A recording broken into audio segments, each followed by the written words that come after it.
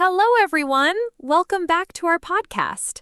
Today we have a very special topic. My name is Julia, and I am here with my friend John.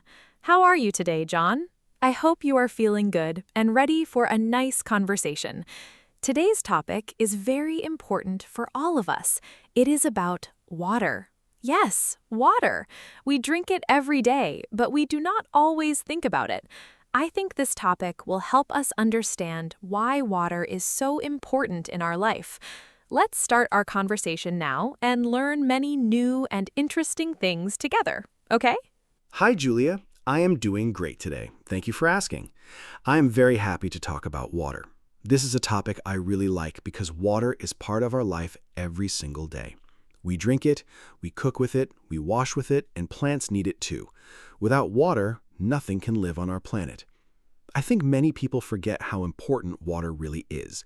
Today, I want to share some simple facts and ideas with our listeners. I hope everyone learns something new and starts to think more about water. Let's begin, Julia. Great. Let's start with a simple question. John, why do you think water is so important for our body? I know our body needs water every day, but can you explain it in an easy way? I think many beginners listening to us want a simple answer. Water helps our body work well. It helps our blood move, it helps our brain think, and it helps us stay cool when it is hot outside. Without enough water, we can feel tired, weak, or even sick. So drinking water is not just a habit, it is something our body really needs to stay healthy and strong every day. That's a very good question, Julia. Our body is made mostly of water. In fact, more than half of our body is water. That is why we need to drink water every day. If we do not drink enough water, we can get headaches, feel tired, or have trouble thinking clearly. Doctors say we should drink about 8 glasses of water every day. Of course, this can change depending on the weather, our activity, and our body size. I always try to carry a water bottle with me. It's a simple habit, but it makes a big difference for my health. I also try to drink water often, but sometimes I forget. I think many people forget to drink water because they are busy with work or study. Do you have any tips for remembering to drink more water, John? I think our listeners would love some simple tips. For example, I put a water bottle on my desk every morning. When I see it, I remember to drink. I also drink a glass of water when I wake up and before every meal. These small habits help me a lot. What about you? Do you have any special tricks to drink more water every day? Yes, I have a few tricks. First, I use an app on my phone. It sends me a small message every hour to remind me to drink water. Second, I always keep a water bottle in my bag. This way, water is always near me. Third, I try to drink water instead of sugary drinks like soda. Water is much better for our health. Also, if you don't like plain water, you can add a little lemon or mint. This makes the water taste fresh and nice. These small changes can really help people drink more water every single day without much effort. Those are really helpful tips, John. Now, let's talk about water in nature. We know rivers, lakes, and oceans are full of water, but why is this water so important for our planet? I think many people know water is important, but they don't think about where it comes from. Rivers bring fresh water to towns and cities. Lakes give water to animals and plants. Oceans control our weather and give us food like fish. Without these natural water sources, life on Earth would be very different. I think we should protect these places because they give us so much. You are right, Julia.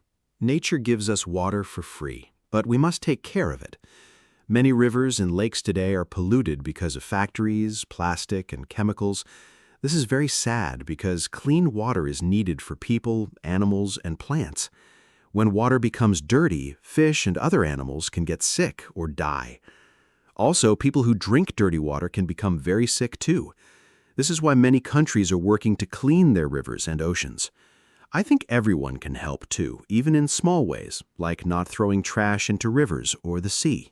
That's true, John. Even small actions can help protect water. For example, we can stop using too much plastic, because plastic often ends up in the ocean. We can also save water at home by turning off the tap when we brush our teeth. Many people leave the water running without thinking about it. This wastes a lot of water every day. I think if everyone makes small changes, together we can save a lot of water for the future. Do you have other simple ideas that people can use at home to save water and help the environment? Yes, there are many simple ways to save water at home. First, we can fix leaking taps because a small leak can waste a lot of water over time. Second, we can take shorter showers instead of long baths. Third, we can use a bucket to collect rainwater for plants instead of using tap water. Also, when washing dishes or clothes, it's better to use a full load instead of small loads many times. These habits may seem small, but they really help save water. I think schools should also teach children about these easy habits from a young age. I completely agree, John. Teaching children about water is very important. When children learn to save water early, they grow up with good habits. I remember when I was a child, my mother always told me to turn off the tap.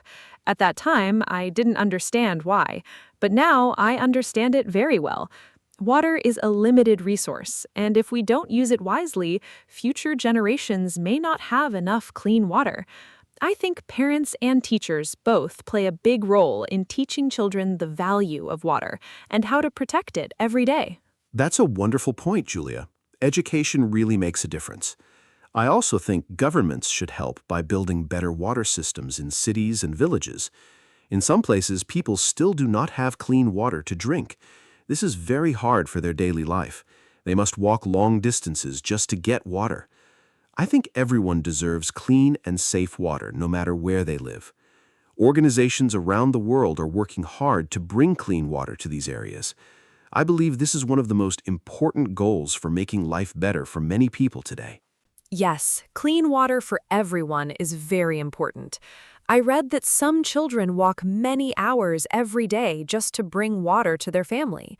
This makes it hard for them to go to school. If they had clean water near their home, they could spend more time learning and playing instead. I think this shows us how lucky we are to have water so easily at home. We should never waste it because many people in the world do not have this simple thing that we sometimes take for granted every single day of our lives. That is a very important point, Julia. We should always be thankful for clean water. I think traveling and learning about other countries helps us understand this better. When I traveled to a small village once, I saw how people used water very carefully. They collected rainwater and used every drop wisely. It really changed how I think about water at home. Since then, I try to be more careful too. I turn off the tap quickly, and I try not to waste food because growing food also uses a lot of water. Every choice we make matters. That's very true, John. I didn't know that growing food uses so much water. Can you explain a little more about this? I think our listeners would find this very interesting. For example, how much water does it take to grow simple foods like rice or vegetables? I think many people don't realize that food and water are connected in this way. When we understand this, maybe we will think more carefully about how much food we buy and eat. Wasting food also means wasting water, and that is something we should try to avoid as much as possible. Great question, Julia. Growing food really does need a lot of water. For example, rice needs a lot of water to grow well, especially in the early stages. Vegetables and fruits also need water every day to grow healthy and strong. Even meat production uses a lot of water because animals need water and food to grow too. This is why some people say eating less meat can help save water. I'm not saying we must stop eating meat, but understanding this can help us make better choices. Every food choice we make has an effect on water use. That's very interesting, John. I never thought about food and water this way before. I think today's conversation is really opening my eyes to how connected everything is. Water touches almost every part of our life, from drinking to cooking to growing food to nature and animals. It really shows how important it is to protect and respect water. I hope our listeners are learning as much as I am today. Let's continue talking about more ways water is important, because I think there is still so much more we can share with everyone listening to us today. I agree, Julia. Water really connects everything around us. Let's talk about water and health a little more. Doctors say drinking enough water helps our skin look healthy too. When we don't drink enough water, our skin can become dry. Water also helps our body remove waste and toxins. It helps our kidneys work properly. Many people don't realize that headaches or feeling tired can sometimes be caused by not drinking enough water. So, the next time you feel tired during the day, try drinking a glass of water first. It might help more than you expect, and it's very simple. That's a great tip, John. I will remember that next time I feel tired. I also read that drinking water can help us focus better when studying or working. Our brain needs water to work well. If we don't drink enough, it can be harder to think clearly or remember things. This is very important for students. I think schools should remind students to drink water during class, especially during exams. Simple things like this can really help students do better. It's amazing how something as simple as water can affect so many parts of our daily life and health. Yes, water and the brain are closely connected. I remember reading that even a small amount of dehydration can affect our mood, too. When we don't drink enough water, we can feel more tired, stressed, or even a little angry without knowing why. Drinking water regularly can help us feel calmer and more focused. I think this is something many people don't know. It shows that taking care of our water habits is not just about physical health, but also about our mental health and feelings. Small daily habits really do make a big difference in how we feel every day. That's such an important point, John. Mental health is just as important as physical health, and it's amazing that water can help with both. I think we should also talk about sports and water. Athletes drink a lot of water, especially during exercise. When we sweat, our body loses water, so we need to drink more to stay healthy. I always bring a water bottle when I exercise or go for a walk. It's very important, especially on hot days. I think this is a simple habit that everyone, not just athletes, should follow when they are being active outside. Absolutely, Julia. Staying hydrated during exercise is very important. When our body loses too much water through sweat, we can feel dizzy or weak. This can even be dangerous in very hot weather. That's why sports players always have water bottles nearby during games. I think this shows how water is important in every part of life, not just at home, but also during sports, work, and travel. I always tell my friends to drink water before, during, and after exercise. It helps our muscles work better and helps us recover faster after physical activity. Water really supports our whole body. I love how we are covering so many areas today, John. From health to nature to sports, water really is everywhere in our life. Let's talk about water in cooking now. I think cooking is something everyone can relate to. We use water to boil pasta, cook rice, make soup, and clean vegetables. Even coffee and tea need water. I never really thought about how much water we use in the kitchen every day until we started this conversation. It makes me want to be more careful, like using less water when washing dishes, or reusing water for plants sometimes. That's a great idea, Julia. Reusing water is a smart habit. For example, water used to wash vegetables can be used again to water plants. This way we don't waste water unnecessarily. In the kitchen, we can also save water by not letting the tap run while washing dishes. Instead, we can fill a bowl with water and use that.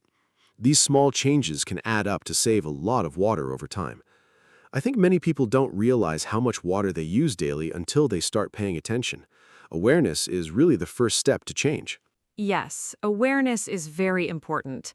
I think this podcast can help people become more aware of their water use. Sometimes we don't think about it because water comes so easily from the tap. But every drop matters, especially for people who don't have easy access to clean water. I hope our listeners start thinking more about their daily water habits after listening to us today. Even small changes, like turning off the tap or fixing a leak, can make a real difference over time. Let's continue talking about more ways we can protect and appreciate water in our lives. Definitely, Julia. Let's also talk about water and travel. When people travel to hot countries, they need to drink more water because of the heat. I remember traveling to a very hot place once, and I had to drink water constantly to stay healthy. It's important to always carry water when traveling, especially outdoors. Also, in some countries, tap water is not safe to drink, so travelers need to buy bottled water or use water filters. This shows how access to clean water is different around the world, and travelers should always be prepared and careful about their water source. That's a good point, John. I always research water safety before traveling to a new country. It's important to know if the tap water is safe or not. I also carry a reusable water bottle with a filter sometimes, so I can drink safely without buying too much plastic bottled water. This helps reduce plastic waste, too. I think being a responsible traveler means thinking about these small details. It's not just about enjoying the trip, but also about being mindful of resources like water, especially in places where clean water may not be easily available to everyone. That's very responsible of you, Julia. Being mindful while traveling really matters. I also think about the local community when I travel. Sometimes hotels use a lot of water for pools and gardens, while nearby communities may struggle to get clean water. This is something travelers should think about. Choosing eco-friendly places to stay can help support better water use in the area. I believe more people are starting to care about this kind of responsible travel now, which is a really positive change. It shows that people are beginning to understand how important water really is worldwide. I agree, John. It's nice to see more people caring about the environment and water conservation these days. Let's talk about something a little different now: water and animals. Animals also need clean water to survive, just like humans. Wild animals often travel long distances to find water, especially during dry seasons. When rivers or lakes dry up, it becomes very difficult for animals to find food and water. This can be very dangerous for wildlife. I think protecting natural water sources is not just important for humans, but also for all the animals that depend on them to live. That's true, Julia. Animals really depend on water just as much as we do. I remember watching a documentary about elephants walking very far to find water during a dry season. It was sad to see how hard it was for them. This shows how climate change and water shortages affect animals too, not just people. I think protecting forests, rivers, and lakes helps keep the balance of nature. When we take care of water sources, we are also helping to protect wildlife and their homes. Everything in nature is connected, and water is at the center of it all. That's beautifully said, John. Everything really is connected through water. I think this conversation shows just how important it is for all of us to care about water, not just for ourselves, but for animals, plants, and future generations too. Let's talk a little about water shortages now. I've heard that some places in the world are experiencing serious water shortages. Can you explain a bit more about why this happens? I think it's important for our listeners to understand the real challenges some communities face when it comes to finding and using clean water every single day. Sure, Julia. Water shortages can happen for many reasons. Sometimes it's because of low rainfall, especially in areas with dry climates. Climate change is also making some areas drier than before. Population growth is another reason, because more people need more water for daily life, farming, and industry. In some places, water systems are old or not managed well, causing water to be wasted. When there isn't enough water, it becomes harder for people to farm, cook, clean, and stay healthy. This is why many organizations are working to find better ways to manage and share water resources fairly. That sounds really challenging, John. I think it's amazing that there are organizations working to help solve these problems. What kind of solutions are they using to help places with water shortages? I think it would be helpful for our listeners to know some positive examples too, not just the problems. Sometimes hearing about solutions gives people hope and ideas on how they can help too, even in small ways. I believe learning about these solutions can inspire more people to support projects that bring clean water to communities that really need it around the world. That's a great point, Julia. There are many solutions being used today. Some organizations build wells so communities can access clean underground water. Others create water filters that are simple and affordable, which remove dirt and bacteria from water. Some places use solar-powered water pumps, which use sunlight to bring water from underground to the surface. Rainwater harvesting is another solution, where people collect and store rainwater for later use. These solutions help communities become more independent and reduce their need to travel far for clean water. I think supporting these projects can make a big difference for many people. Those solutions sound really helpful, John. I think it's wonderful that technology and simple ideas can work together to solve big problems like water shortages. I hope more people learn about these solutions and support them, even in small ways, like donating or spreading awareness. I think our podcast today is helping to spread awareness too, which makes me happy. Let's move on and talk about something everyone can do at home to help with water conservation. What are some easy habits people can start today, right after listening to our podcast, to use water more wisely? Great idea, Julia. Let's give our listeners some simple, easy steps. First, turn off the tap while brushing your teeth or washing your hands. Second, take shorter showers instead of long baths. Third, fix any leaking taps at home as soon as possible. Fourth, only run the washing machine or dishwasher when it's full. Fifth, water your plants early in the morning or late in the evening so less water evaporates in the sun. These are small, simple changes, but if many people do them together, it can really help save a lot of water for our planet. Those are wonderful tips, John. I think everyone listening today can try at least one of these habits this week. I also want to add one more tip.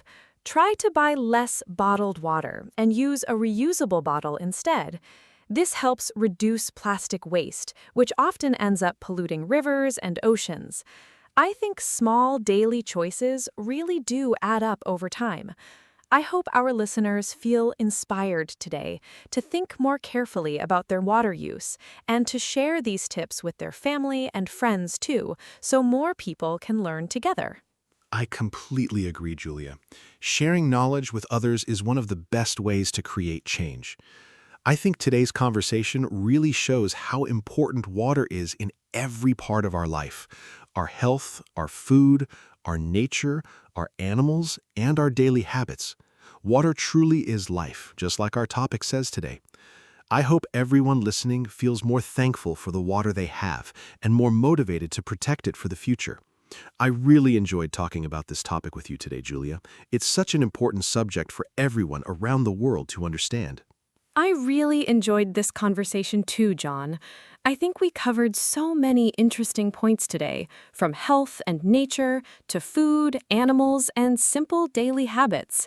I hope our listeners learned a lot and feel inspired to make small changes in their own lives. Water really is one of the most precious things we have, and we should never take it for granted. Before we finish, do you have any final thoughts you would like to share with our listeners today about the importance of water and why we should all care about protecting it every day? Yes, Julia. My final thought is simple. Water is a gift, and we should treat it that way. Every glass of water we drink, every shower we take, and every plant we water is a reminder of how important this resource is. I hope everyone listening today starts with just one small habit this week, like turning off the tap or drinking more water. Small actions really do matter.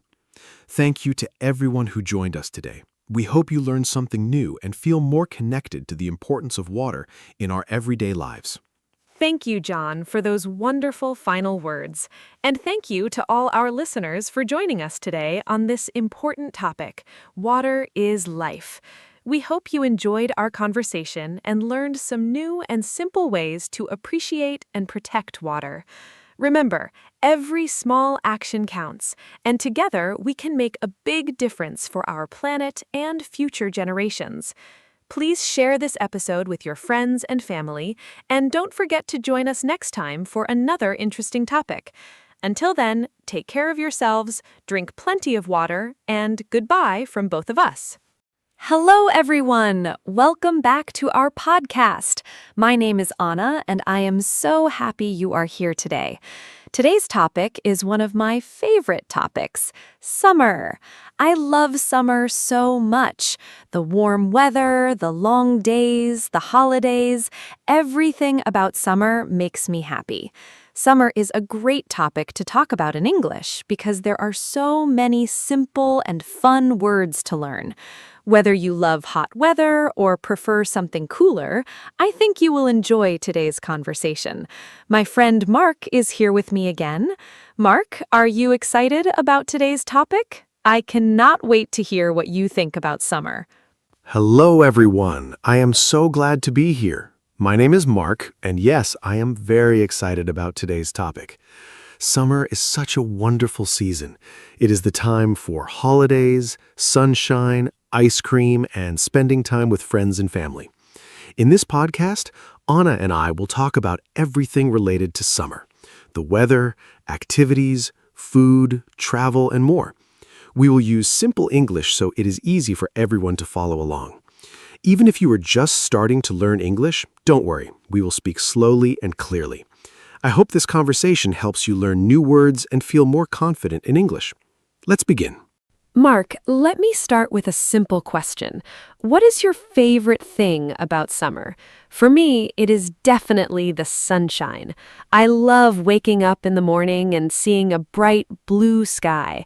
In winter, the days are short and gray, but in summer, the sun rises early and sets late. There is so much light. I feel so much happier and more energetic in summer.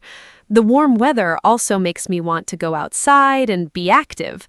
I love walking in the park, sitting in a cafe outside, or just reading a book in the garden. Sunshine really changes my mood completely. What about you, Mark? Anna, I love the sunshine too, but my favorite thing about summer is the long evenings. In summer, it stays light until 9 or even 10 o'clock at night. That means more time to enjoy the outdoors after work or school. I love sitting outside with friends in the evening, having a cold drink and just talking and relaxing. There is something very special about a warm summer evening. Everything feels slower and more relaxed. People seem happier and friendlier too. I also love that in summer you can do so many activities outside: barbecues, walks, outdoor cinema, festivals. Summer evenings are truly magical. They are my absolute favorite part of the season. Oh, yes, summer evenings are so beautiful. I love them too. Mark, let's talk about summer weather. Summer means hot weather for most people, but how hot do you like it? I personally love warm weather, but not too hot. Around 25 degrees Celsius is perfect for me. When it is over 35 degrees, I find it too hot. I feel tired and uncomfortable. I drink a lot of water, stay in the shade, and try not to go outside in the middle of the day. What temperature do you prefer in summer? And do you have any tips for staying cool when it is very hot outside? Hot weather can be tough. 25 degrees is perfect. I agree with you, Anna. I also love warm weather, but extreme heat is very difficult. When it is very hot, I drink a lot of cold water, maybe 2 or 3 liters a day. I also wear light, loose clothing. Light colors like white and yellow are best because they do not absorb as much heat as dark colors. I also use a fan or air conditioning at home. Taking a cold shower in the afternoon is wonderful when it is hot. And I try to do outdoor activities in the morning or evening, not at midday when the sun is strongest. Staying hydrated is the most important thing in hot weather. Great tips, Mark. Staying hydrated is so important.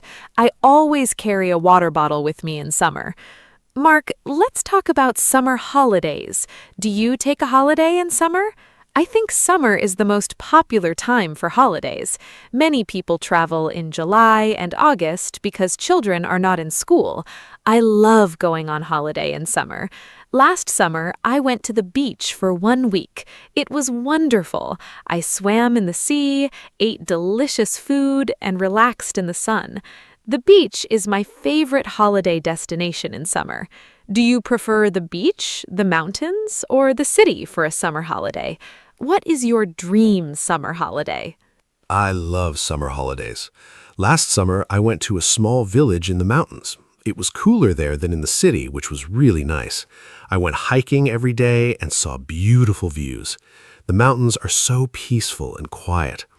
But I also love the beach. The sea, the sand, the sound of the waves. It is very relaxing.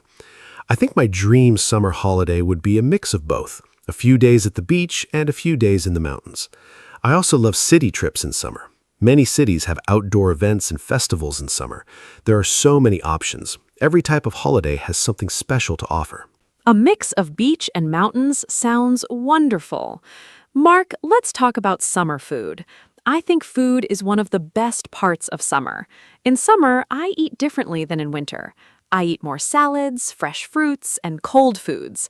My favorite summer fruit is watermelon. It is so refreshing and sweet. I also love strawberries, cherries, and peaches. They are all at their best in summer. I also enjoy ice cream a lot in summer. There are so many flavors. My favorite is lemon ice cream. It tastes so fresh and cold. Do you have favorite summer foods? I think food is one of the best things about the warm season. Anna, I completely agree. Summer food is amazing. My absolute favorite summer food is a barbecue. I love cooking outside with friends. We grill chicken, vegetables, and corn on the cob. Everyone sits together, eats, and has fun. It is a very social kind of meal. I also love cold drinks in summer. Fresh lemonade, iced tea, and fruit smoothies. They are so refreshing on a hot day. And yes, ice cream is essential. My favorite flavor is chocolate, but I also love mango ice cream. Summer is also great for eating outside at restaurants and cafes. There's something special about eating good food in the warm sunshine with the people you love. A barbecue sounds so fun. I love those too. Mark, let's talk about summer activities. There are so many things you can do in summer that you cannot do in other seasons. I love swimming. In summer, I go to the swimming pool or the beach very often. Swimming is great exercise and it is also very fun. I also love cycling in summer. The weather is perfect for riding a bike along a nice path. And I love having picnics in the park. I take a blanket, some food, and my friends, and we sit outside for hours. It is so simple, but so enjoyable. What are your favorite summer activities? Do you prefer outdoor sports or something more relaxing?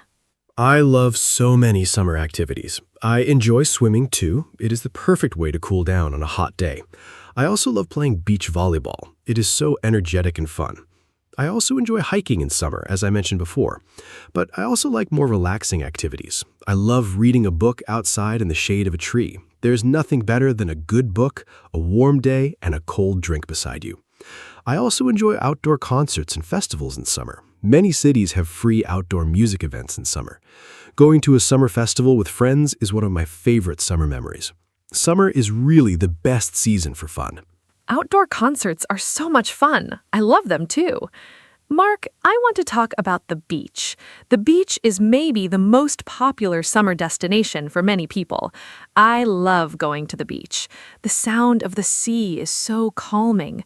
I love to swim, but I also love to just lie on the sand and relax. I always bring sunscreen to the beach.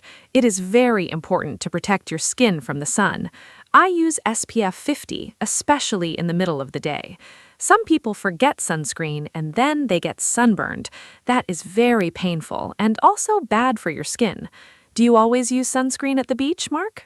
Yes, sunscreen is absolutely essential. I always use it, especially at the beach. The sun at the beach is very strong. The reflection from the water and sand makes it even stronger. I use SPF 30 or 50, and I reapply it every 2 hours. I also wear a hat and sunglasses to protect my face and eyes. Staying in the shade during the midday hours from 12 to 3 in the afternoon is also a good idea. I love the beach, but I am always careful about the sun. Sunburn is very painful, and too much sun exposure is not healthy. Enjoy the beach, but always protect yourself. Good sun habits are very important for your health. Such good advice. Sun protection is so important. Mark, let's talk about summer clothes. I love summer fashion. In summer, I wear light dresses, shorts, sandals, and colorful tops.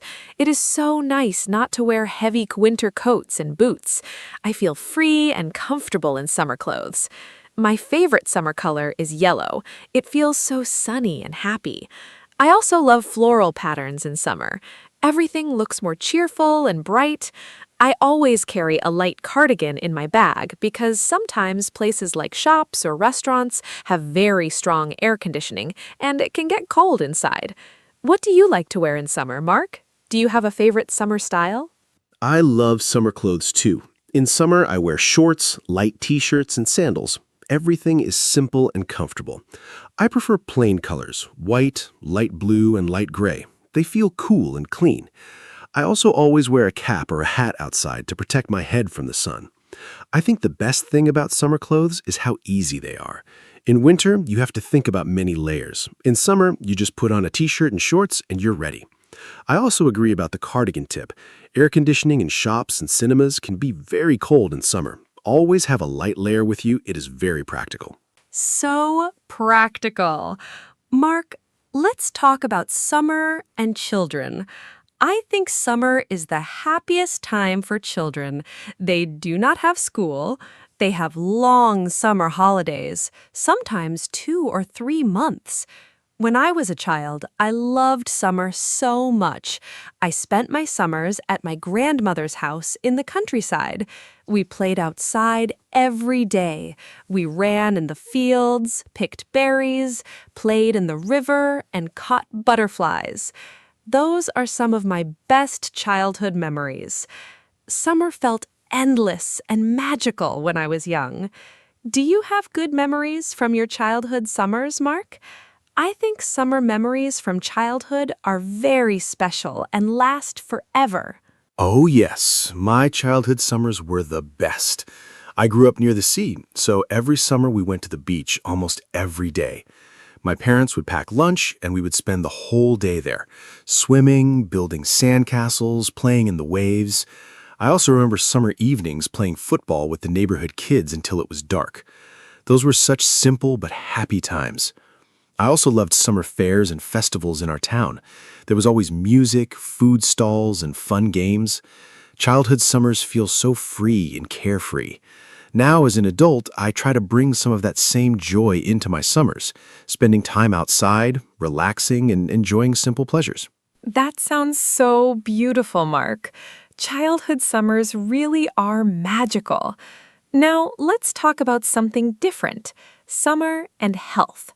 Summer can be very good for your health, but it can also be challenging. The sunshine gives us vitamin D, which is important for our bones and our mood. People often feel happier in summer because of the sunlight. Exercise is also easier in summer because the weather is nice and you want to be outside. But summer can also bring problems: too much sun, dehydration, and heat exhaustion. I always try to be careful about these things. Do you think summer is generally a healthy season? What do you do to stay healthy in summer? Summer is a wonderful season for health when you are careful. The extra vitamin D from sunlight really does boost your mood and energy. I sleep better in summer too. The warmth makes me feel relaxed.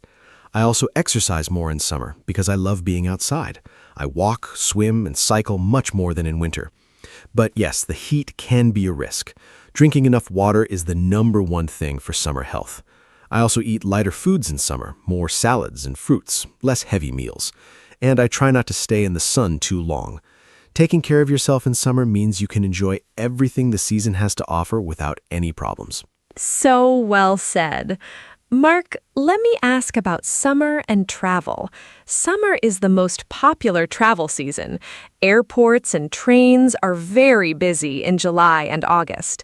Hotels and holidays can also be more expensive in summer. Have you ever had any travel adventures or funny travel stories from summer? I remember one summer I missed my flight because of a traffic jam on the way to the airport. It was a terrible day. But then I got on the next flight and my holiday was wonderful. Travel does not always go perfectly, but those stories become funny memories later.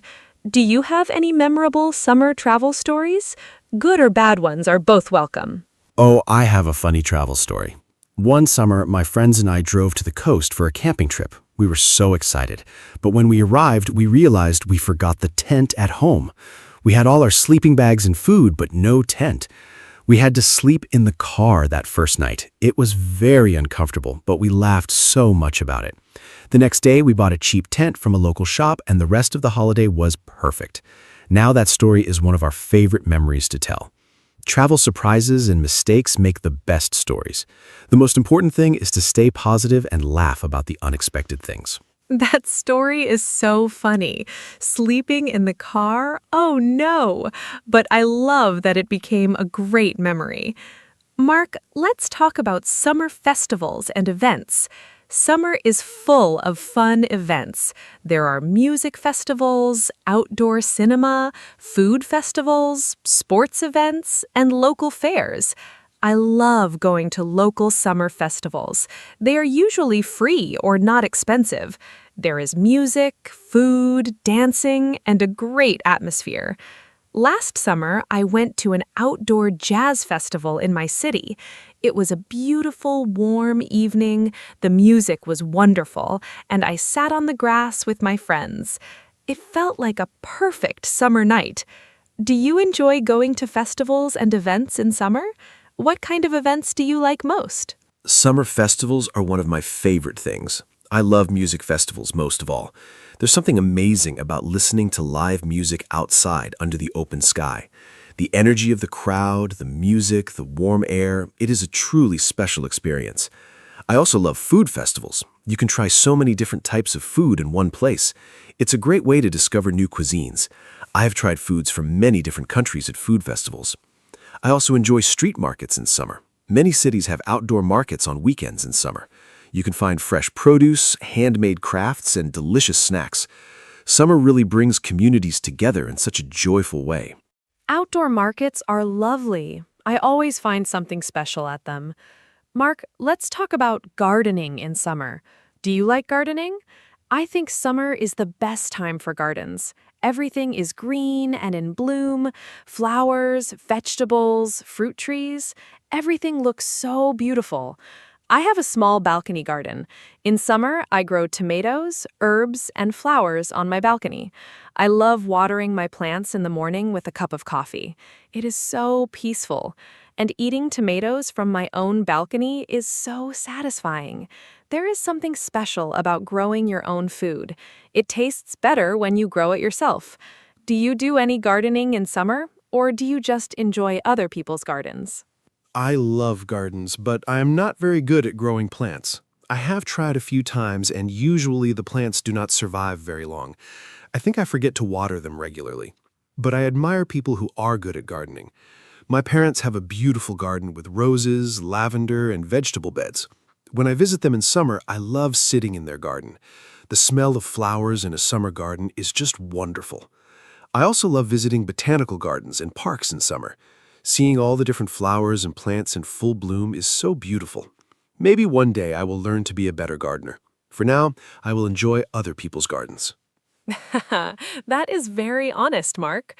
Gardens are beautiful to enjoy even if you do not grow plants yourself. Mark, let's talk about summer and learning English. Many people use summer as a time to study or improve their English. Maybe they travel to an English-speaking country, or they take a summer English course.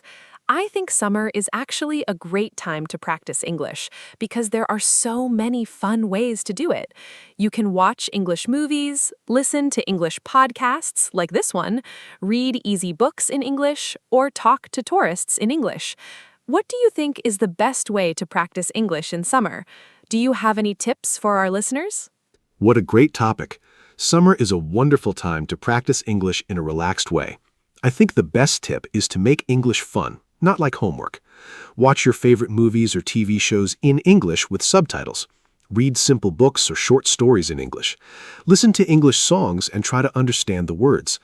If you travel somewhere where English is spoken, try to speak with local people. Even just saying hello and thank you is great practice. You can also keep a simple summer diary in English. Write a few sentences each day about what you did. It does not need to be perfect. The important thing is to practice every day, even for just 10 or 15 minutes. I love the diary idea.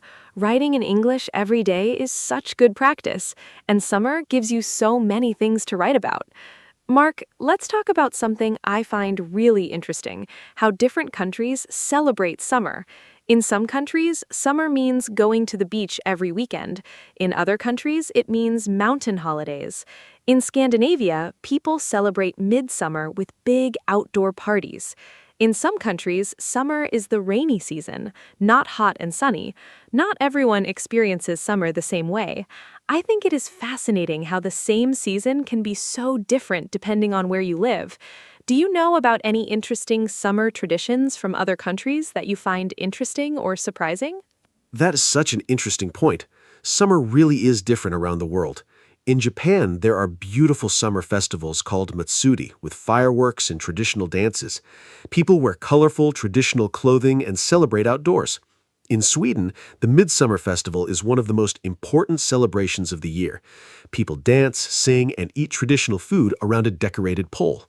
In Brazil, summer is in December and January, which is very different for people from the Northern Hemisphere. In some tropical countries, summer brings monsoon rains, not sunshine. Learning about how different cultures experience and celebrate summer is a wonderful way to learn about the world. Every tradition is unique and fascinating.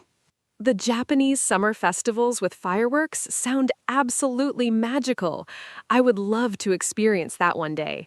Mark, let's talk about summer and sleep. I find it harder to sleep in summer.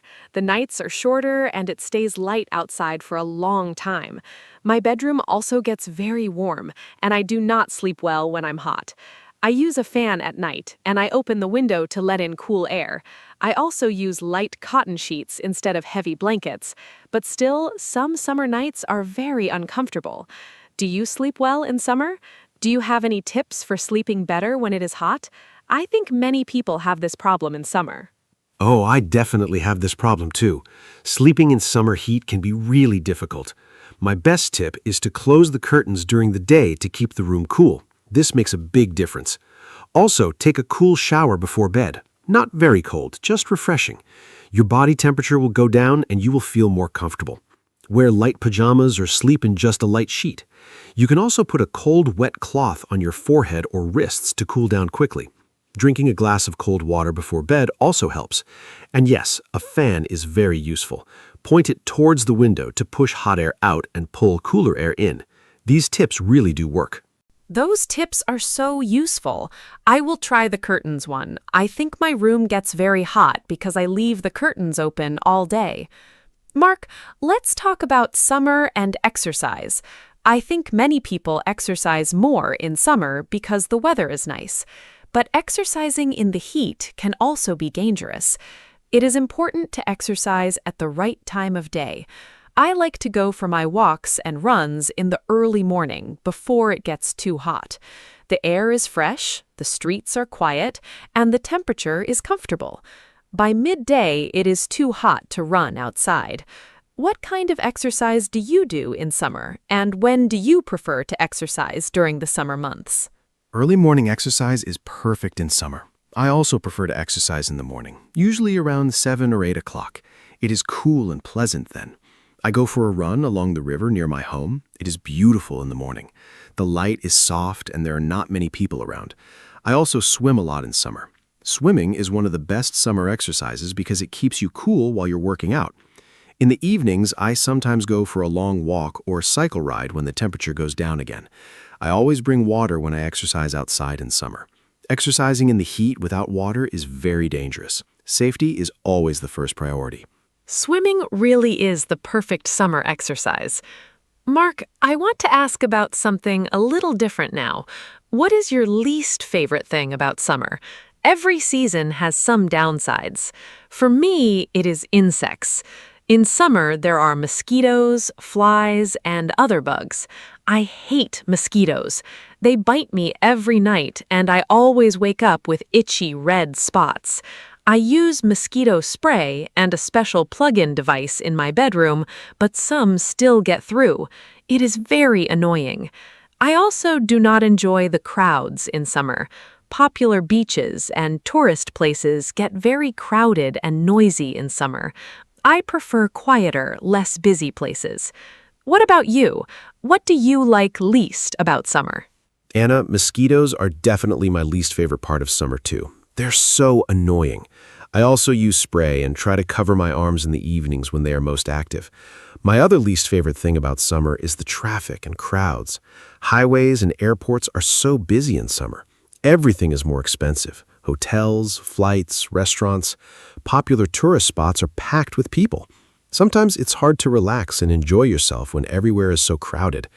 I also sometimes miss the coziness of autumn and winter. Hot drinks, warm blankets, and quiet evenings inside also have a special charm. But overall, the good things about summer definitely outweigh the bad things. Summer is still my favorite season.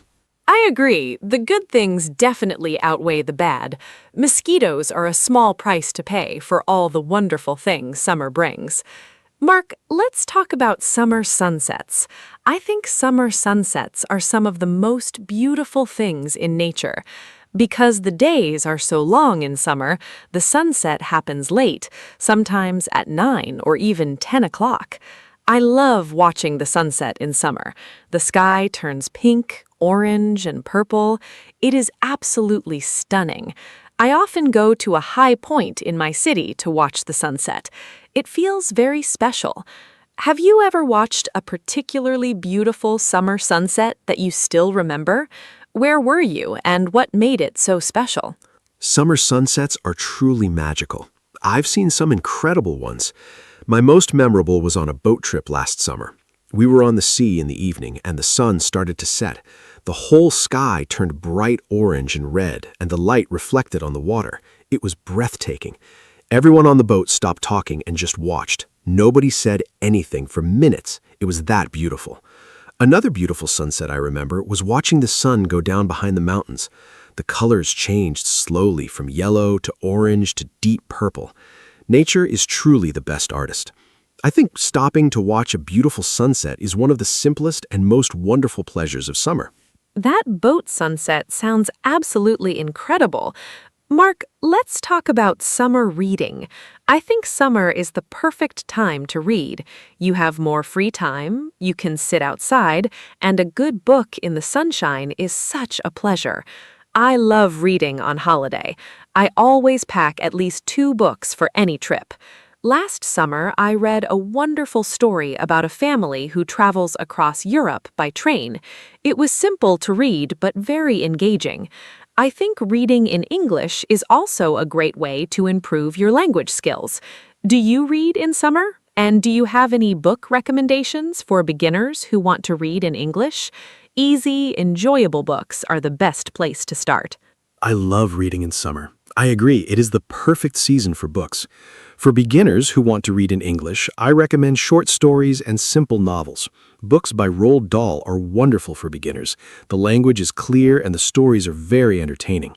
The Diary of a Wimpy Kid series is also easy and very funny. For something more relaxing, try travel books or simple romance stories. Reading in a language you are learning might feel difficult at first, but start with very short texts. Even 1 page a day is great progress. Use a dictionary for new words and try to enjoy the story, not just translate every word. Reading should be enjoyable, not stressful. Roald Dahl is a great recommendation. His stories are so imaginative and fun. Mark, let's talk about summer and friendship. I think summer is a time when friendships feel especially strong. You spend more time with people outside. You have shared experiences, holidays, barbecues, picnics, festivals. Those shared summer moments bring people closer together. Some of my strongest friendships are built on summer memories. I have a group of friends who I met on a summer language course many years ago. We are still very close today. Summer seems to create a special atmosphere where people connect more easily. Do you think summer is a good time for building friendships? Do you have any special summer friendships or memories with friends? Absolutely. Summer is wonderful for friendships. When the weather is good, people naturally want to be outside and social. You meet neighbors, join community events, and talk to strangers more easily. I think the relaxed atmosphere of summer makes people more open and friendly. Some of my best friendships started in summer, at camps, on holidays, or at outdoor events. I also think summer is a great time to reconnect with old friends you do not see very often during the busy winter months. A simple phone call to invite someone for a walk or a barbecue can restart a friendship. Summer gives you natural reasons to reach out and spend time with people you care about. It's a social season. So beautifully said, Mark. Summer really is a social season. It connects people in such a natural way. Mark, we are getting close to the end of our conversation today. I want to ask you one final big question before we wrap up. If you could design your perfect summer day from morning to night, what would it look like? Where would you be? Who would you be with? And what would you do? I think this is a fun and creative question. It also helps our listeners practice thinking and talking about daily activities in English. I will tell you my perfect summer day after you share yours. I already have it planned in my head, and I cannot wait to share it. Oh, I love this question. My perfect summer day would start with an early morning run along the coast while the air is still cool and fresh. Then a big breakfast outside, fresh bread, fruit, eggs, and a good coffee. After breakfast, I would go to the beach with my closest friends. We would swim, play beach volleyball, and just relax in the sun. In the afternoon, we would find a nice shaded terrace and have a long, slow lunch with cold drinks. In the evening, we would watch the sunset from a boat on the sea. Then dinner outside at a local restaurant with good food and great conversation. Finally, we would sit around a fire on the beach and talk and laugh until late at night. That would be my perfect summer day. What a wonderful conversation today, Mark. I feel so happy just talking about summer. We talked about so many great things: the weather, food, holidays, activities, travel, fitness, sleep, sunsets, reading, friendships, and so much more. I hope our listeners learned some new English words and phrases today, and I hope this conversation made you feel excited about summer, or maybe a little nostalgic if summer is not here yet. Remember, the best way to improve your English is to listen, speak, and enjoy the language. Thank you so much to everyone who listened today. Summer and English learning are both beautiful journeys. Enjoy both of them to the fullest. Thank you, Anna. This was such a joyful conversation. And thank you to all our wonderful listeners for spending time with us today. Summer really is a special season, full of warmth, light, and happy memories. I hope our conversation gave you some ideas for things to do this summer and some useful English vocabulary to talk about summer with your friends. If you want to improve your English, use summer as your teacher. Go outside, experience new things, and try to describe them in English. Keep a summer journal, listen to English podcasts, and speak as much as you can. Learning English can be just as fun and warm as a beautiful summer day. Until next time, enjoy the sunshine, stay happy, and we will see you soon. Goodbye. Hello, everyone. Welcome to our podcast. My name is Anna, and I am so happy you are here with us today. This podcast is made for beginner English learners, and every episode is simple, fun, and useful. Today, we have a really exciting topic. We are going to talk about travel. Almost everyone loves travel, and talking about it is something you will do all the time in English. Whether you are planning a trip, talking to someone at a hotel, or just sharing your holiday stories, you need travel vocabulary and phrases. By the end of this episode, you will feel much more confident talking about travel in English. Let me introduce my wonderful co-host, Mark. Hi, Mark. Hello. Thank you, Anna. Hi to all our fantastic listeners. Yes, today we are talking about travel, and I am genuinely excited about this topic. Travel is one of my favorite things to talk about because it connects so naturally to real life. You can use travel English right away when you book a flight, check into a hotel, ask for directions, or order food in a restaurant in another country. For beginners, travel is also a great topic to practice because the vocabulary is very practical. Today, Anna and I will cover lots of useful words, phrases, and example conversations. So get comfortable, relax, and let's explore the world of travel English together. Let's start. Okay, so let's begin with the very basics. When we talk about travel, the first question is usually, where do you want to go? In English, we can ask this in simple ways. Where do you want to travel? Or where are you going on holiday? Or what is your dream destination? A destination is the place where you want to go. For example, my destination is Paris, or I want to travel to Japan.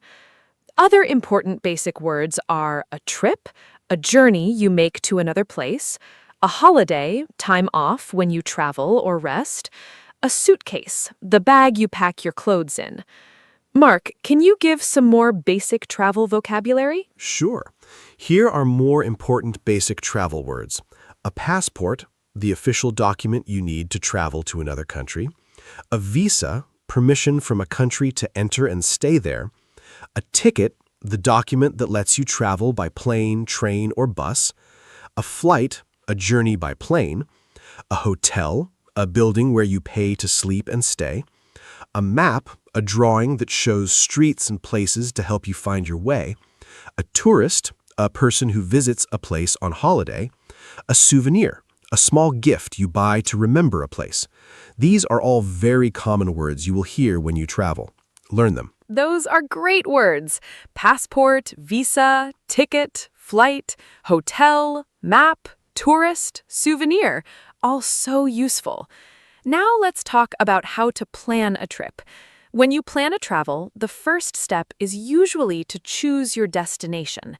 Then you need to book your transport. This means you buy your tickets in advance. I want to book a flight to Rome. Next, you book your accommodation, a place to stay. I need to book a hotel room for 3 nights. Then you pack your suitcase. You put your things inside. Finally, you go to the airport or train station.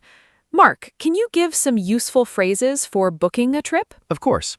Here are some very useful phrases for planning a trip. I want to book a flight to London for next Friday. Can I get a return ticket, please? A return ticket means you go and come back.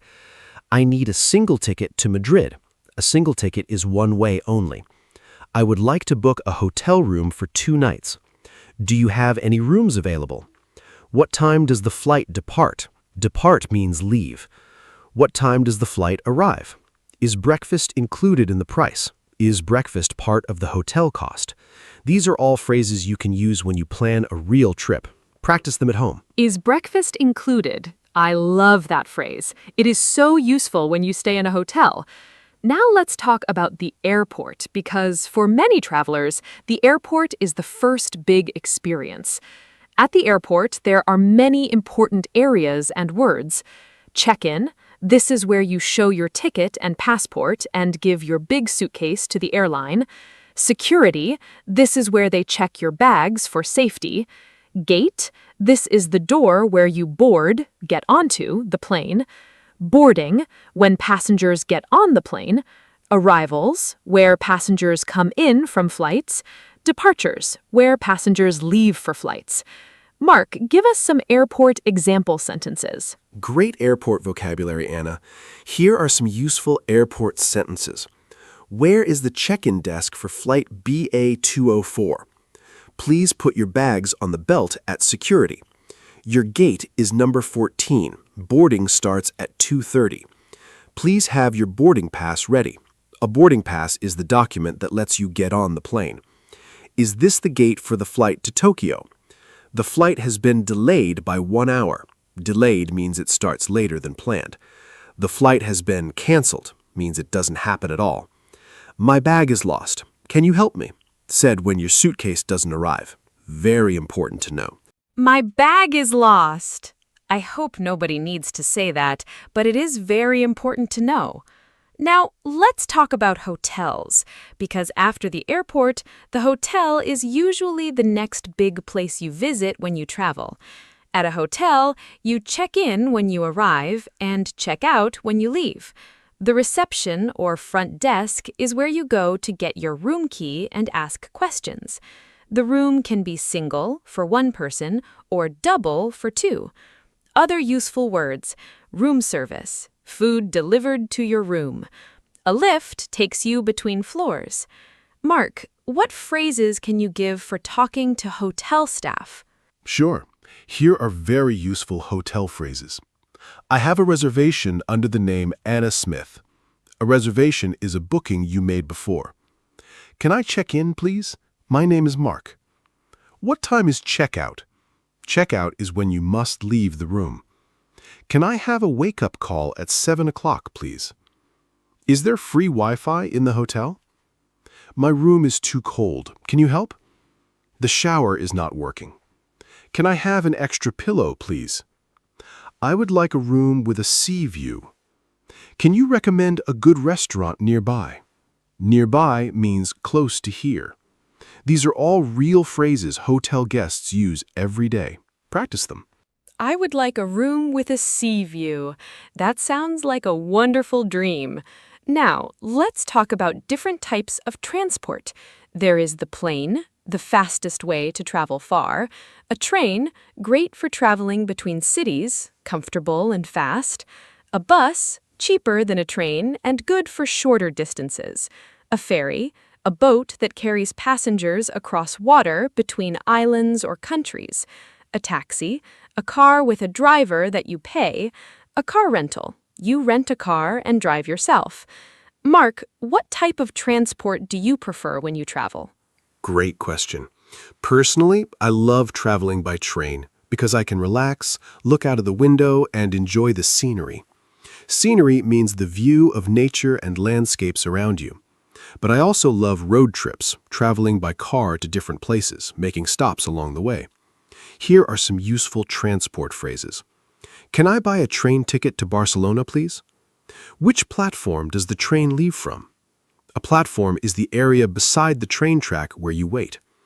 How long is the journey? Does this bus go to the city center? I would like to rent a car for 3 days. Can you take me to the main station, please? All very practical phrases.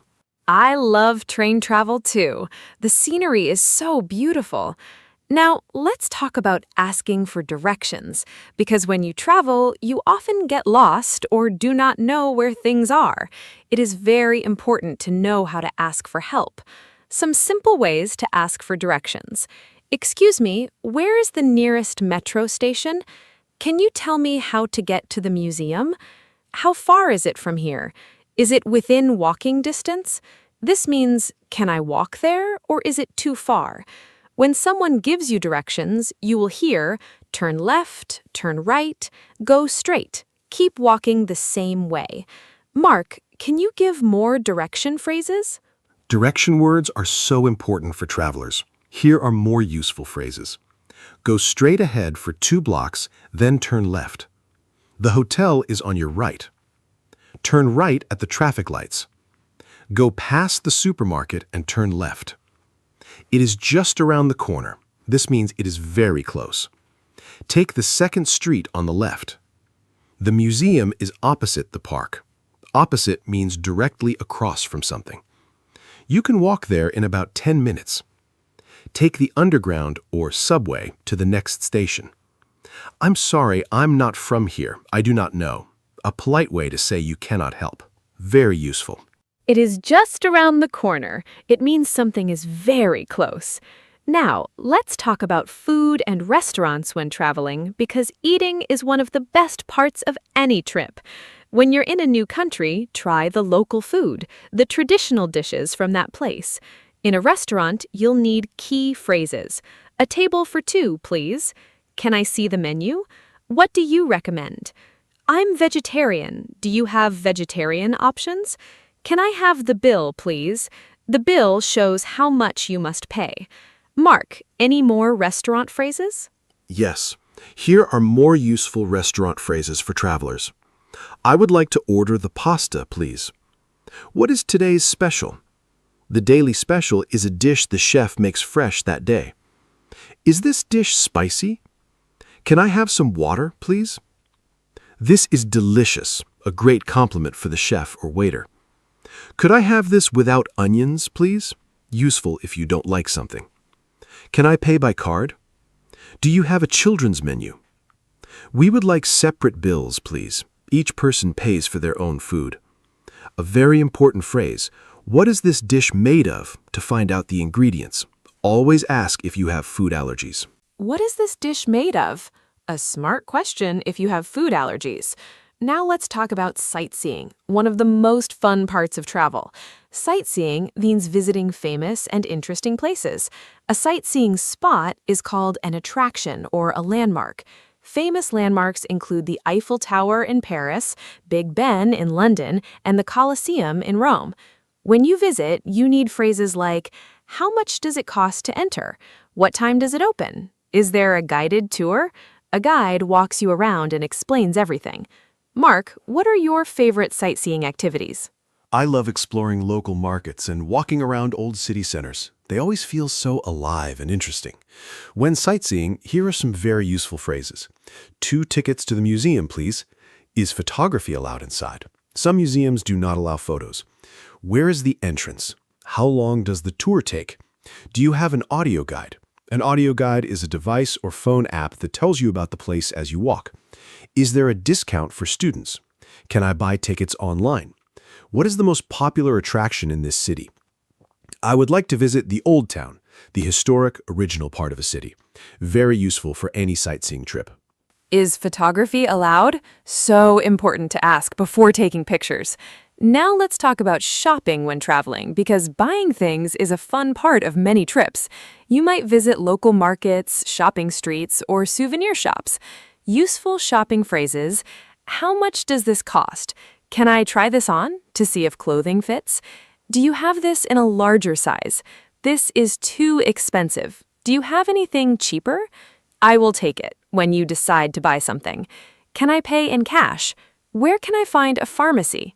Mark, more shopping phrases? More shopping phrases for travelers. Do you accept credit cards? Can I get a receipt, please? A receipt is a piece of paper that proves you paid. Is there a tax refund for tourists? Some countries give tourists money back on shopping tax. Do you have this in a different color? Can you gift wrap this? Is this a local product? Good when buying souvenirs. Where's the nearest shopping center? Do you have a sale on? A sale means lower prices. I'm just looking, thank you. A polite way to say you are not ready to buy. These phrases make shopping abroad very easy. I'm just looking, thank you. I use that phrase all the time.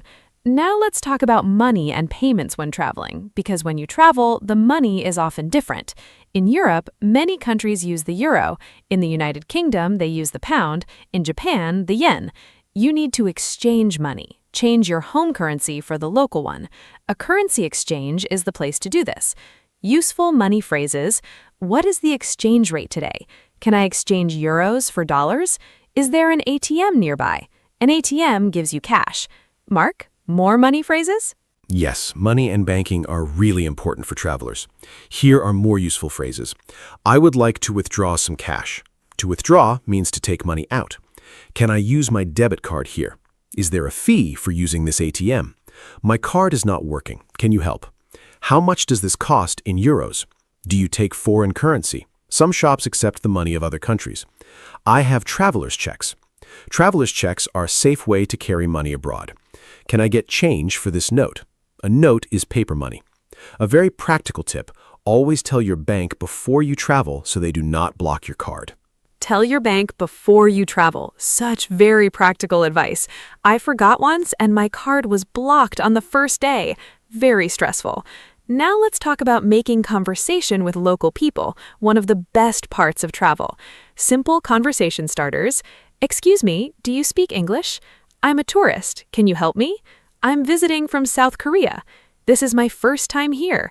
I love your city. What do you recommend? What is the best time of year to visit? Mark, can you give more phrases for friendly conversations with local people? Meeting local people is the best part of travel. Here are more friendly phrases. How long have you lived here? What is your favorite thing about this place? Are there any hidden gems nearby? A hidden gem is a wonderful place few tourists know about. What local dish must I try? Is this area safe for tourists? I'm staying here for 1 week. I'm traveling alone. I'm traveling with my family. Is there a local market to visit? Thank you so much for your help. And when someone is extra helpful, you made my day. They made you feel very happy. You made my day is such a warm and friendly expression to know. Now let's talk about common travel problems, because not every trip goes perfectly. Sometimes things go wrong and you need to ask for help. Common problems include a delayed or canceled flight, a lost bag, feeling sick, or losing your passport. Useful phrases for problems: I need help, please. I have lost my passport. I feel sick. Is there a doctor nearby? My bag did not arrive. I missed my train. What can I do? Where is the nearest hospital? I need to contact my embassy. Mark, can you give more problem-solving phrases? Problem phrases are so important. Here are more useful ones. I do not understand. Can you say that again more slowly? Can you write it down for me, please? Can you call a taxi for me? I am allergic to this medicine. Do you have something else? My phone battery is dead. Can I use your charger? I have lost my wallet. I need to make an emergency call. Is there a police station nearby? Can you help me find my hotel? Here is the address. I do not have travel insurance. Travel insurance helps you pay for problems on your trip. Can I use the phone? These phrases could help in a real emergency. Very important to know. Travel insurance and emergency phrases, so important. Now let's talk about accommodation, because there are so many different types of places you can stay when you travel. We already mentioned hotels, but there are other options too. A hostel, a cheaper place to stay, often with shared rooms. It is very popular with young travelers and backpackers. A backpacker travels with just a backpack and a small budget. A guest house, a small family-run place, often cheaper and more personal than a big hotel. An Airbnb, renting someone's home for your stay. A resort, a large hotel, often by the beach, with activities included. Mark, what type of accommodation do you prefer? I love different types depending on the trip. For a relaxing holiday, I enjoy a resort by the sea. For a budget city trip, a guest house or Airbnb is perfect. You experience the local area more closely. Here are useful accommodation phrases. I would like to check in, please. Can I have a quiet room? Does the room have air conditioning? Is there a safe in the room? A safe is a locked box for your valuables. Can I leave my luggage here after checkout? Is parking available? Is the hotel near public transport? All very practical questions. Can I leave my luggage after checkout? So useful when your flight is late in the evening and checkout is in the morning. Now let's talk about weather, because it can completely change all your travel plans. Always check the weather forecast before you travel. Useful weather words: sunny, the sun is shining; rainy, lots of rain; cloudy, covered with clouds; windy, strong wind; hot, very warm; cold, low temperature; snowy, snow is falling; humid, warm and wet air, common in tropical countries. Mark, how does weather affect your travel plans? Weather really does change everything when you travel. I always check the forecast carefully before packing my suitcase.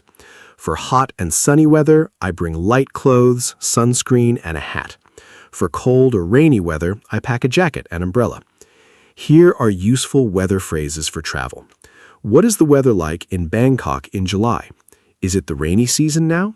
Should I bring an umbrella? The weather is perfect for sightseeing. I was not expecting it to be so cold. There's a storm coming. Should I change my plans?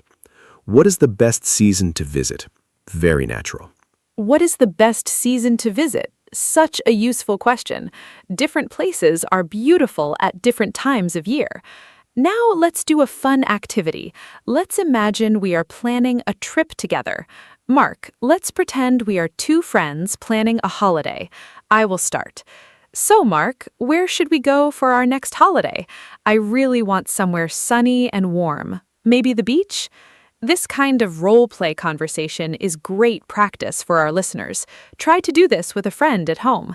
Think of a destination, talk about transport, accommodation, food, and activities. Real conversations like this will help you remember vocabulary much better than just reading from a list. Ready, Mark? I love this idea. Let me play along. Great idea, Anna. How about Thailand? It's sunny, warm, and the beaches are beautiful. We can fly there directly from our city. The flights are usually about 11 hours. Let's book a small hotel near the beach. I prefer somewhere quiet and not too expensive. What activities do you want to do there? We can snorkel, swim underwater with a mask, visit temples, try Thai food, and explore local markets. That sounds amazing. I will check the visa requirements. Do we need a visa to go there? This kind of conversation is perfect practice. Listeners, try making your own travel planning conversation with a friend. That Thailand conversation was so much fun. I really want to go now. Now, let's talk about describing a place when you come back from a trip. People always ask, how was your holiday? Or what was it like? You need to describe places in English. Useful adjectives. Beautiful, very nice to look at. Crowded, full of many people. Peaceful, quiet and calm. Exciting, full of interesting things to do. Expensive, costs a lot. Affordable, good value. Amazing, incredible, wonderful. Disappointing, not as good as you expected. Mark, can you give some example sentences? Describing places is so much fun. Here's some natural example sentences. The old town was absolutely beautiful. The streets were narrow and full of history. The beach was very crowded in summer, but still lovely. The mountains were peaceful and perfect for walking. The mood market was exciting. There were so many different smells and colors. The hotel was clean, comfortable, and very affordable. Unfortunately, the weather was disappointing. It rained every day. The city was amazing. I want to go back. The local people were incredibly friendly and welcoming. Notice the adjectives. They paint a picture for the listener. Describing places with feeling and detail makes your stories much more interesting to listen to. Those descriptions are absolutely wonderful. The streets were narrow and full of history. I can picture it perfectly. Now, let's learn some very useful travel expressions that English speakers use all the time. Hit the road. This means to start a journey. Live out of a suitcase. To travel so much you never stay in one place long. Off the beaten track. Going to places not popular with most tourists. Explore the world. To travel and discover new places.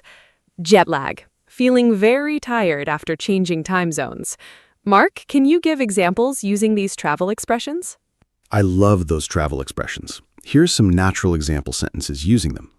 We hit the road early in the morning to beat the traffic.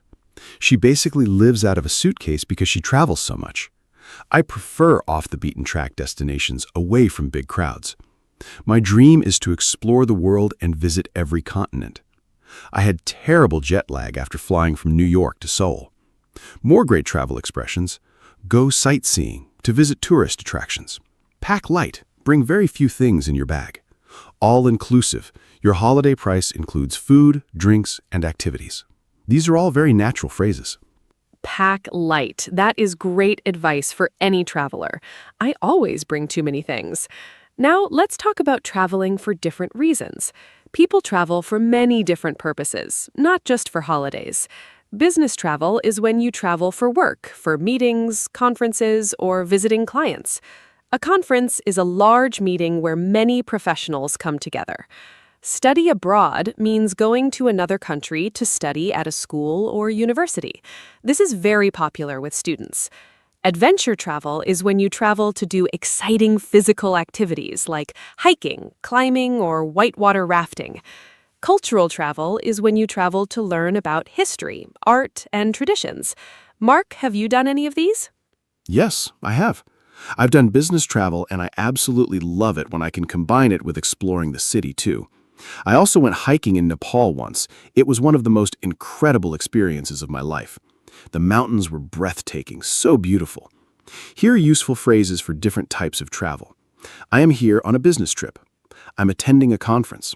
I'm studying here for 1 semester. I'm backpacking through Southeast Asia. I went on a hiking trip in the Alps. I'm on a cultural tour of Italy. All natural phrases for explaining why you are traveling. Breathtaking. What a great word. It means so beautiful it takes your breath away. Now, I want to talk about a very modern topic, traveling with technology. Today, technology makes travel so much easier. You can use apps and websites to book flights, find hotels, get directions, and even translate languages. Some very useful travel apps include Google Maps for directions and finding places, Google Translate to translate words and signs in other languages, Booking.com or Airbnb for finding accommodation, TripAdvisor to read reviews of hotels and restaurants, a weather app to check the forecast, and your bank's app to check your balance. Mark, how do you use technology when you travel? Technology has completely changed how I travel. I use Google Maps constantly. I almost never get lost anymore. I also use translation apps a lot, especially in countries where I do not speak the language. They are amazing for reading menus, signs, and asking for help. Here are some useful technology phrases for travelers. Can you recommend a good travel app? What is the Wi-Fi password? Is there free Wi-Fi in the lobby? My phone has died. Where can I charge it? I need to buy a local SIM card. A SIM card gives local phone service. Does the hotel have a charging station? Can I connect to the Wi-Fi here? Technology really makes every trip smoother and safer. What is the Wi-Fi password? Honestly, one of the most important modern travel phrases. Now, let's do a short practice quiz for our listeners. I will ask a question, and Mark will answer using today's travel vocabulary. Listeners, please try to think of your own answer before Mark speaks. First question. You arrive at a hotel. What do you say to the receptionist? Think about the phrases we learned. I have a reservation, I would like to check in, and your name. Then ask about Wi-Fi and checkout time. Imagining real situations is one of the very best ways to improve your English. Great quiz, Anna. Okay, here's my answer. At the hotel reception, I would say, "Hello, I have a reservation under the name Mark Johnson." Then the receptionist asks for my passport and gives me my key. I then ask, "What time is checkout? Is breakfast included in the price? Is there free Wi-Fi in the room? Can you recommend a good restaurant for dinner nearby?" And when I go to my room, if there is a problem, I would say, "Excuse me, the air conditioning is not working." Or, "Can I have an extra towel, please?" These are all completely natural hotel conversations. Try saying these phrases out loud at home. Speaking practice builds confidence. Excellent hotel conversation, Mark. Now, let's do one more practice scenario. You are at a restaurant in Italy. You do not speak Italian. What do you say? Think about the phrases, do you speak English? Can I see the menu? What do you recommend? I am allergic to. This is a very real situation that many travelers face every day. English is the common language of international travel, not just the language of England or America, but the whole world. When people from different countries meet, they communicate in English. This is one of the most important reasons to learn English. Such a great point. English really is the international language of travel. Here's my restaurant answer. I walk in and say, "Hello, do you have a table for two?" The waiter shows us a table. "Thank you. Can we see the menu?" Then, "What do you recommend? What is the specialty here, the best dish?" If I do not know a word, "What is bruschetta? What is it made of?" When we are ready, "I will have the pasta, please." At the end, "Can we have the bill? Can I pay by card?" These phrases work in any restaurant anywhere in the world. Those phrases work anywhere. So true. Now, I want to give our listeners some final tips for traveling and using English when abroad. Tip 1. Do not be afraid to speak English even if you make mistakes. People appreciate when you try, and most people are kind and helpful. Tip 2. Learn a few words of the local language. Hello, thank you, and please go a very long way. People love it. Tip 3.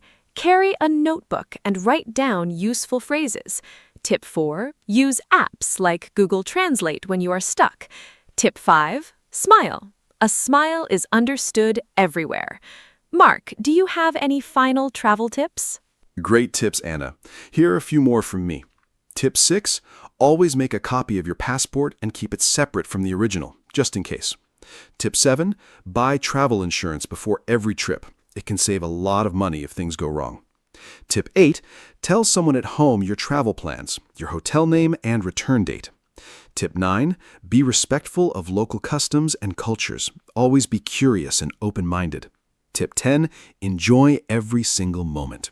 Travel is one of life's greatest gifts. Every trip teaches you something new. Happy travels to everyone. What a wonderful and rich episode this has been. I am genuinely so happy we covered so many travel topics today. Let me give a final summary of what we talked about. We covered basic travel vocabulary, passport, ticket, hotel, destination.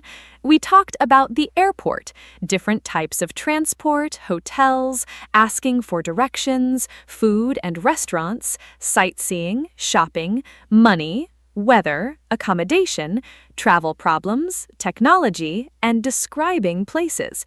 We also practiced real travel conversations and learned some great travel expressions. There is so much travel English to explore, but today you have a really strong and practical foundation. Remember, the best way to practice is to use the language in real situations. Thank you so much for listening. Thank you so much, Anna, and a very big thank you to every listener today. I hope this episode made you feel excited about traveling and using English when you travel. Remember, English is your travel superpower. With English, you can go anywhere and communicate with anyone. Do not wait until your English is perfect. Travel and learn at the same time. Every trip is a language lesson. Review today's vocabulary, practice the phrases with a friend, and you will feel ready for any travel situation. Take great care, and we'll see you in the next episode. Goodbye. Hello, everyone. Welcome to our podcast. My name is Anna. Today, we have a very fun topic. We are going to talk about the gym. I think many people want to go to the gym, but they don't know where to start. I am not an expert, but I love going to the gym. I started not very long ago, and I learned many things. Today, my friend Mark is here with me. He also goes to the gym. We will talk about our experiences. I hope this is helpful for you. So, let's start. Mark, are you ready? Yes, Anna, I am very happy to be here. Hello, everyone. My name is Mark. I am so excited about today's topic. The gym can feel scary at first. I know because I was scared too when I first went. But now I really love it. Going to the gym is good for your body and your mind. In this podcast, Anna and I will talk about simple things like what to bring, what to do, and how to feel comfortable. We want to help beginners like you. So please listen and enjoy. Let's have a great conversation today. Mark, let me ask you a simple question first. When did you start going to the gym? I started about 1 year ago. Before that, I never went. I was a little afraid. I thought the gym was only for strong people. But one day, my friend invited me, and I went. It was a good experience. I felt tired after, but also happy. Now I go 3 times a week. I think starting is the hardest part. Once you start, it gets easier. Did you feel the same way when you first started? Yes, Anna, I totally understand that feeling. I started going to the gym about 2 years ago. My first day was very difficult. I did not know how to use the machines. I was also shy because there were many people. But after 2 or 3 visits, I started to feel more comfortable. I also asked a trainer for help. That was a very good idea. The trainer showed me the right way to do the exercises. I think beginners should always ask for help. It is not embarrassing. Everyone was a beginner at some point. The gym is a friendly place when you give it a chance. That is so true. I remember my first week. I did not know what to do either. I just walked on the treadmill for 20 minutes. That was my whole workout. I laughed about it later, but it was okay because I went. The important thing is to go. You don't need to do many exercises at first. Just move your body. I also watched some videos online before going. They helped me understand basic exercises. Mark, what did you do in your first week? Did you try many machines or did you start slow? I think everyone starts differently, and that is fine. Anna, I started very slow too. In my first week, I only did simple things. I walked on the treadmill and I used light weights. I did not try to do too much. I think beginners often make a mistake. They try to do everything on the first day. Then they feel very tired and sore, and they don't want to go back. It is better to start small. Do a little each time, then slowly add more. Your body needs time to get used to the gym. I always tell my friends, go slowly, but go regularly. That is the best advice for a beginner. I love that advice, Mark. Go slowly, but go regularly. Yes. I also think it helps to have a plan. When I first started, I went to the gym, but I had no plan. I just walked around and looked at the machines. I did not know what to do. Then I asked for help from the gym staff. They gave me a simple beginner plan. It had 3 exercises for each visit. That was perfect for me. Having a plan made me feel more confident. I knew what to do when I came in. Mark, do you think beginners need a plan, or is it okay to just go without one? A plan is very helpful. I think beginners should have at least a simple plan. It does not need to be complicated. For example, warm up for 5 minutes, do 3 exercises, then cool down. That is enough at the start. Without a plan, you can feel confused and waste time. Also, a plan helps you see progress. You can write down what you do each day, then you can see that you are getting better. That feels really good. Many gyms offer free sessions with a trainer when you join. Beginners should use that opportunity. The trainer can make a simple plan just for you. Oh yes, free trainer sessions are so valuable. I used mine when I joined my gym. The trainer was very kind. She showed me 5 basic exercises. She also taught me how to breathe correctly during exercise. I did not know that breathing was so important. If you breathe wrong, you get tired faster. The trainer also showed me how to use the machines safely. Safety is very important in the gym. If you use the machines in the wrong way, you can hurt yourself. Mark, did your gym offer free trainer sessions too, or did you pay for help from a trainer? My gym also offered one free session with a trainer when I joined. I used it on my second visit. The trainer was great. He was patient and friendly. He explained everything clearly. He also told me not to lift heavy weights at the beginning. Many beginners try to lift very heavy weights to look strong, but that is dangerous. You can hurt your back or your shoulders. It is better to use light weights and do the exercise correctly. Form is more important than weight. After a few months, you can slowly increase the weight, but always focus on doing the exercise in the right way first. Form is so important. I learned that lesson too. One time I tried to use a heavier weight and my back hurt for 2 days. After that, I went back to lighter weights. I learned my lesson. Speaking of safety, I think it is also important to warm up before exercise. A warm-up prepares your body. It helps your muscles get ready. A simple warm-up can be 5 minutes of walking or light stretching. Do you always warm up before your workout, Mark? I try to, but sometimes when I am in a hurry, I skip it. And I usually feel it later. My muscles are more sore when I skip the warm-up. Yes, Anna, warming up is very important, and I always try to do it. When I skip the warm-up, I can feel the difference. My muscles feel tight and uncomfortable. A good warm-up gets your heart beating faster and your blood moving. It also helps prevent injury. I usually walk on the treadmill for 5 minutes, then do some light stretching. That takes about 10 minutes total. It is not long, but it makes a big difference. I also do a cool down at the end of my workout. That is also important. Cooling down helps your heart rate go back to normal slowly and reduces soreness the next day. Yes, the cool down is something I also do now. I stretch for about 5 to 10 minutes at the end of my workout. It feels really good after all that exercise. My body relaxes and I feel calm. Mark, let's talk about gym clothes now. I think many beginners wonder what to wear. When I first went, I just wore regular clothes, but I quickly learned that gym clothes are much more comfortable. I bought some good sports shoes and leggings. It made a big difference. I felt more comfortable moving and doing exercises. What do you think beginners should wear to the gym? Good question, Anna. Gym clothes are really important. You don't need to buy expensive clothes, but you need comfortable ones. The most important thing is your shoes.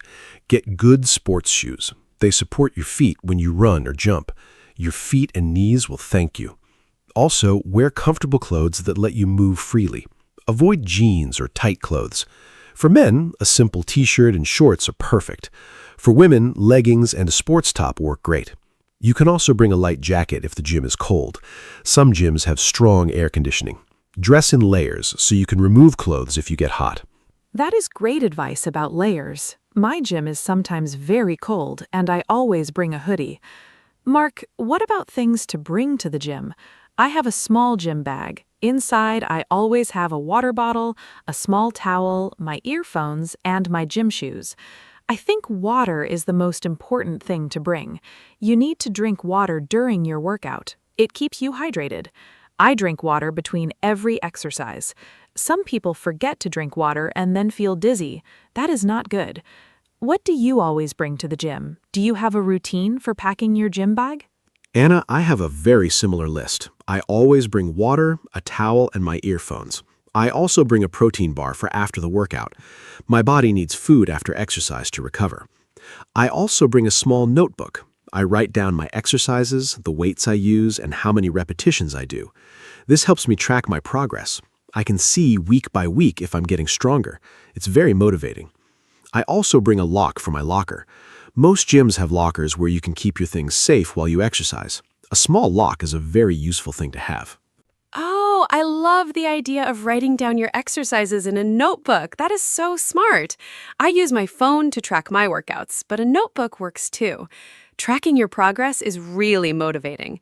When I see that I can do more than before, I feel so proud of myself. Mark, let's talk about gym schedules. How often should a beginner go to the gym? I go 3 times a week. I think that is a good number for beginners, but some people try to go every day at the beginning. Is that a good idea? What do you think is the right number of gym days per week for a new person? 3 times a week is perfect for beginners. I agree with you, Anna. Going every day is too much at the start. Your muscles need time to rest and grow.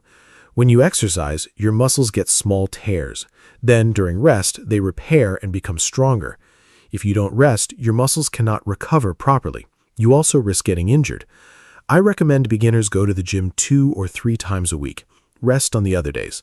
On rest days, you can still be active, go for a walk, ride a bike, or just stretch at home. But the gym workout days should have rest days between them. That makes so much sense. Rest is part of the training. I did not know that at first. I thought more gym time meant more results, but actually rest is just as important as exercise. My body really feels the difference when I rest properly. I also sleep better on the days I exercise. Mark, speaking of sleep, do you sleep better after going to the gym?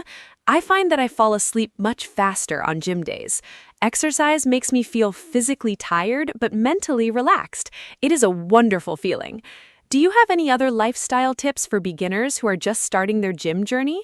Yes, sleep is so important. I also sleep much better on gym days. Exercise and good sleep go together very well. For lifestyle tips, drink a lot of water every day, not just at the gym. Eat healthy food. You don't need a very strict diet, but try to eat vegetables, fruits, and protein. Protein helps your muscles recover. Chicken, eggs, and beans are good sources of protein. Also, try to reduce junk food and sugary drinks. Small changes in your diet make a big difference over time. And remember, the gym is just one part of a healthy lifestyle. Sleep, food, and rest all matter too. Food is such an important topic. I changed my eating habits a little when I started going to the gym. I now eat more protein and fewer sweets. I also drink more water. I used to drink only 1 glass of water a day. Now I drink about 8 glasses. My skin looks better and I have more energy. Mark, let's talk about motivation. Some days I really don't want to go to the gym. I feel lazy or tired. I think many beginners feel this way. How do you stay motivated? What do you do on days when you don't feel like exercising? This is something many people struggle with. Motivation is a big challenge for everyone, even for experienced gym goers. On days when I don't want to go, I remind myself how good I feel after the workout. During the workout, I might feel tired, but after, I always feel happy and proud. I also have a gym friend. We go together twice a week. Having a gym buddy is a great motivation. You don't want to let your friend down. Another tip, put your gym clothes on. Once I am dressed in my workout clothes, I almost always go. It sounds silly, but it really works. Also, set small goals. When you reach a goal, celebrate it. A gym buddy is a wonderful idea. I also have a friend who goes with me sometimes. It is much more fun to exercise with someone. We talk between sets and encourage each other. The time goes faster, too. Mark, what about music? I cannot go to the gym without my earphones. Music makes everything better. I make a special playlist for the gym. Fast, energetic songs help me push harder. I think music really affects how hard you exercise. When a good song plays, I feel like I can do more. Do you listen to music at the gym, or do you prefer silence or podcasts? What kind of music do you like when you exercise? Music is essential for me at the gym. I cannot imagine working out without it. I love listening to upbeat, fast music during exercise. It gives me energy and makes me feel strong. I have a special gym playlist with about 30 songs. I update it every month with new songs so it stays exciting. Some people listen to podcasts or audiobooks at the gym. I tried that once, but I prefer music for high-energy workouts. For slower workouts like stretching or walking, podcasts are nice. The most important thing is to listen to whatever makes you feel good and motivated. Music is a powerful tool for exercise. I totally agree. Music changes everything. Okay, Mark, let's talk about different types of exercise. At the gym, there are so many options. There is cardio, like running on the treadmill, cycling, and the elliptical machine. Then there is weight training, like lifting dumbbells and using weight machines. There's also group classes like yoga, Zumba, and spinning.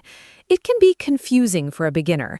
I started with cardio because it felt familiar. Walking and running, I knew how to do those things. I felt comfortable there. What do you recommend for beginners? Should they start with cardio or weights? What is your opinion? That is a great question. I think beginners should do a mix of both cardio and weights. Cardio is good for your heart and burns calories. Weights are good for building muscle and making your body stronger. You don't need to choose just one. A simple beginner program might be 10 minutes of cardio to warm up, then some basic weight exercises, then 10 minutes of cardio or stretching at the end. This is a good balanced workout. Group classes are also great for beginners. The instructor leads the class, so you just follow along. Classes like yoga or beginner aerobics are perfect for people who don't know what to do on their own. Group classes changed everything for me. I joined a beginner yoga class at my gym, and I loved it. The instructor was very patient and explained every pose. I met other beginners there too.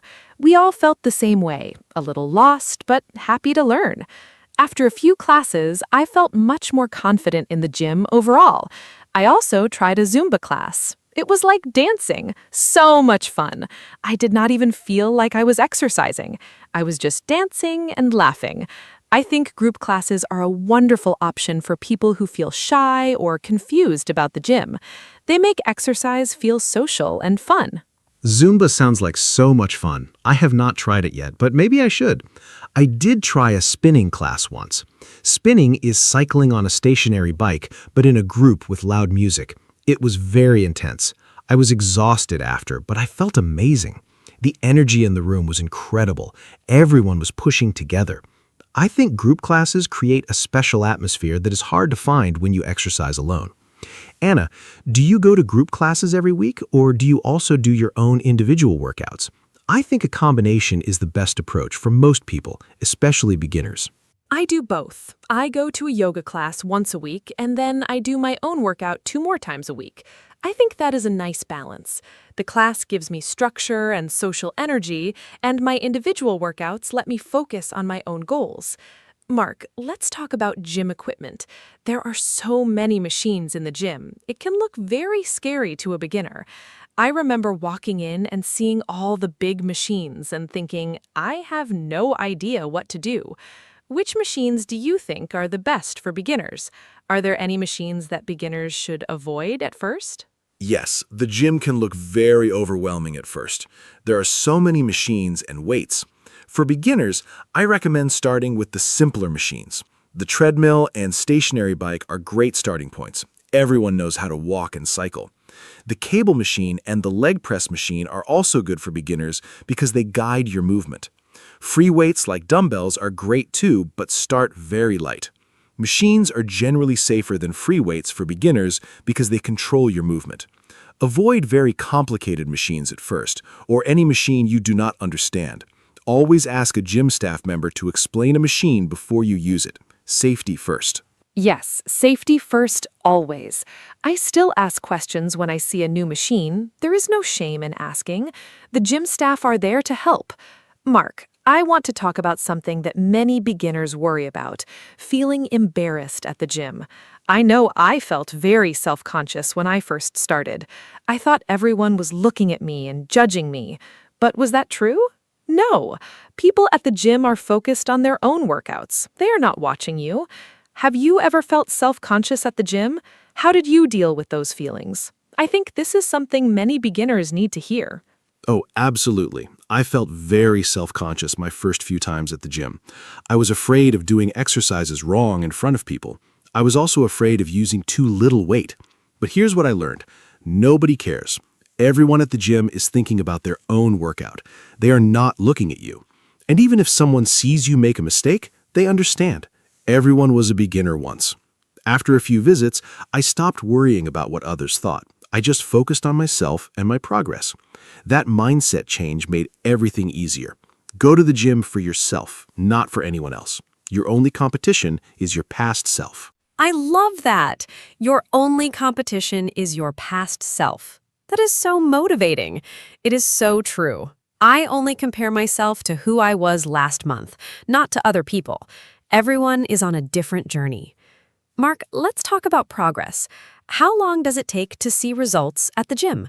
I think many beginners expect to see changes very quickly, but the reality is that progress takes time. I started noticing small changes after about 1 month. My clothes felt a little different, I had more energy, but big changes took longer, maybe 3 months. What was your experience? When did you first notice real progress? Progress is a slow and steady process. I started noticing small changes after about 6 weeks. My arms felt slightly stronger and I had more energy during the day. But visible changes in my body took about 3 months of consistent gym visits. I think beginners need to be patient. Social media shows people with amazing bodies and it looks like they got there quickly, but that is not real. Real, healthy progress takes many months. The key word is consistent. Go regularly, eat well, sleep well, and be patient. The results will come. Also, remember that feeling stronger and having more energy are results too, even before you see big physical changes. Consistency is the key. I could not agree more. Going regularly, even when you don't feel like it, that is what makes the difference. Mark, what about gym etiquette? There are some unwritten rules at the gym. As a beginner, I did not know these rules at first. For example, you should wipe down the equipment after you use it. You should not leave weights on the floor. You should not talk loudly on your phone. These are small things, but they matter. Did you know about gym etiquette when you first started, or did you learn the rules as you went? Are there any important rules you think beginners should know? Gym etiquette is very important. I learned most rules by watching other people. The main rules are always wipe the machine or mat after you use it. Put weights back in the right place when you finish. Do not occupy a machine when you are not using it. And don't give people unsolicited advice. If someone is exercising, do not interrupt them unless it is urgent. Also, be mindful of personal space. Give people room to exercise comfortably. Be friendly, but respect that some people want to focus and be quiet. Following these simple rules makes the gym a pleasant place for everyone. Beginners who follow gym etiquette are always appreciated by other gym members. Those are such important rules.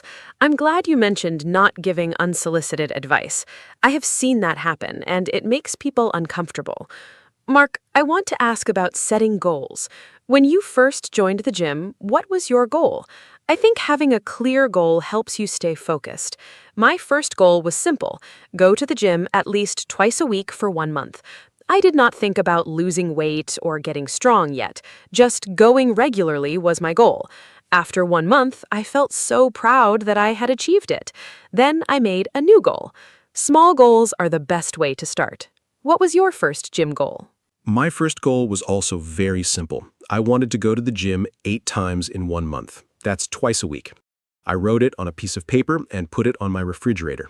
Every time I went to the gym, I put a check mark. Seeing those check marks was very motivating. When I reached 8, I celebrated with a small treat. Setting and reaching goals, even small ones, builds confidence. After my first month, I set a new goal, to do 10 push-ups without stopping. It took me 6 weeks, but I did it. That feeling was wonderful. Goals give you direction and purpose. Without goals, it's easy to lose motivation and stop going. I love the checkmark idea. I might try that. Mark, what about people who want to lose weight?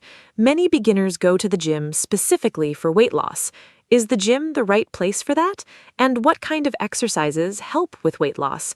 I know that cardio burns calories, but I also heard that weight training is good for weight loss too. My trainer told me that muscle burns more calories than fat, even when you are resting. Is that true? I found that a little surprising at first. I always thought only running and cycling help you lose weight. What do you know about exercise and weight loss for beginners? Yes, that is true. Muscle burns more calories than fat, even when you're resting. So building muscle through weight training is great for weight loss in the long run. But cardio is also excellent for burning calories during the workout itself. For weight loss, a combination of cardio and weight training is the best approach. But diet is equally, maybe even more important than exercise. You cannot out-exercise a bad diet. If you eat too much unhealthy food, exercise alone will not give you the results you want. Eat a balanced diet with protein, vegetables, and good carbohydrates. Reduce sugar and processed food. Combine that with regular gym visits and you will see results. Diet and exercise together, that is the winning combination. I noticed that my eating habits naturally got better after I started going to the gym. I did not want to ruin my hard work by eating junk food, so the gym actually inspired me to eat better too. Mark, let's talk about gym memberships. Gyms can be expensive. How should a beginner choose a gym? There are big, fancy gyms and smaller, simpler gyms. I go to a medium-sized gym. It is not too fancy, but it has everything I need. I pay a monthly fee. How do you think beginners should think about choosing and paying for a gym? Is a more expensive gym better? A more expensive gym is not always better. The best gym is the one you will actually go to. Think about location first. A gym close to your home or workplace is ideal. If the gym is far away, you will find excuses not to go. Then think about facilities. Does it have the equipment you need? A treadmill, some weights, and a few machines are enough for a beginner. You don't need a fancy gym with a sauna and a juice bar. Many affordable gyms have everything a beginner needs. Also ask about a trial period. Many gyms let you try for 1 week for free or at a low cost. Use that to see if you like the gym before committing. The trial period is such a smart idea. I tried my gym for 1 week before signing up. I liked the atmosphere and the people, so I joined. Mark, I want to ask about working out alone versus with a personal trainer. We talked about free trainer sessions, but some people hire a personal trainer for regular sessions. That costs more money. Is it worth it for a beginner? I think a few sessions with a trainer at the start is very helpful, but you don't need a trainer forever. Once you learn the basics, you can work out on your own. What do you think about personal trainers? Did you ever use one regularly? I think a personal trainer is worth it for the first month or two. Learning the correct form from a professional is very valuable. It prevents injury and makes your workouts more effective. After you learn the basics, you can continue on your own. If money is a concern, even 2 or 3 sessions with a trainer at the beginning is enough to learn the fundamentals. You can also find many free workout videos online for beginners. Many certified trainers post free content on YouTube. That is a great resource if you cannot afford a personal trainer. The important thing is to learn proper form before you start lifting heavier weights or doing complex exercises. Online videos are so helpful. I watch workout videos all the time. There are so many good ones for beginners. Mark, we have talked about so many great topics today. Before we wrap up, is there anything you want to say to someone who is thinking about going to the gym for the first time? Someone who is nervous and not sure if the gym is right for them. I want to give our listeners one final piece of encouragement before we end. I know how scary that first step can be, but I also know how wonderful it feels once you start. So, what would you say to a nervous first-timer? I would say just go. Don't overthink it. You don't need to be fit to start going to the gym. The gym is the place where you get fit. Nobody there is judging you. Everyone started somewhere. Walk in, look around, ask for help, and just try. You don't need to have a perfect plan or the perfect gym clothes. You just need to show up. The first day is always the hardest, but after that first day, the second day is easier, and then the third. Before you know it, going to the gym becomes a normal, happy part of your week. Take that first step. Your future self will thank you. What a beautiful message, Mark. Thank you so much for that. I completely agree. Just show up. That is the most important thing. We talked about so many things today: how to start, what to wear, what to bring, how to stay motivated, gym etiquette, setting goals, and so much more. I hope our listeners feel a little more confident about going to the gym after hearing our conversation. Remember, start slow, be patient, ask for help, and enjoy the journey. The gym is for everyone, including you. Thank you all so much for listening to our podcast today. It was so much fun to talk about this topic. Thank you, Anna, for hosting this wonderful conversation, and thank you to everyone who listened today. I hope we gave you some useful tips and maybe a little push to try the gym. Remember, fitness is a journey, not a race. Be kind to yourself, celebrate small wins, and keep going even when it's hard. If you have any questions or topics you want us to talk about in the next episode, please let us know. We would love to hear from you. Until next time, stay active, stay healthy, and keep smiling. See you in the next episode. Goodbye, everyone. Hello, everyone. Welcome to our podcast. My name is Anna, and I am so happy you are here with us today. This podcast is made for beginner English learners, and every episode is simple, fun, and useful. Today, we have a really wonderful topic. We are going to talk about books. Reading is one of the best things you can do, and talking about books is very common in English. What is your favorite book? What kind of books do you like? Do you read every day? These are all great conversation questions. I am joined by my fantastic co-host, Mark. Mark loves books too. Mark, say hello and tell us, are you a big reader? Hello, hello. Thank you, Anna. Hi to all our wonderful listeners. Yes, I am absolutely a big reader. Books have been a huge part of my life since childhood. Today's topic makes me very happy because I love talking about books almost as much as I love reading them. Books are a fantastic topic for English learners because the vocabulary is practical and useful. You can talk about books at school, at work, or with a friend over coffee. Anna and I will share our favorite books, talk about genres, and give you lots of useful phrases. By the end of this episode, you will talk about books naturally. Let's go. Okay, let's start with the most important question. What is your favorite book? This is one of the most common questions people ask. In English, you can ask it in different ways. What is your favorite book? Or what book do you recommend? Or what are you reading right now? To answer, you say, my favorite book is, or I really love, or I recommend. You can also say why.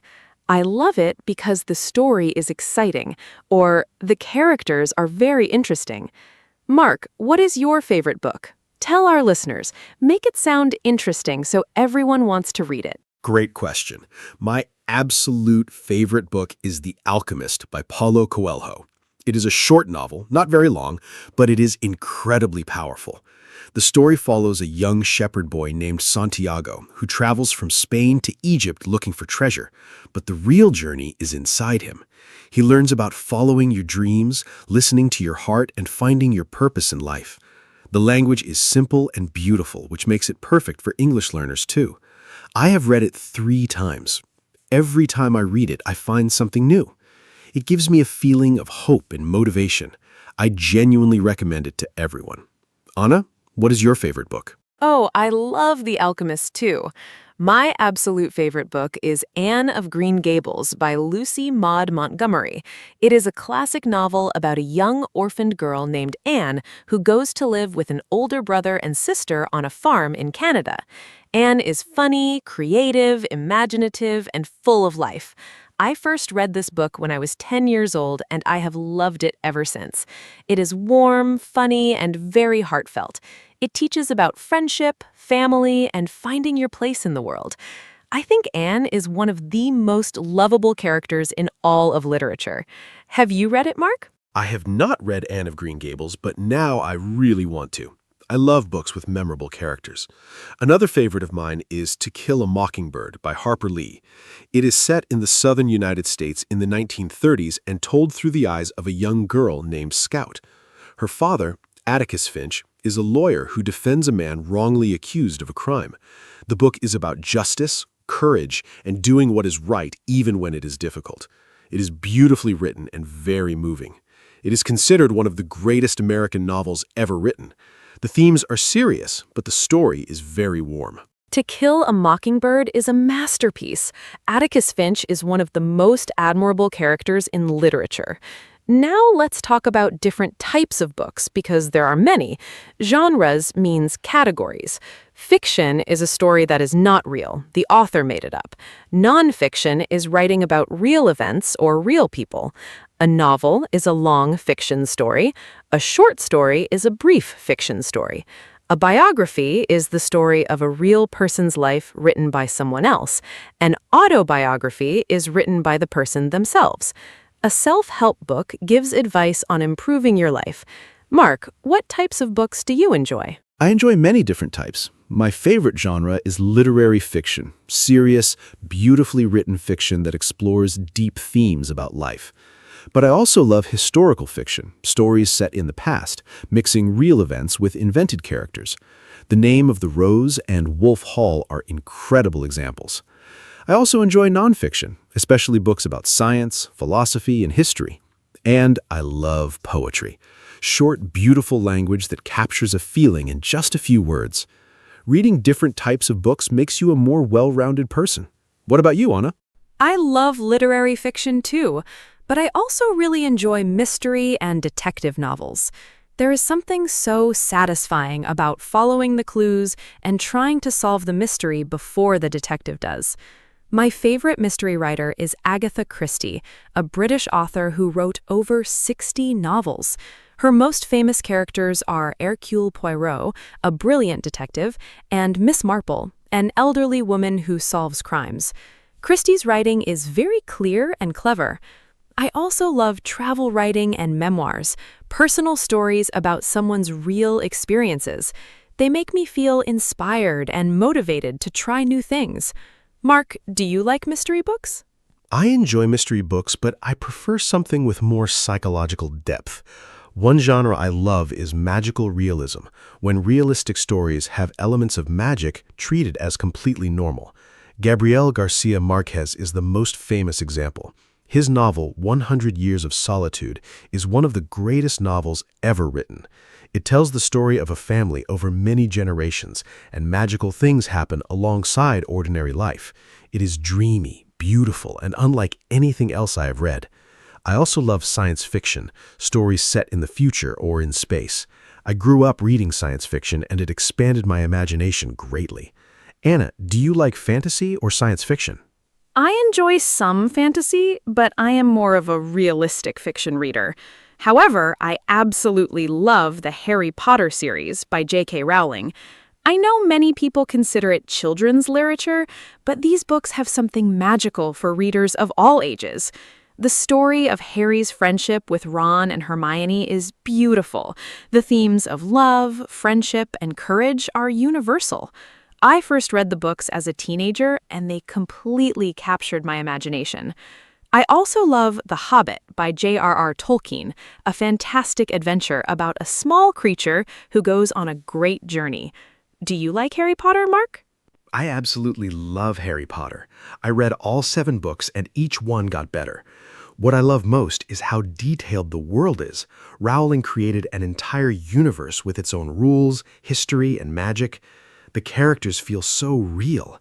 The friendship between Harry, Ron, and Hermione is one of the most heartwarming things in literature. I also love The Lord of the Rings by Tolkien, a magnificent epic about friendship and the struggle between good and evil. Tolkien basically invented the modern fantasy genre. The world of Middle-earth feels completely real. Great fantasy novels are deeply human stories. Great fantasy novels are deeply human stories. So true. Now, let's learn vocabulary for describing a book. These words are very useful. A plot is the story, what happens. A character is a person in the story. The setting is the place and time. A theme is the main idea or message. A chapter is a section of the book. The author wrote the book. A narrator tells the story.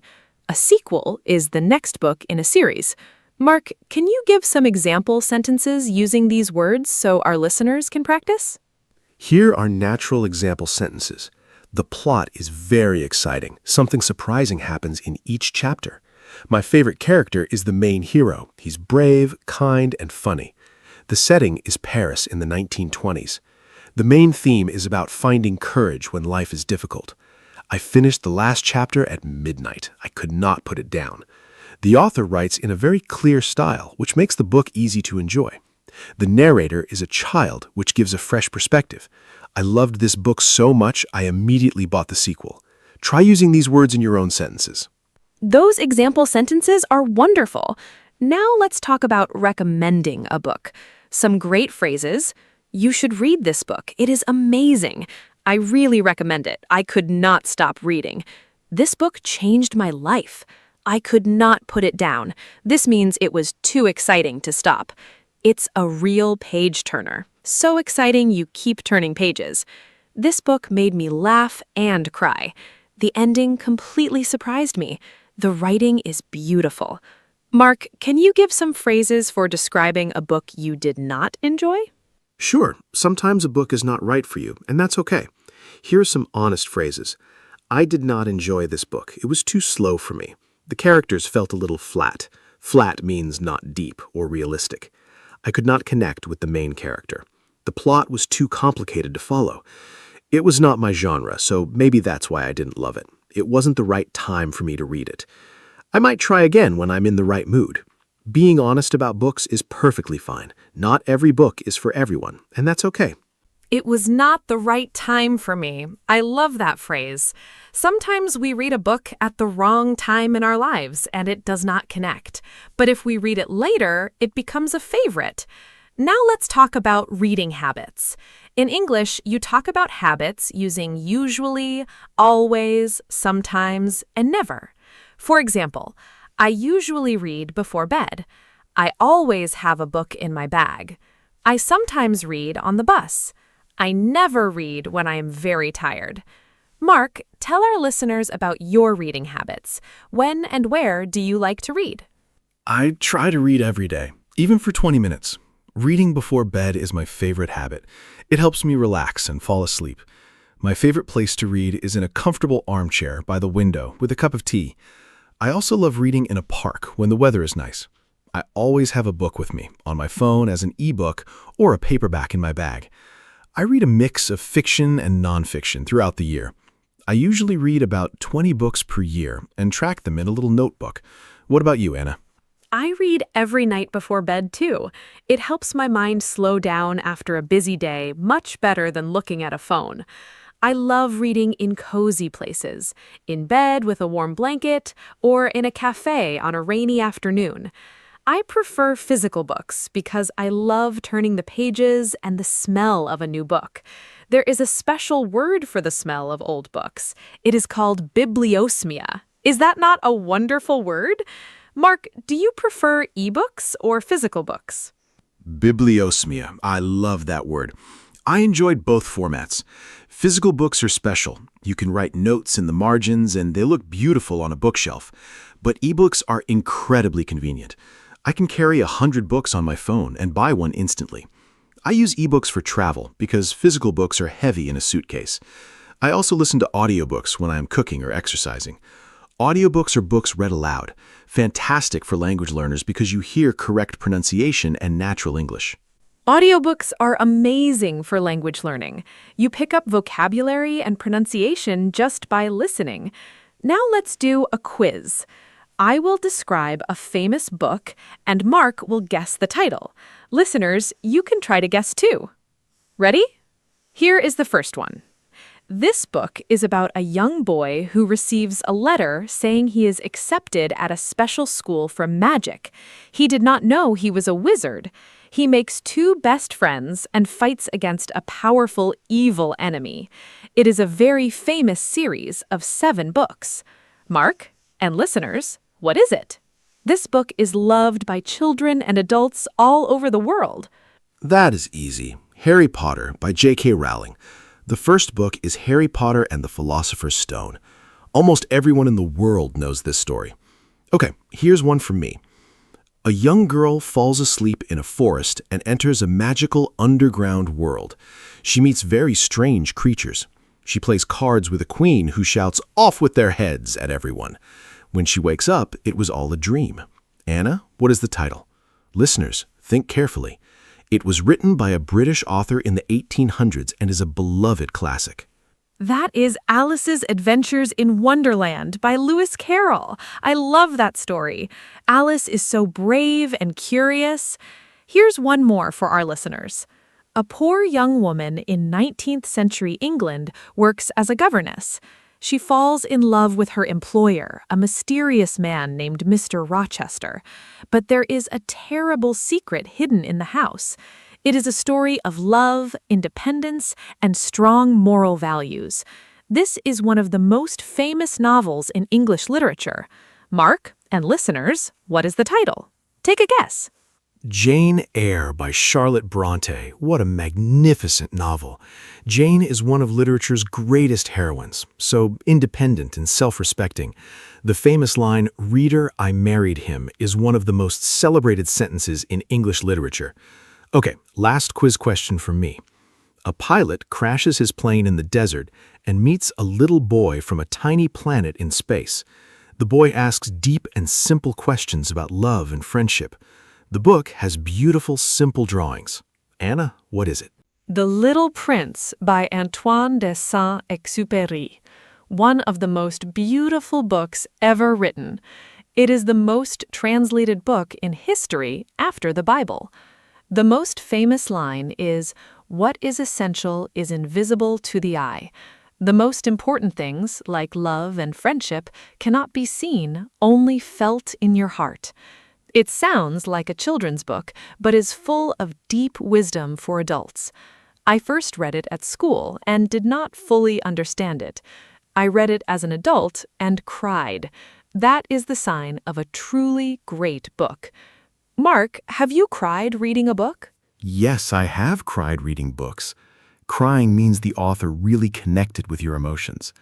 The book that made me cry most was The Road by Cormac McCarthy, about a father and son surviving in a destroyed world. The love between them is overwhelming to read. I also cried at Of Mice and Men by John Steinbeck, a short but devastating novel about friendship and broken dreams. And I always get emotional at Charlotte's Web, a beautiful children's book about a spider who saves her friend. Truly heartbreaking. Anna, have you cried reading a book? Yes, books make me cry more than films. A Little Life by Hanya Yanagihara made me cry the most. It is a very emotional novel about 4 friends in New York City. One of them has a very difficult and painful life. I also cried reading The Kite Runner by Khaled Hosseini, about friendship, guilt, and redemption set in Afghanistan. And I always cry at Bridge to Terabithia, a children's novel about 2 best friends. Books that make you feel deeply are the ones you remember forever. Mark, what book has made you laugh the most? 3 Men in a Boat by Jerome K. Jerome makes me laugh the most. It's a comic novel from 1889 about 3 friends and a dog on a boat trip. Everything goes wrong in the funniest way. The writing is brilliantly witty and still feels modern. I also love Terry Pratchett's Discworld series, hilarious fantasy novels set on a flat world carried through space on a giant turtle. And The Hitchhiker's Guide to the Universe by Douglas Adams, a hilarious story about a man who accidentally travels across the universe. Incredibly funny. Now let's talk about children's books.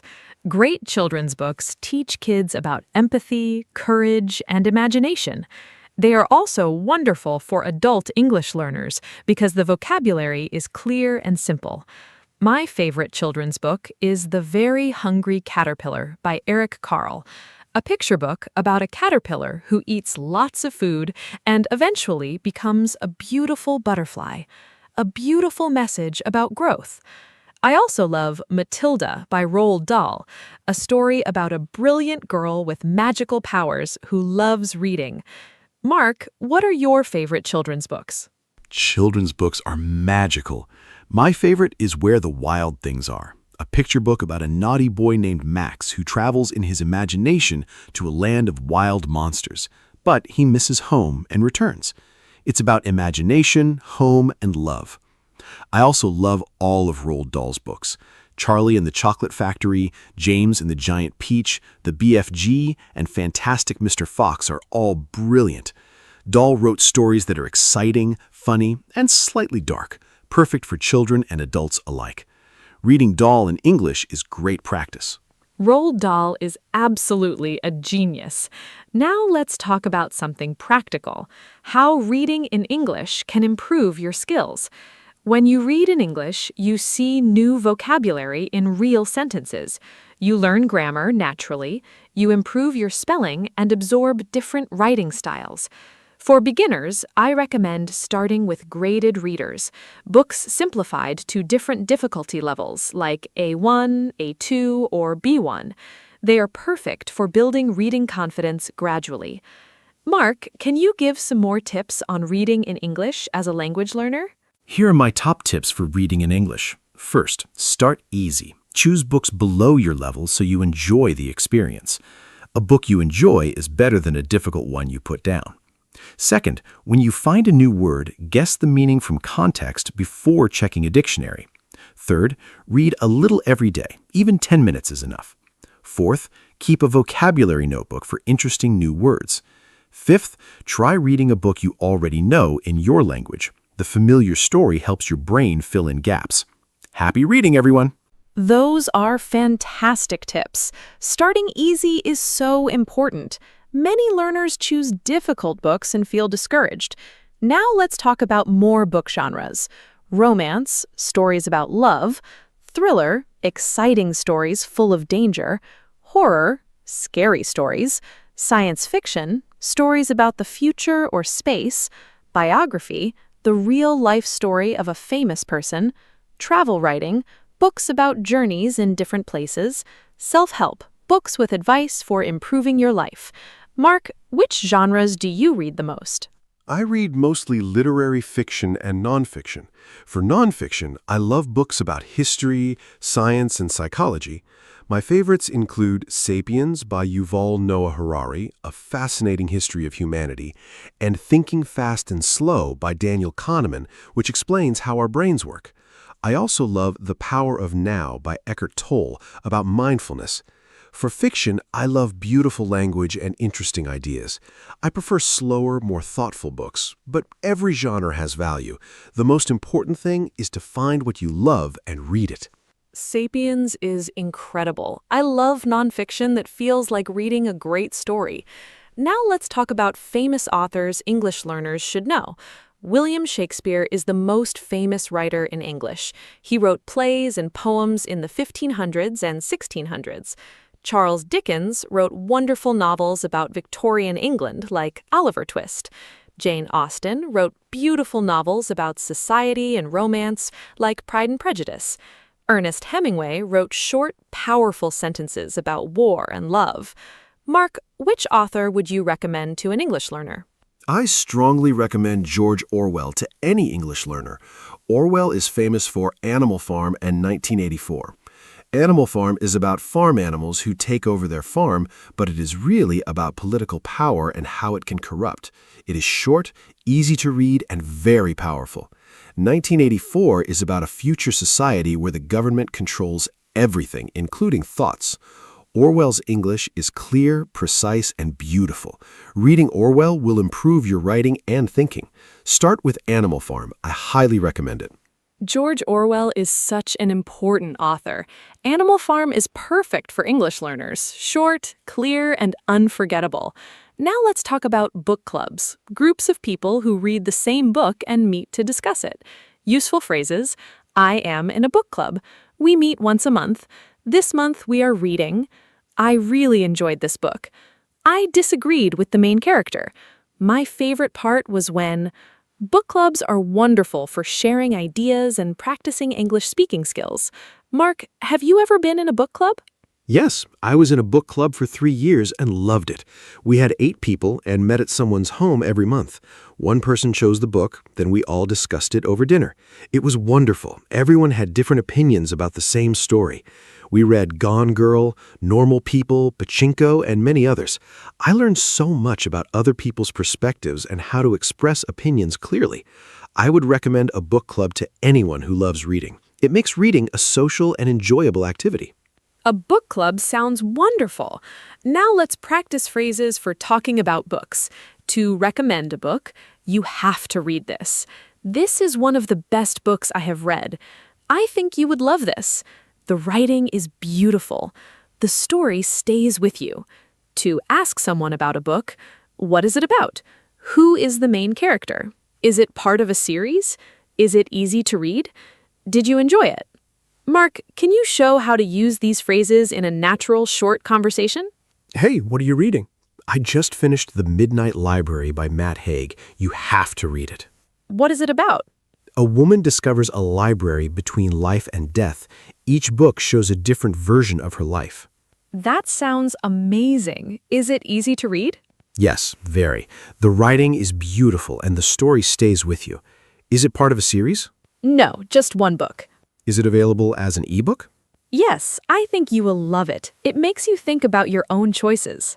Very natural book conversation. That conversation is perfect.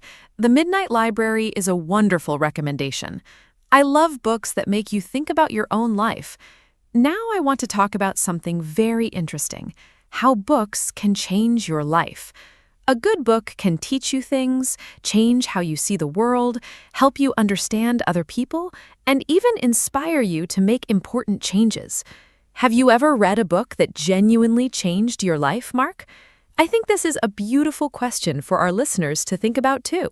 What book has changed how you see things or how you live? Man's Search for Meaning by Viktor Frankl completely changed my perspective on life. Viktor Frankl survived Nazi concentration camps and wrote about finding meaning even in terrible suffering. The book teaches that we cannot control everything that happens, but we can always choose how we respond. That idea changed how I handle difficulties. I also love Meditations by Marcus Aurelius, personal thoughts about discipline, kindness, and living a good life. Written nearly 2,000 years ago, but completely relevant today. Books can truly transform you. Now let's give our listeners some final tips. Tip 1, make reading a daily habit. Even 10 minutes is enough. Tip 2, choose books you genuinely enjoy. Tip 3, use a dictionary app, but try to guess the meaning first. Tip 4, talk about what you read. Tell a friend or write a short review. Talking about books helps you remember them. Tip 5, do not give up on a book too quickly. Sometimes a story needs a few chapters to become interesting. But if you truly dislike a book, it is okay to stop. Life is too short for bad books. Mark, any final tips? Great tips. Here are a few more. Tip 6, reread a book you loved as a child. You will often discover a completely different meaning as an adult. Tip 7, read books about places you want to visit. Tip 8, follow authors online or read interviews. It adds a personal connection to their books. Tip 9, visit a library or secondhand bookshop. Wonderful places full of treasure. Tip 10, trust your own taste. Some love classics, some love modern fiction, some love graphic novels. All reading is valuable. The best book is the one you want to pick up. Happy reading! What a wonderful episode!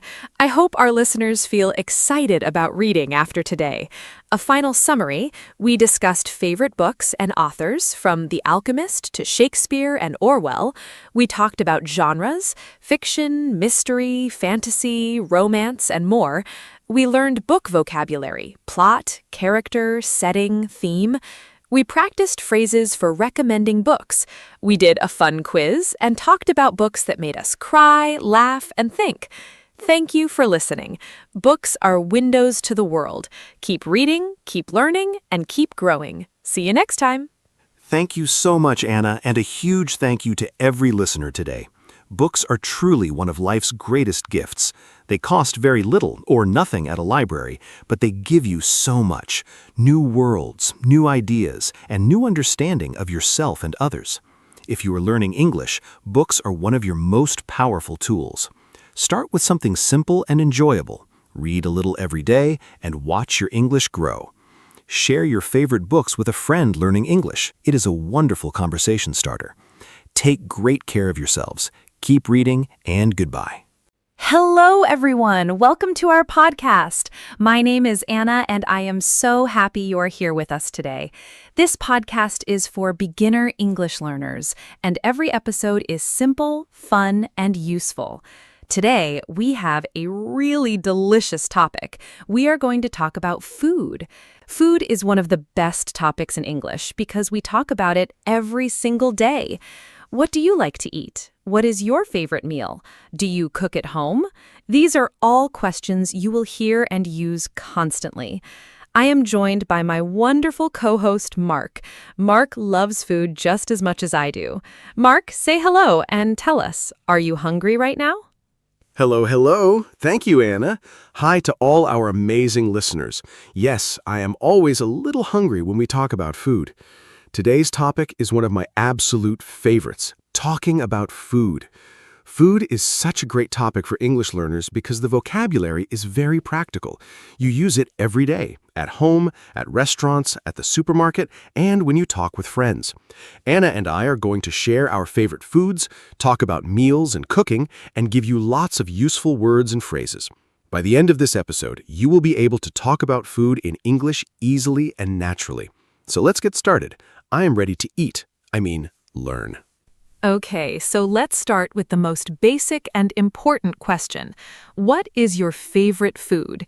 This is one of the first questions people ask when they meet someone new. It is a great conversation starter. In English, you can ask it in a few different ways. What is your favorite food? Or what do you like to eat? Or what is your favorite meal? All of these mean the same thing. And to answer, you can say, my favorite food is pizza. I love sushi. I really enjoy pasta. Simple and natural. Mark, what is your favorite food? Tell our listeners, and please make it sound delicious so we all get hungry. Okay, my absolute favorite food is pizza. I know. It's a very popular answer, but I genuinely love it. My favorite type of pizza is margarita. Simple tomato sauce, mozzarella cheese, and fresh basil leaves. It sounds simple, but when it is made well, it is absolutely amazing. I also love Japanese food a lot, especially ramen, a hot noodle soup with broth, eggs, and different toppings. And I love tacos, a Mexican dish with meat, vegetables, cheese, and salsa inside a tortilla. I think my perfect day of eating would be ramen for lunch, tacos for dinner, and pizza as a late-night snack. What about you, Anna? Oh, I love all of those. Pizza, ramen, tacos, great choices.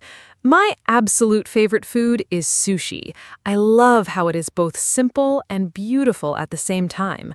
My favorite type is salmon sashimi. That is just fresh, raw salmon sliced thinly. I also really love pasta, especially carbonara. That's pasta with eggs, cheese, and pancetta, which is Italian bacon.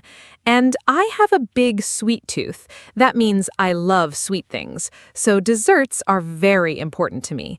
My favorite dessert is tiramisu, which is an Italian dessert made with coffee, cream, and ladyfinger biscuits. It's incredible.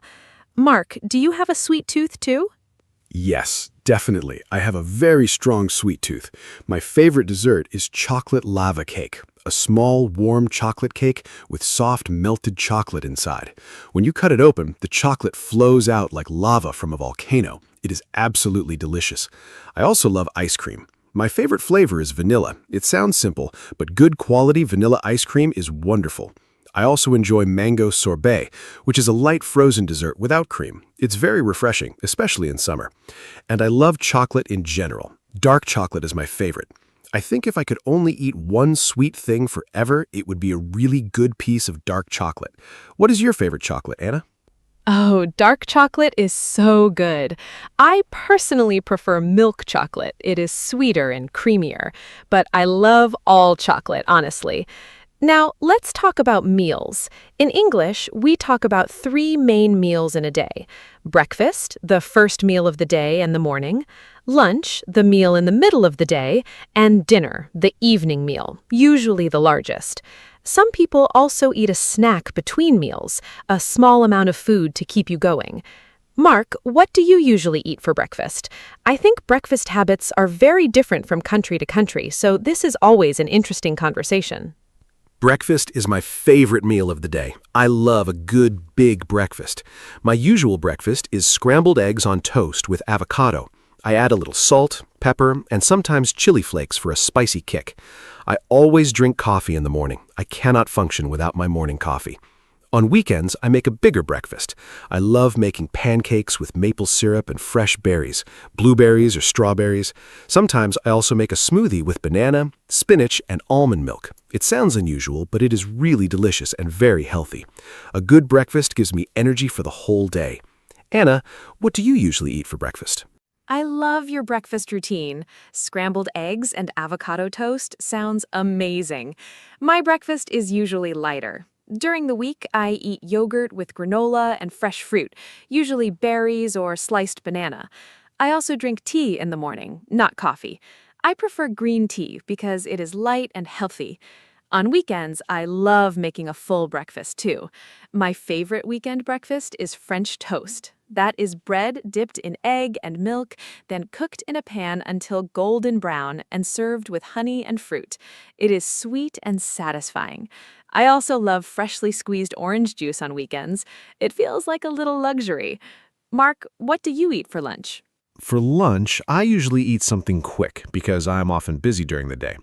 My typical weekday lunch is a salad, usually a big mixed salad with lettuce, tomatoes, cucumber, olives, and feta cheese with olive oil and lemon dressing. Or I make a sandwich. My favorite is a chicken and avocado sandwich on whole grain bread. I also love soup for lunch, especially on cold days. A bowl of tomato soup with crusty bread is perfect in winter. On weekends, lunch becomes more relaxed and special. I love going to a restaurant with friends for a long, leisurely lunch. My favorite restaurant lunch is a good burger with sweet potato fries. Simple, but so satisfying. Anna, what about you? A chicken and avocado sandwich sounds so good right now. For lunch, I usually have something simple too. I love eating leftovers from the night before. I think reheated food sometimes tastes even better. I also love a good bowl of noodles for lunch. My favorite is a Vietnamese-style pho, a clear broth noodle soup with herbs and vegetables. It is light but filling. I also enjoy a simple rice bowl, rice with grilled vegetables and a fried egg on top. It's cheap, easy, and delicious. On weekends, I love brunch, a meal between breakfast and lunch. Brunch is very popular now. My favorite brunch food is Eggs Benedict, poached eggs on toasted English muffin with hollandaise sauce. Incredible. Eggs Benedict is one of the best brunch dishes ever. I completely agree. Now let's talk about dinner. Dinner is my favorite meal because I have more time to cook in the evening and I can really enjoy the food. My favorite dinner to cook at home is pasta.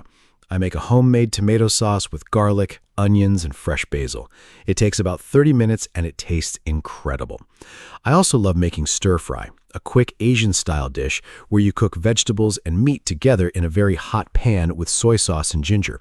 It is fast, healthy, and delicious. When I don't feel like cooking, I order Thai food, my favorite takeaway. Mark, what do you usually cook for dinner?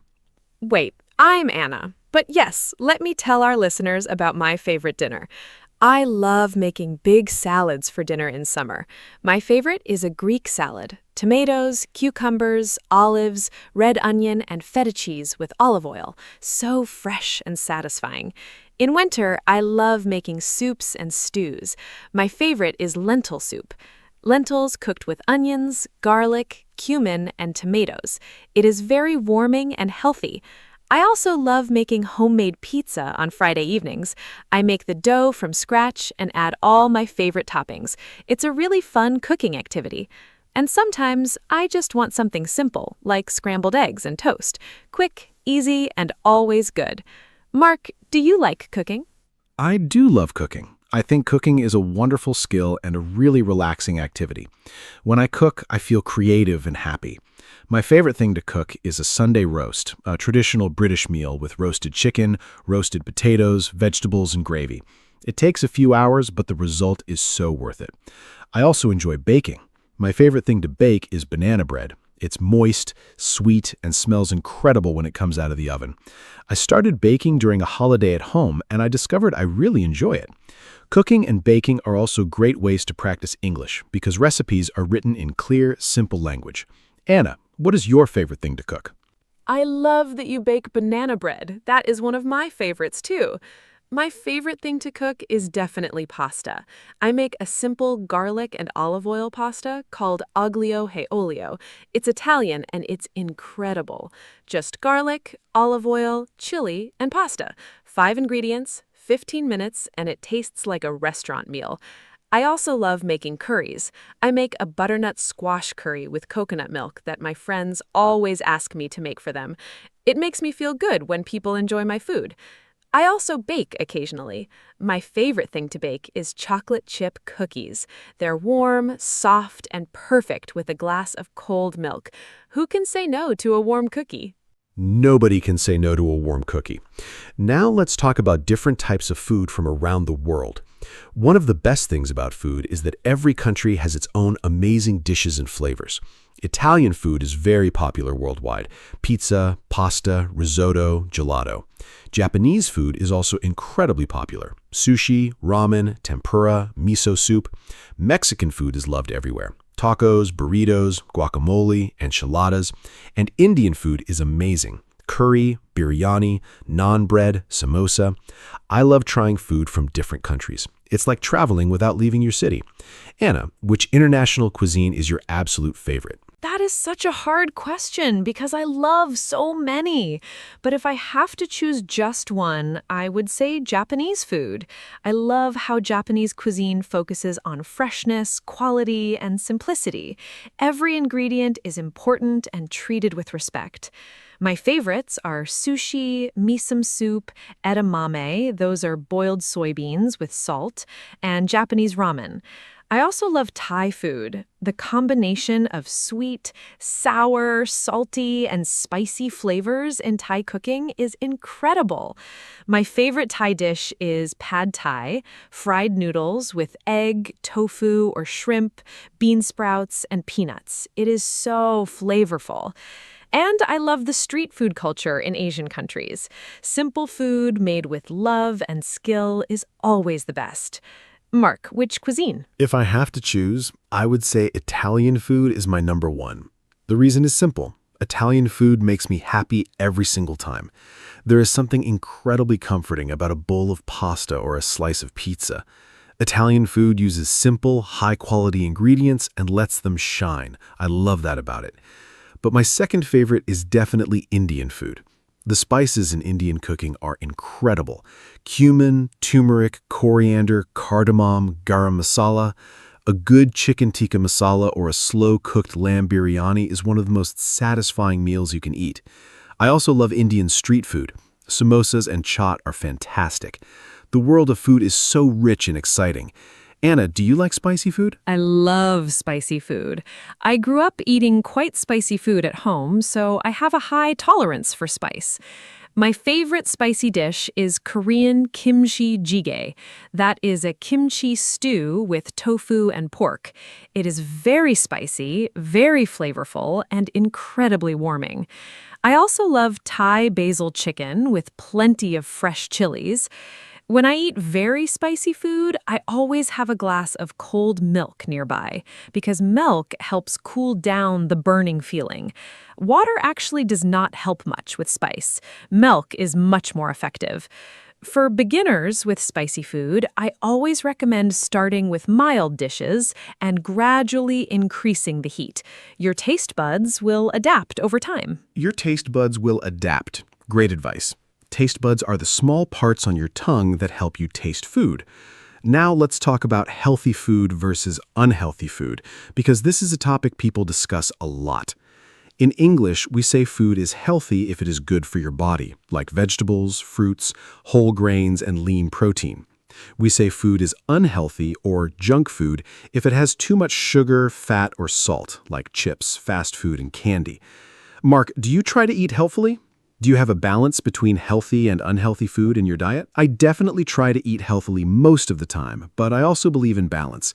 I do not believe in being too strict or cutting out all treats. That makes eating less enjoyable. My diet is probably about 70% healthy and 30% treats and indulgences. During the week, I eat a lot of vegetables, fruits, lean proteins like chicken and fish, and whole grains like brown rice and oats.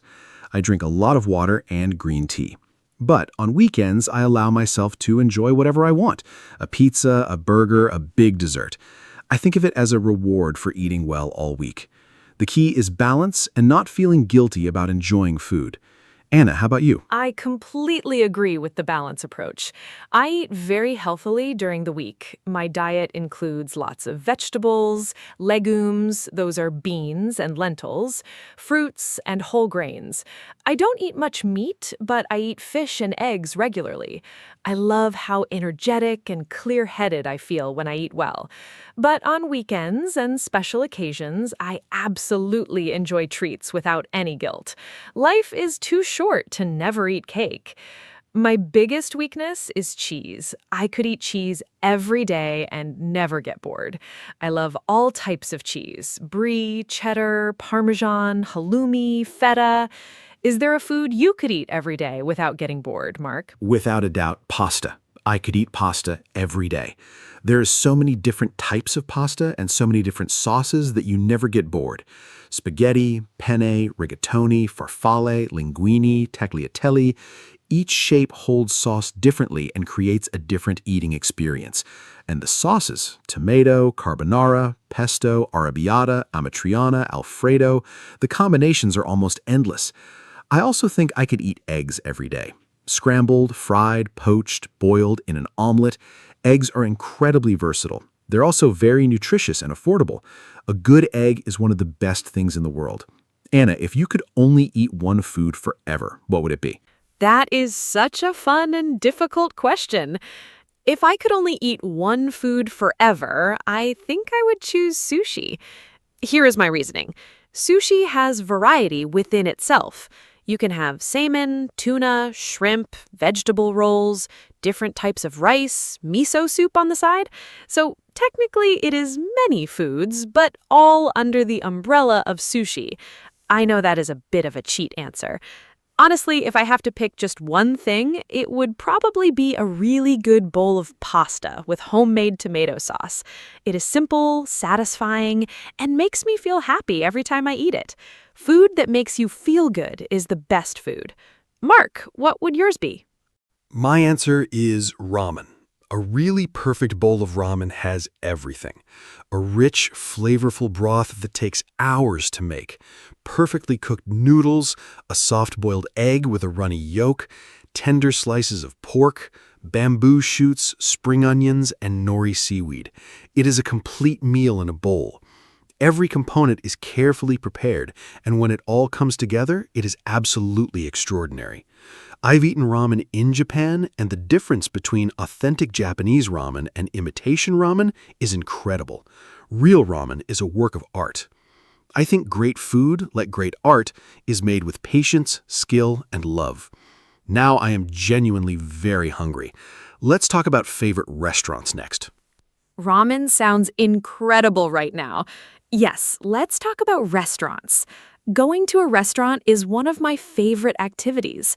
I love the whole experience: choosing what to eat, the atmosphere, sharing food with friends or family. My absolute favorite type of restaurant is a small, family-run Italian place. The kind where the chef is also the owner, the portions are generous, and the food is made with love using family recipes. I love restaurants where you feel like a guest in someone's home, not just a customer. My favorite thing to order at a restaurant is usually fresh pasta, something I could make at home, but it just tastes better when someone else makes it. Mark, what is your ideal restaurant experience? My ideal restaurant experience is very similar to yours.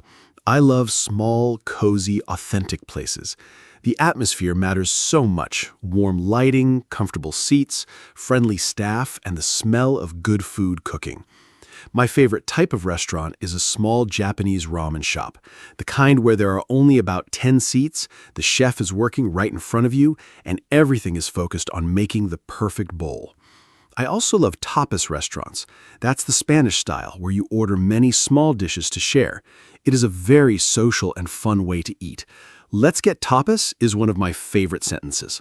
Sharing lots of different dishes at the table makes a meal feel like a celebration. Anna, do you prefer to eat in or take away? I definitely prefer eating in at a restaurant. I love the full experience. But I also enjoy takeaway food at home, especially on cozy evenings. My favorite takeaway is Thai food. A good green curry or pad thai delivered to my door while I watch a film is pure happiness. I also love ordering sushi for takeaway. It feels like a little treat. In English, we have some great phrases for ordering takeaway. Can I place an order for delivery, please? I would like one large pepperoni pizza. What is your delivery time? Can I add extra sauce? Is there a minimum order amount? These are all very useful phrases if you want to order food in English. Mark, what is your favorite takeaway? My favorite takeaway is definitely Indian food. A good curry, rich, fragrant, perfectly spiced, with fluffy naan bread and basmati rice is one of life's greatest pleasures when delivered to your door. My usual order is chicken tikka masala with garlic naan and a side of saag aloo. That's a potato and spinach curry. Absolutely delicious. I also love ordering pizza for takeaway, a classic choice that is always satisfying.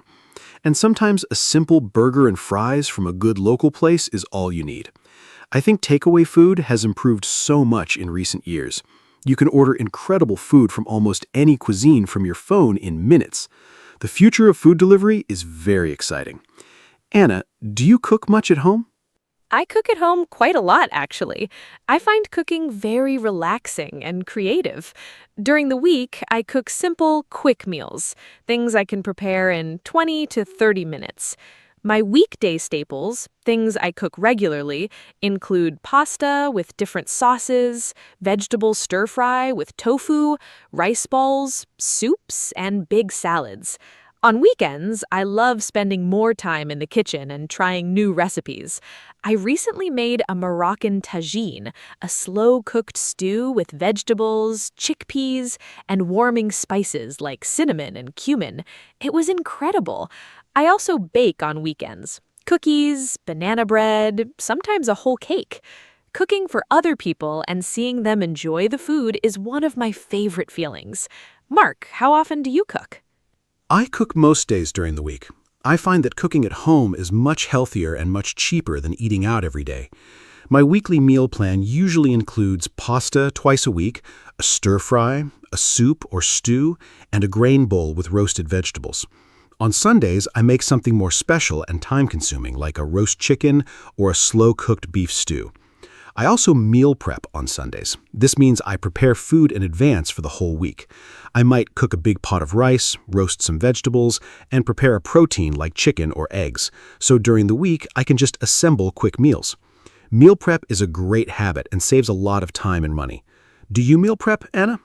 I try to meal prep sometimes, but I am not very consistent.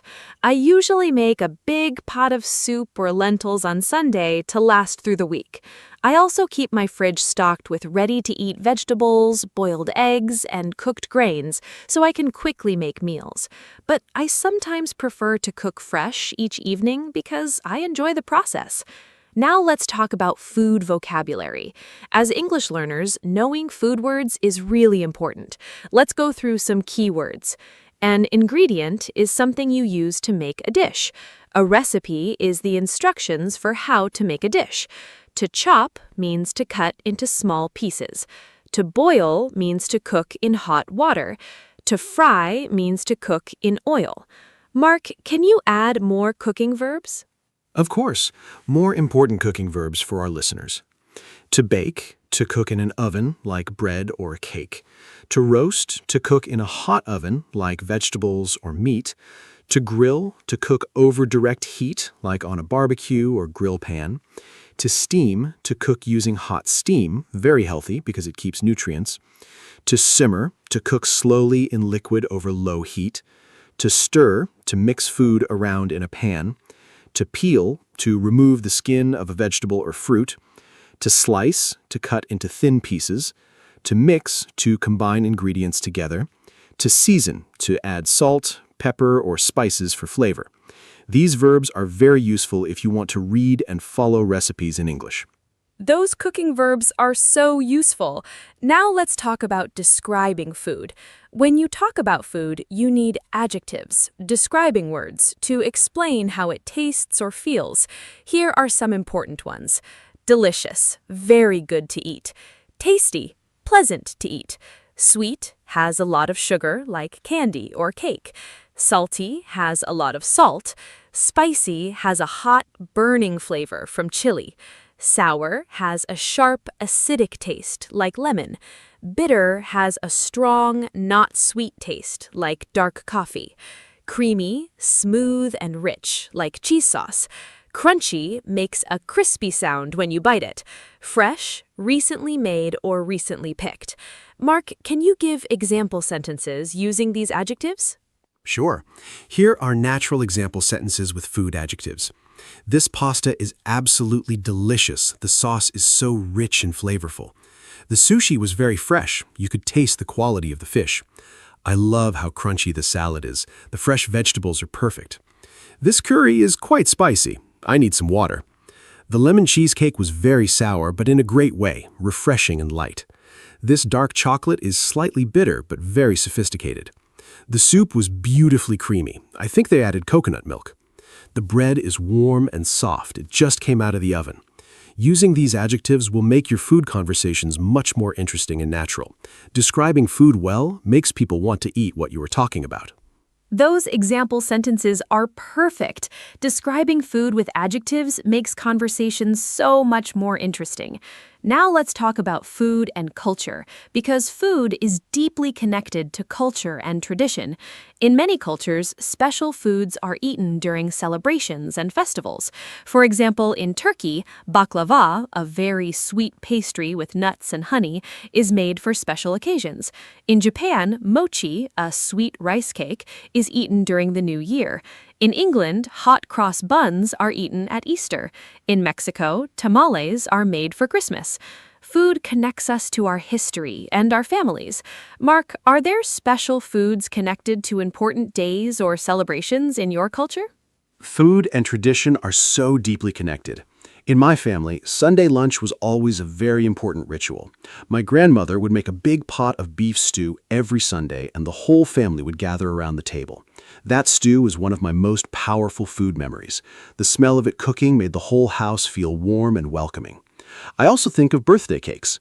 In my culture, every birthday must have a cake with candles.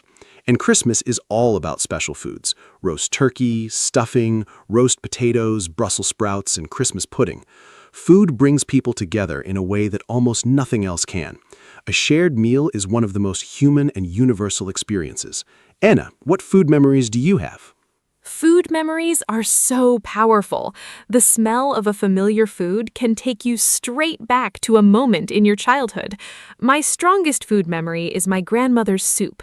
She made a simple vegetable soup with homemade bread every winter, and eating it felt like the warmest, safest feeling in the world. I still try to recreate it sometimes, and while it is good, it never quite tastes the same as hers did. I think food always tastes better when it is made with love by someone you love. Another strong memory is eating fresh fruit from the garden, strawberries still warm from the sun in summer. Nothing from a shop ever tastes as good as fruit you pick yourself. Mark, what is your strongest food memory? My strongest food memory is from a trip to Naples, Italy when I was about 20 years old. I ate a margarita pizza at a small local pizzeria, and it was the best thing I had ever tasted in my life. The dough was thin and charred at the edges, the tomato sauce was bright and fresh, and the mozzarella was soft and melted perfectly. I remember sitting outside in the warm evening, eating that pizza and thinking, this is what food is supposed to taste like. That experience changed how I thought about food. It showed me that simple, high-quality ingredients made with skill and love are always better than complicated dishes with many ingredients. That pizza started my real love of food. It's a beautiful memory.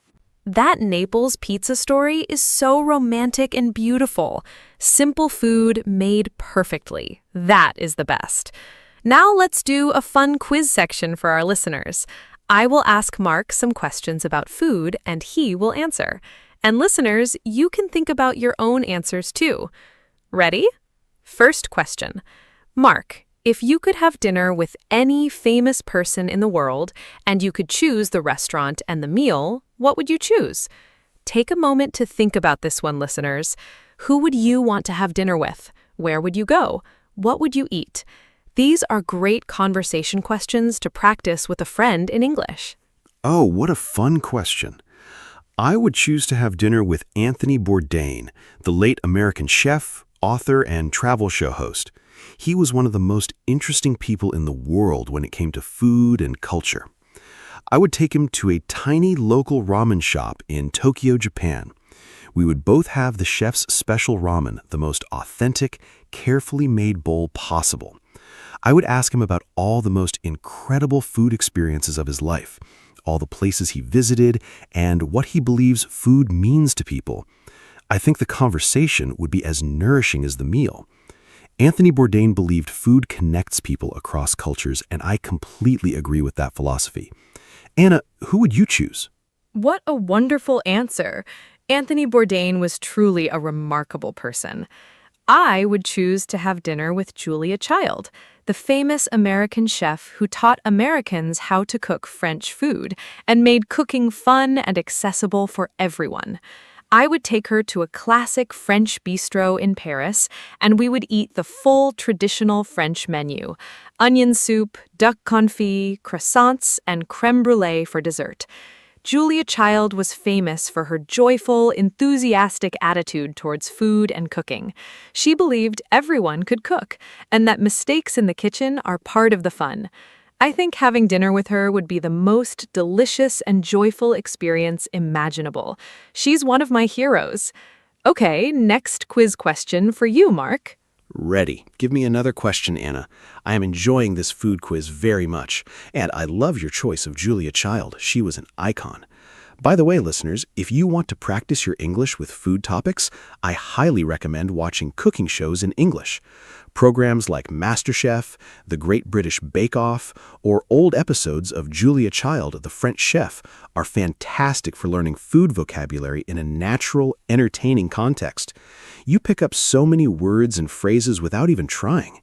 You hear real conversations about cooking techniques, ingredients, and flavors. It is a very enjoyable way to study English. Okay, Anna, next question, please. I am ready. Okay, next quiz question. Mark, what is the most unusual or strange food you have ever tried? Did you like it?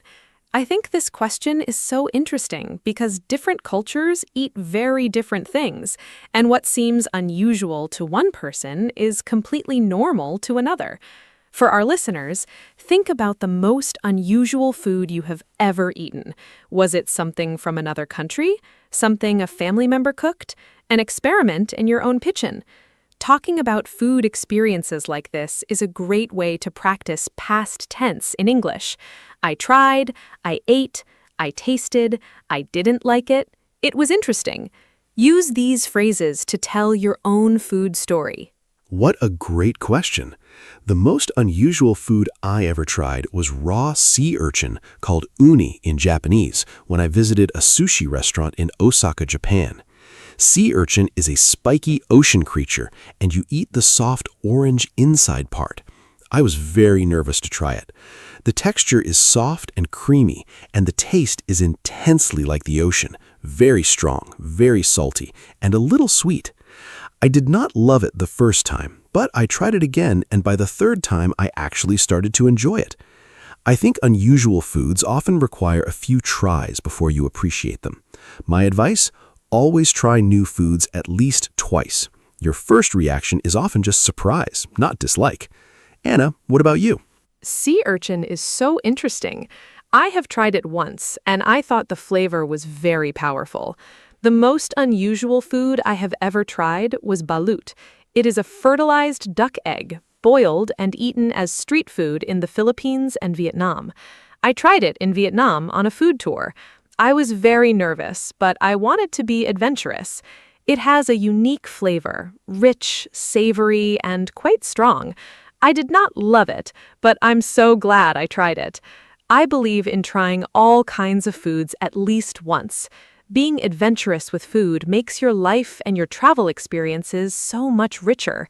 And when you try local food in another country, people appreciate that you are respecting their culture. Food is cultural connection. Mark, last quiz question. I love that attitude, Anna. Try everything at least once. And you're absolutely right that eating local food is a sign of cultural respect. Okay, last question for me. Actually, let me ask you the last question this time. Anna, if you had to give one piece of food advice to our listeners, one tip that would make their eating life better, what would it be? And listeners, think about this too. What food wisdom would you share? What is the one food rule or habit that has made your life better? This is also a great speaking practice, giving advice in English. You can say, my advice is, or I recommend, or you should try. These phrases are very useful. Oh, I love that you turned it around on me. My one piece of food advice is simple. Cook more at home. I know it sounds basic, but cooking your own food changes everything. When you cook, you know exactly what ingredients are in your food. You save money, you can make things exactly how you like them, you develop a wonderful skill that makes you more independent and creative. And the process of cooking is genuinely relaxing and satisfying. Even simple home cooking, a bowl of pasta, a plate of eggs, a homemade soup, is usually healthier, cheaper, and more satisfying than buying ready-made food. Start with simple recipes. Watch tutorials online. Make mistakes and laugh about them. Cooking is a gift you give yourself. What is your food advice, Mark? My food advice is be curious and brave with food. Try new things regularly. Visit a restaurant that serves cuisine you have never tried before. Buy one unfamiliar ingredient at the supermarket each week and look up a recipe for it. Order the dish on the menu that you do not recognize.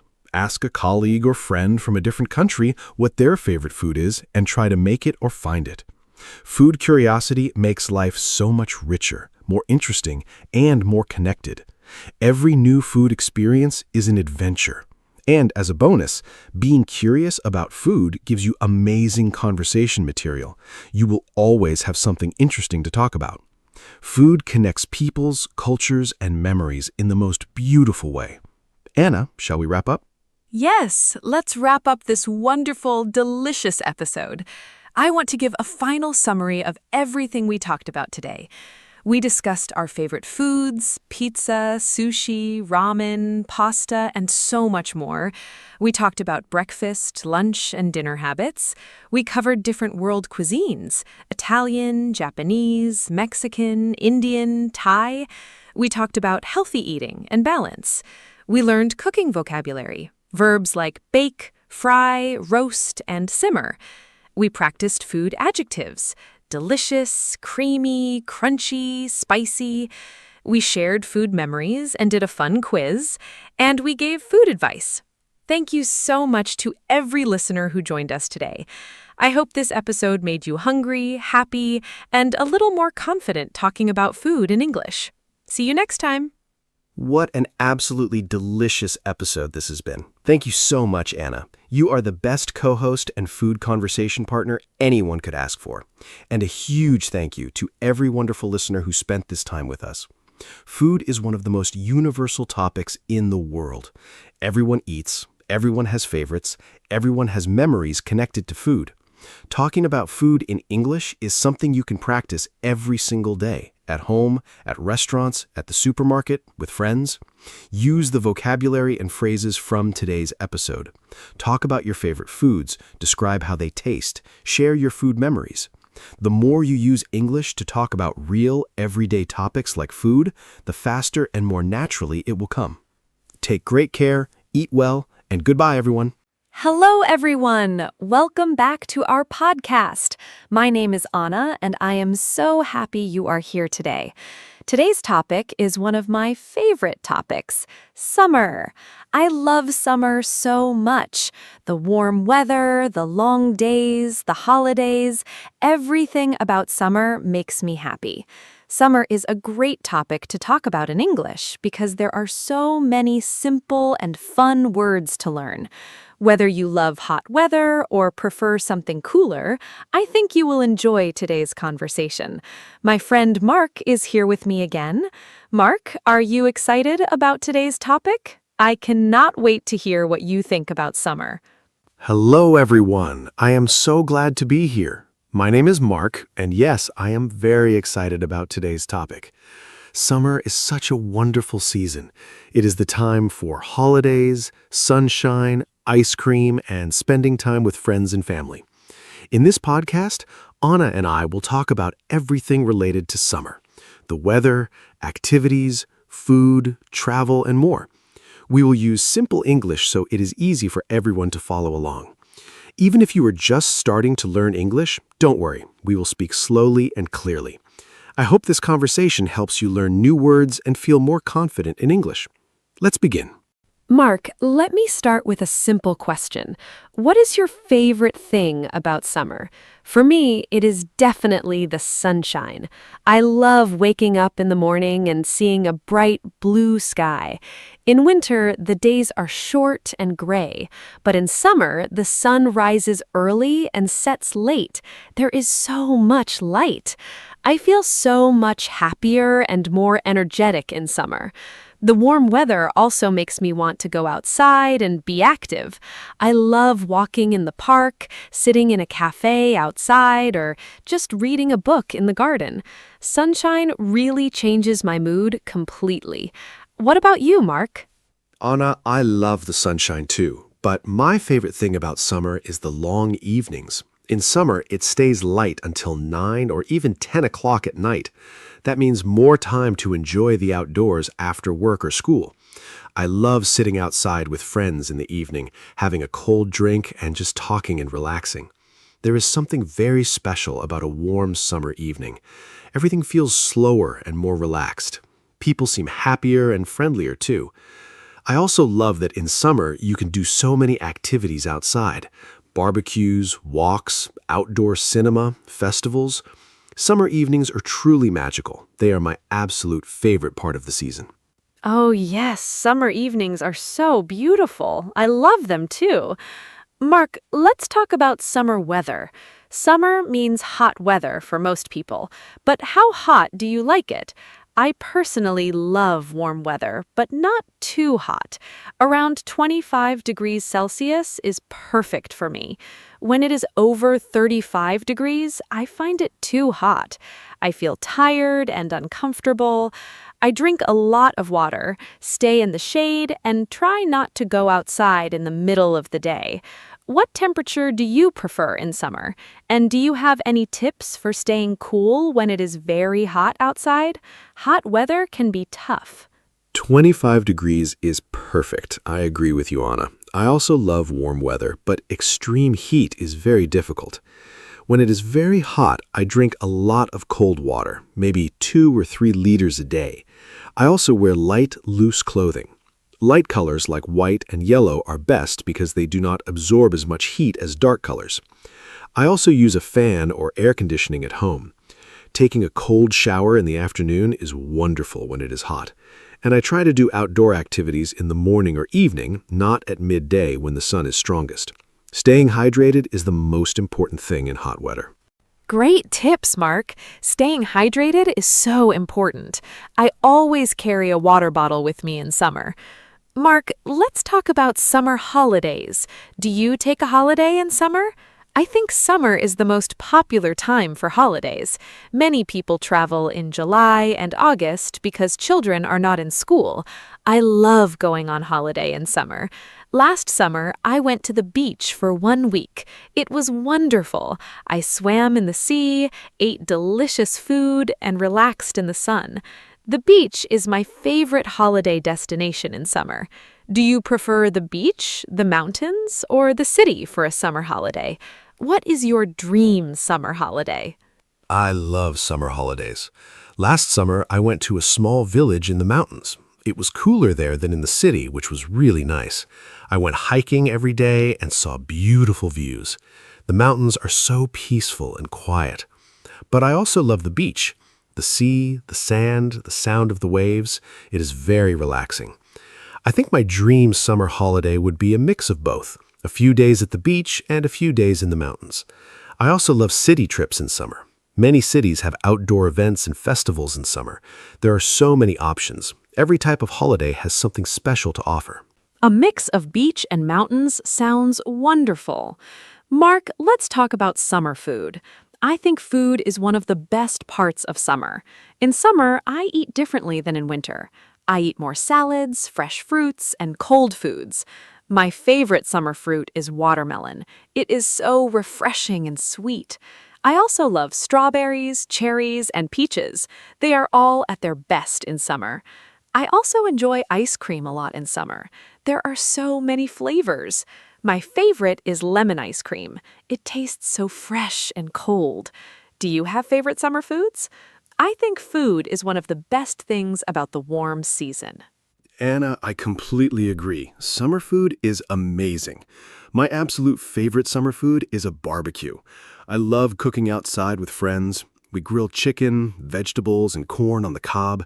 Everyone sits together, eats, and has fun. It is a very social kind of meal. I also love cold drinks in summer. Fresh lemonade, iced tea, and fruit smoothies. They are so refreshing on a hot day. And yes, ice cream is essential. My favorite flavor is chocolate, but I also love mango ice cream. Summer is also great for eating outside at restaurants and cafes. There's something special about eating good food in the warm sunshine with the people you love. A barbecue sounds so fun. I love those too. Mark, let's talk about summer activities. There are so many things you can do in summer that you cannot do in other seasons. I love swimming. In summer, I go to the swimming pool or the beach very often. Swimming is great exercise and it is also very fun. I also love cycling in summer. The weather is perfect for riding a bike along a nice path. And I love having picnics in the park.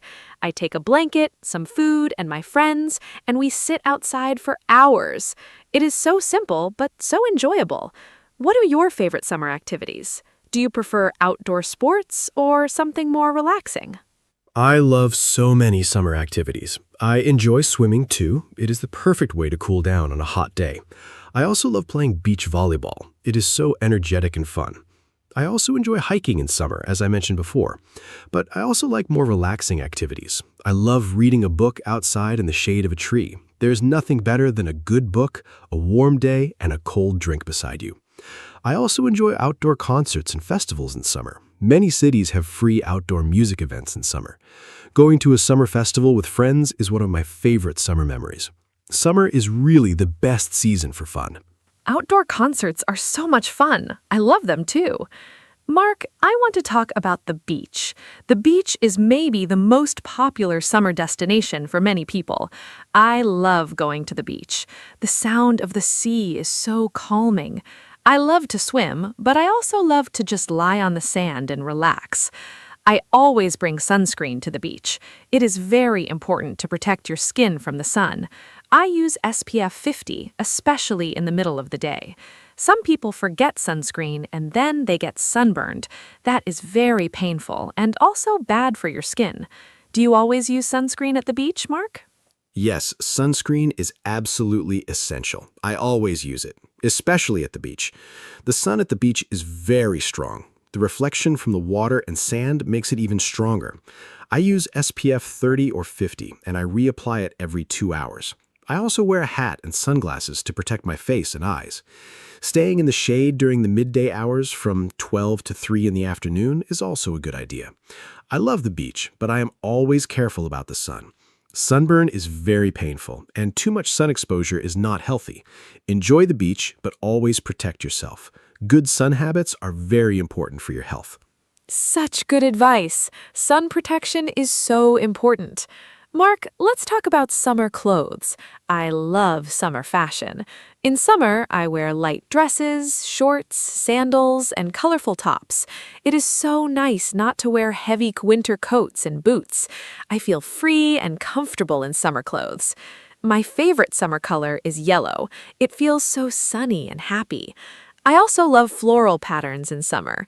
Everything looks more cheerful and bright. I always carry a light cardigan in my bag because sometimes places like shops or restaurants have very strong air conditioning and it can get cold inside. What do you like to wear in summer, Mark? Do you have a favorite summer style? I love summer clothes too. In summer, I wear shorts, light t-shirts, and sandals. Everything is simple and comfortable. I prefer plain colors, white, light blue, and light gray. They feel cool and clean. I also always wear a cap or a hat outside to protect my head from the sun. I think the best thing about summer clothes is how easy they are. In winter, you have to think about many layers. In summer, you just put on a t-shirt and shorts and you're ready. I also agree about the cardigan tip. Air conditioning in shops and cinemas can be very cold in summer. Always have a light layer with you. It is very practical. So practical. Mark, let's talk about summer and children. I think summer is the happiest time for children. They do not have school. They have long summer holidays, sometimes 2 or 3 months. When I was a child, I loved summer so much. I spent my summers at my grandmother's house in the countryside. We played outside every day. We ran in the fields, picked berries, played in the river, and caught butterflies. Those are some of my best childhood memories. Summer felt endless and magical when I was young. Do you have good memories from your childhood summers, Mark? I think summer memories from childhood are very special and last forever. Oh yes, my childhood summers were the best. I grew up near the sea, so every summer we went to the beach almost every day. My parents would pack lunch and we would spend the whole day there, swimming, building sandcastles, playing in the waves. I also remember summer evenings playing football with the neighborhood kids until it was dark. Those were such simple but happy times. I also loved summer fairs and festivals in our town. There was always music, food stalls, and fun games.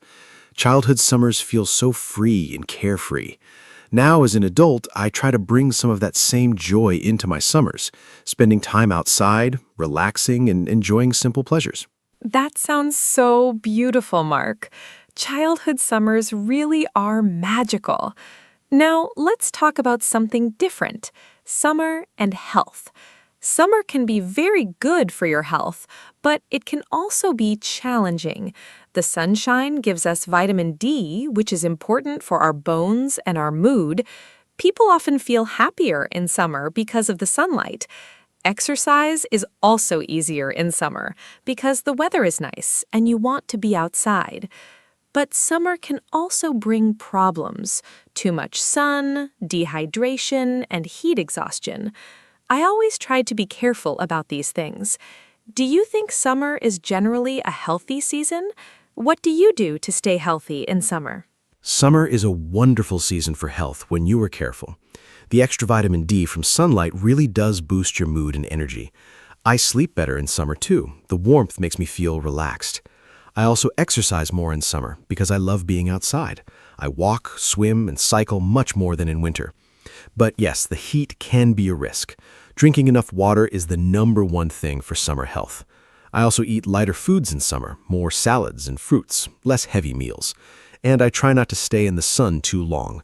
Taking care of yourself in summer means you can enjoy everything the season has to offer without any problems. So well said. Mark, let me ask about summer and travel. Summer is the most popular travel season. Airports and trains are very busy in July and August. Hotels and holidays can also be more expensive in summer. Have you ever had any travel adventures or funny travel stories from summer? I remember one summer I missed my flight because of a traffic jam on the way to the airport. It was a terrible day. But then I got on the next flight and my holiday was wonderful. Travel does not always go perfectly, but those stories become funny memories later. Do you have any memorable summer travel stories? Good or bad ones are both welcome. Oh, I have a funny travel story. One summer, my friends and I drove to the coast for a camping trip. We were so excited. But when we arrived, we realized we forgot the tent at home. We had all our sleeping bags and food, but no tent. We had to sleep in the car that first night. It was very uncomfortable, but we laughed so much about it. The next day, we bought a cheap tent from a local shop, and the rest of the holiday was perfect. Now that story is one of our favorite memories to tell. Travel surprises and mistakes make the best stories. The most important thing is to stay positive and laugh about the unexpected things. That story is so funny. Sleeping in the car? Oh no! But I love that it became a great memory. Mark, let's talk about summer festivals and events. Summer is full of fun events. There are music festivals, outdoor cinema, food festivals, sports events, and local fairs. I love going to local summer festivals. They are usually free or not expensive. There is music, food, dancing, and a great atmosphere. Last summer, I went to an outdoor jazz festival in my city. It was a beautiful, warm evening, the music was wonderful, and I sat on the grass with my friends. It felt like a perfect summer night. Do you enjoy going to festivals and events in summer? What kind of events do you like most? Summer festivals are one of my favorite things. I love music festivals most of all. There's something amazing about listening to live music outside under the open sky. The energy of the crowd, the music, the warm air, it is a truly special experience. I also love food festivals. You can try so many different types of food in one place. It's a great way to discover new cuisines. I have tried foods from many different countries at food festivals. I also enjoy street markets in summer. Many cities have outdoor markets on weekends in summer. You can find fresh produce, handmade crafts, and delicious snacks. Summer really brings communities together in such a joyful way. Outdoor markets are lovely. I always find something special at them. Mark, let's talk about gardening in summer. Do you like gardening? I think summer is the best time for gardens. Everything is green and in bloom. Flowers, vegetables, fruit trees. Everything looks so beautiful. I have a small balcony garden. In summer, I grow tomatoes, herbs, and flowers on my balcony. I love watering my plants in the morning with a cup of coffee. It is so peaceful. And eating tomatoes from my own balcony is so satisfying. There is something special about growing your own food. It tastes better when you grow it yourself. Do you do any gardening in summer, or do you just enjoy other people's gardens? I love gardens, but I am not very good at growing plants. I have tried a few times, and usually the plants do not survive very long. I think I forget to water them regularly. But I admire people who are good at gardening. My parents have a beautiful garden with roses, lavender, and vegetable beds. When I visit them in summer, I love sitting in their garden. The smell of flowers in a summer garden is just wonderful. I also love visiting botanical gardens and parks in summer. Seeing all the different flowers and plants in full bloom is so beautiful. Maybe one day I will learn to be a better gardener. For now, I will enjoy other people's gardens. That is very honest, Mark. Gardens are beautiful to enjoy even if you do not grow plants yourself. Mark, let's talk about summer and learning English. Many people use summer as a time to study or improve their English. Maybe they travel to an English-speaking country, or they take a summer English course. I think summer is actually a great time to practice English because there are so many fun ways to do it.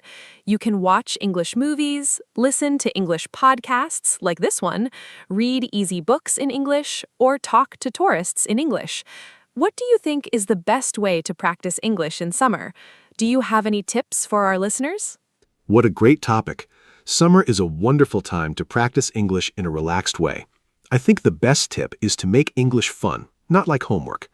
Watch your favorite movies or TV shows in English with subtitles. Read simple books or short stories in English.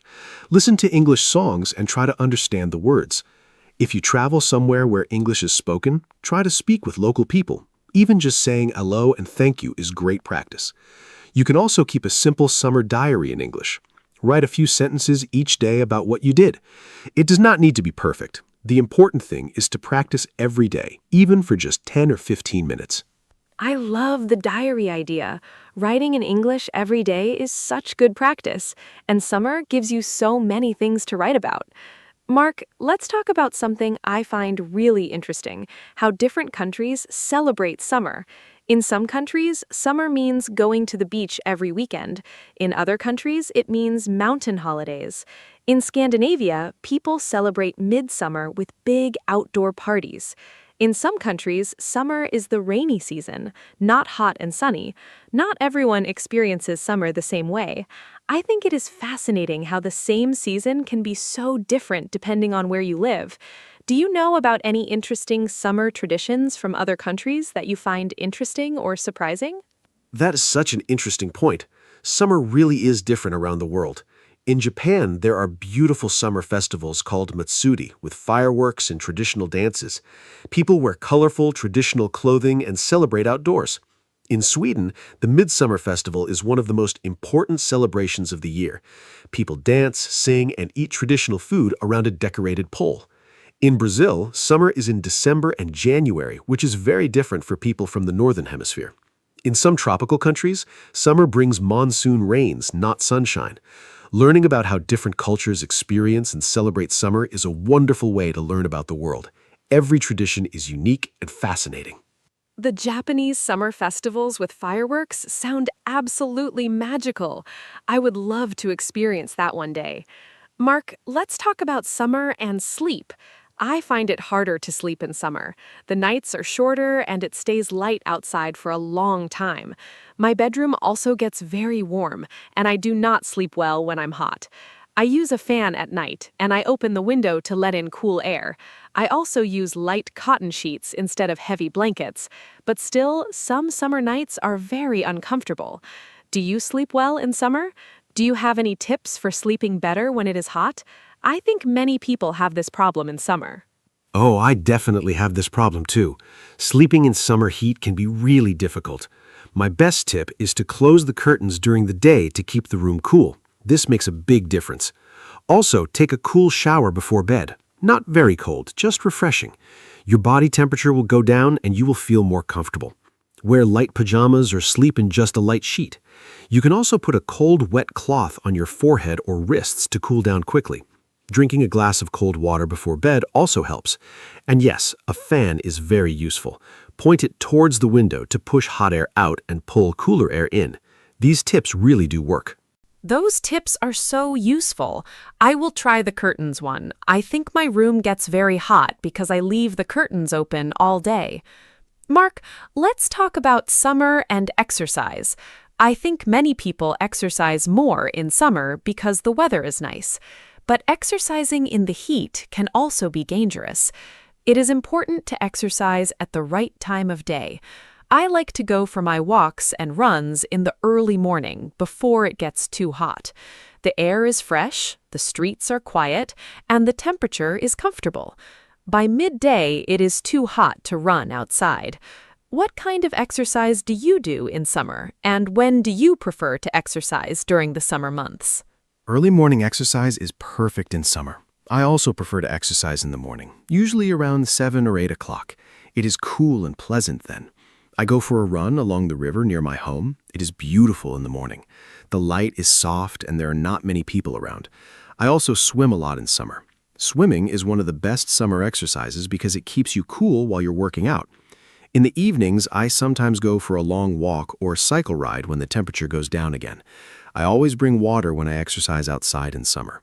Exercising in the heat without water is very dangerous. Safety is always the first priority. Swimming really is the perfect summer exercise. Mark, I want to ask about something a little different now. What is your least favorite thing about summer? Every season has some downsides. For me, it is insects. In summer, there are mosquitoes, flies, and other bugs. I hate mosquitoes. They bite me every night, and I always wake up with itchy red spots. I use mosquito spray and a special plug-in device in my bedroom, but some still get through. It is very annoying. I also do not enjoy the crowds in summer. Popular beaches and tourist places get very crowded and noisy in summer. I prefer quieter, less busy places. What about you? What do you like least about summer? Anna, mosquitoes are definitely my least favorite part of summer too. They're so annoying. I also use spray and try to cover my arms in the evenings when they are most active. My other least favorite thing about summer is the traffic and crowds. Highways and airports are so busy in summer. Everything is more expensive. Hotels, flights, restaurants, popular tourist spots are packed with people. Sometimes it's hard to relax and enjoy yourself when everywhere is so crowded. I also sometimes miss the coziness of autumn and winter. Hot drinks, warm blankets, and quiet evenings inside also have a special charm. But overall, the good things about summer definitely outweigh the bad things. Summer is still my favorite season. I agree. The good things definitely outweigh the bad. Mosquitoes are a small price to pay for all the wonderful things summer brings. Mark, let's talk about summer sunsets. I think summer sunsets are some of the most beautiful things in nature. Because the days are so long in summer, the sunset happens late, sometimes at 9 or even 10 o'clock. I love watching the sunset in summer. The sky turns pink, orange, and purple. It is absolutely stunning. I often go to a high point in my city to watch the sunset. It feels very special. Have you ever watched a particularly beautiful summer sunset that you still remember? Where were you, and what made it so special? Summer sunsets are truly magical. I've seen some incredible ones. My most memorable was on a boat trip last summer. We were on the sea in the evening, and the sun started to set. The whole sky turned bright orange and red, and the light reflected on the water. It was breathtaking. Everyone on the boat stopped talking and just watched. Nobody said anything for minutes. It was that beautiful. Another beautiful sunset I remember was watching the sun go down behind the mountains. The colors changed slowly from yellow to orange to deep purple. Nature is truly the best artist. I think stopping to watch a beautiful sunset is one of the simplest and most wonderful pleasures of summer. That boat sunset sounds absolutely incredible. Mark, let's talk about summer reading. I think summer is the perfect time to read. You have more free time, you can sit outside, and a good book in the sunshine is such a pleasure. I love reading on holiday. I always pack at least 2 books for any trip. Last summer, I read a wonderful story about a family who travels across Europe by train. It was simple to read, but very engaging. I think reading in English is also a great way to improve your language skills. Do you read in summer? And do you have any book recommendations for beginners who want to read in English? Easy, enjoyable books are the best place to start. I love reading in summer. I agree, it is the perfect season for books. For beginners who want to read in English, I recommend short stories and simple novels. Books by Roald Dahl are wonderful for beginners. The language is clear and the stories are very entertaining.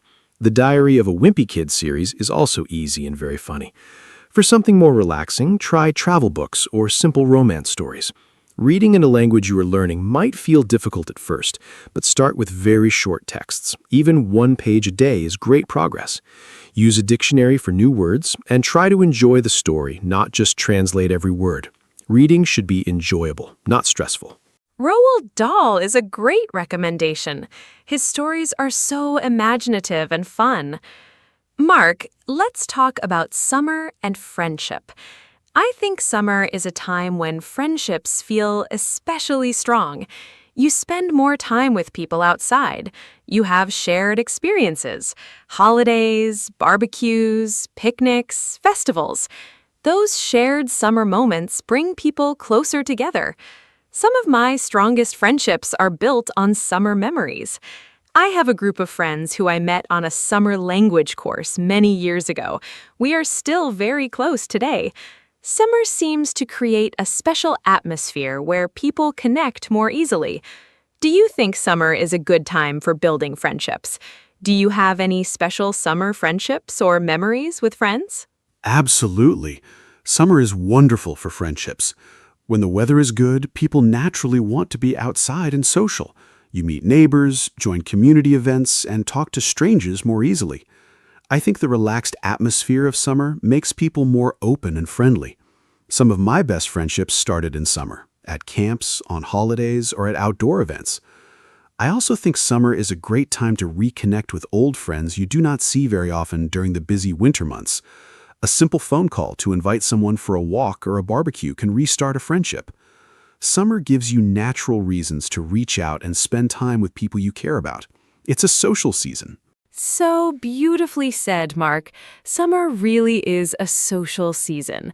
It connects people in such a natural way. Mark, we are getting close to the end of our conversation today. I want to ask you one final big question before we wrap up. If you could design your perfect summer day from morning to night, what would it look like?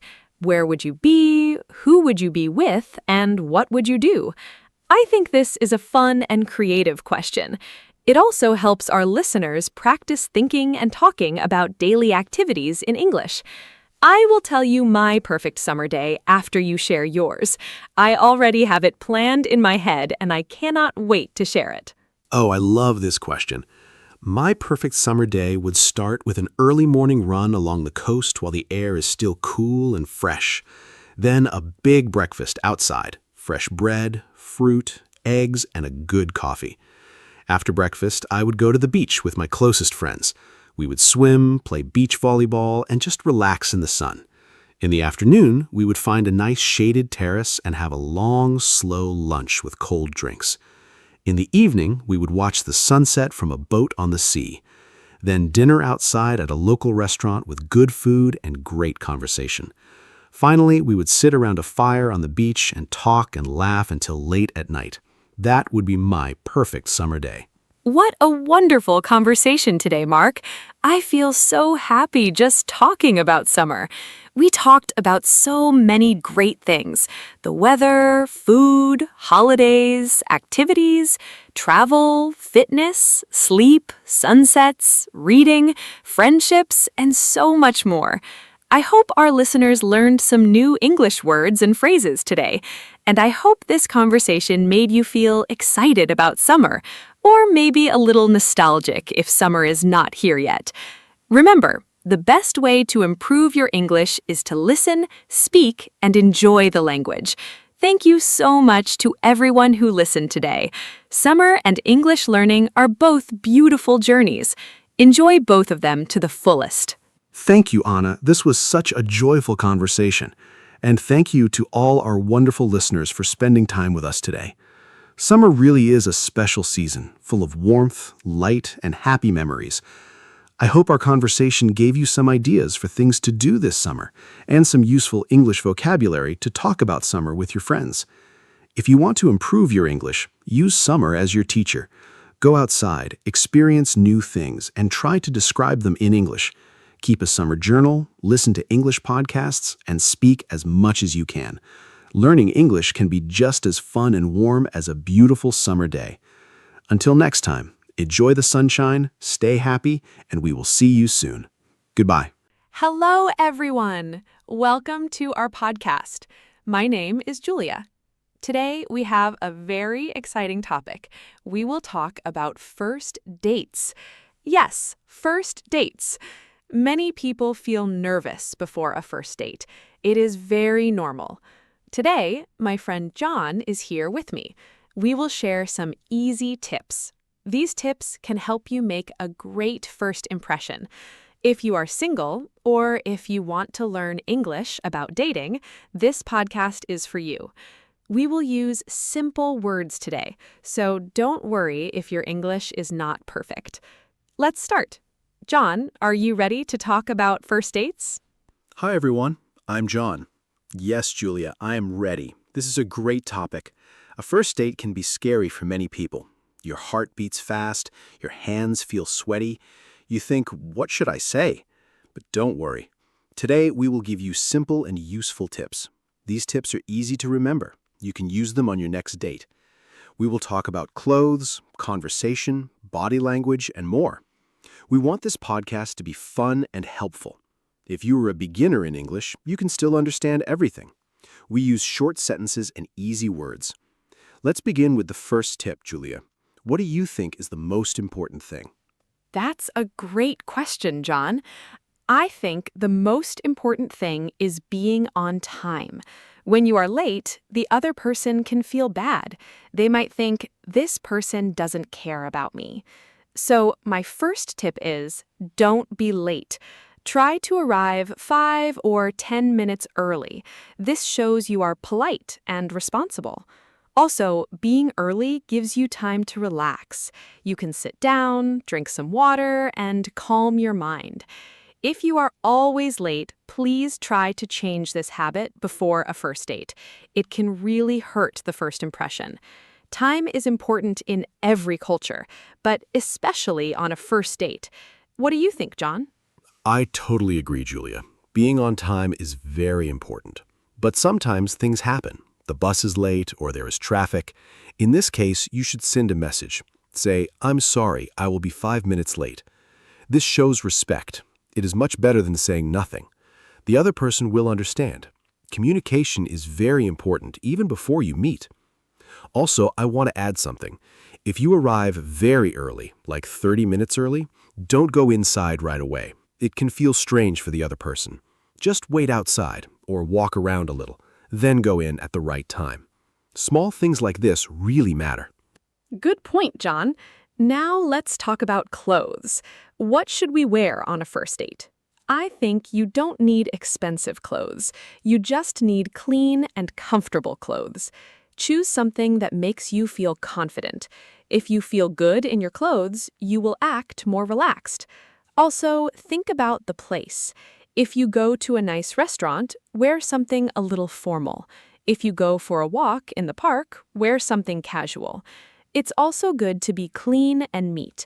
Simple things like clean shoes and nice hair make a big difference. What is your opinion about clothes, John? I agree with you, Julia. Clothes are important, but they don't need to be fancy. I always say, dress a little better than usual, but still be yourself. Don't wear something completely new and strange. If you feel uncomfortable, it will show on your face. Choose clothes you have worn before, so you know they look good on you. Also, personal hygiene is very important. Take a shower, brush your teeth, and use some nice perfume or cologne. Small details make a big difference on a first date. People notice these small things even if they don't say anything. First impressions happen very fast, in just a few seconds. That's so true, John. First impressions happen fast. In just a few seconds, people form an opinion. This is why body language is so important. Let's talk about that now. What is good body language on a first date? I think smiling is number one. A warm smile makes people feel comfortable. It shows you are happy to be there. Also, try to make eye contact. This shows confidence and interest. But don't stare too much, because that can feel strange. Just look at the person naturally while talking. Sit up straight. Don't cross your arms, and try to relax your shoulders. These small actions send a friendly message. Yes, body language says a lot, even without words. I think a good handshake or a friendly hello is also important at the start. If you don't know the culture's culture, a simple smile and hello is always safe. During the date, try not to check your phone too much. This can make the other person feel unimportant. Put your phone away or on silent mode. Give your full attention to the conversation. Also, nodding your head shows you are listening. Small actions like this make the other person feel valued.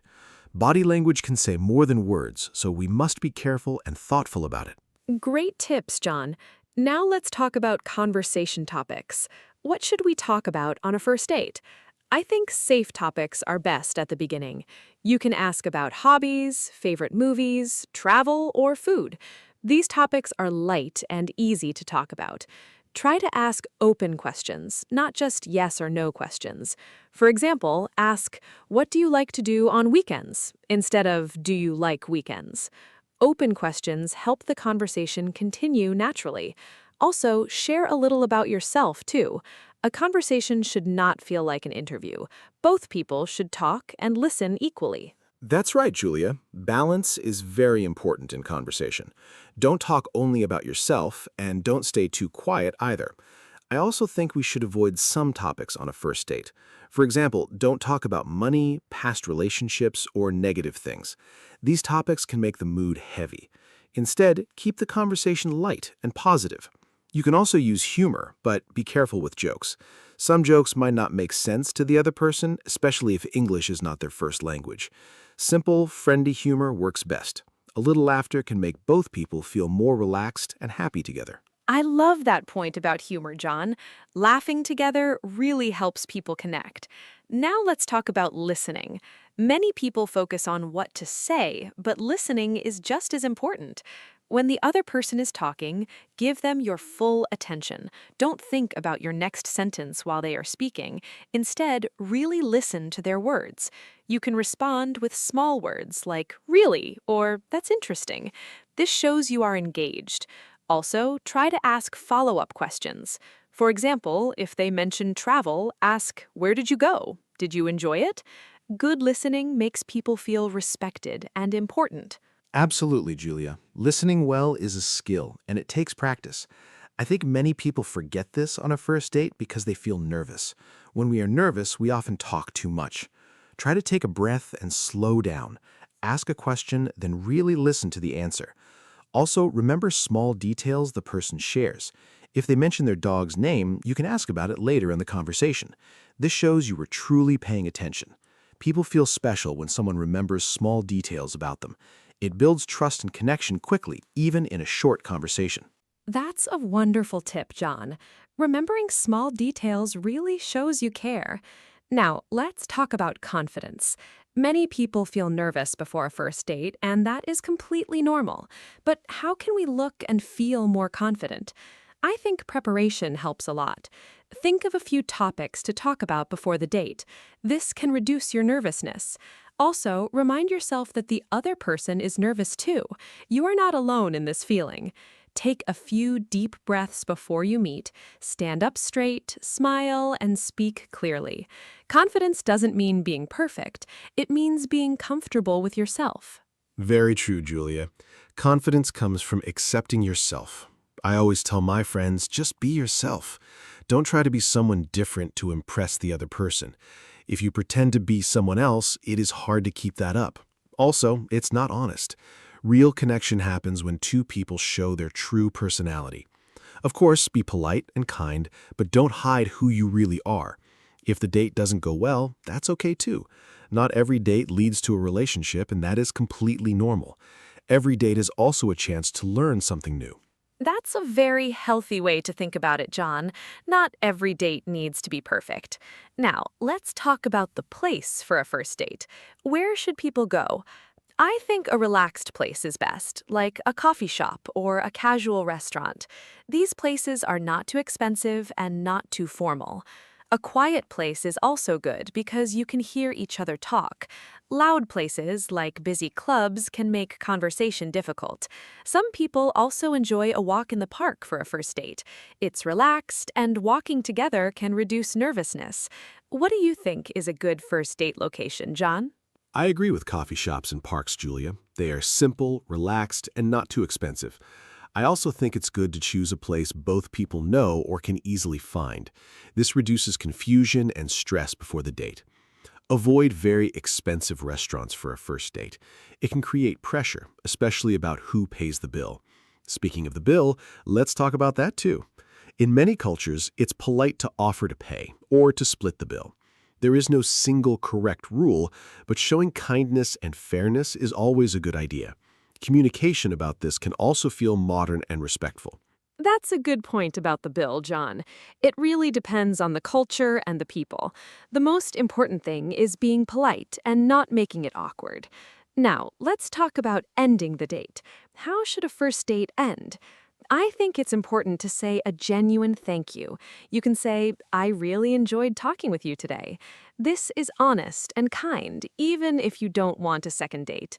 If you liked the person, you can say you'd like to meet again. If you're not sure, you can say, let's stay in touch.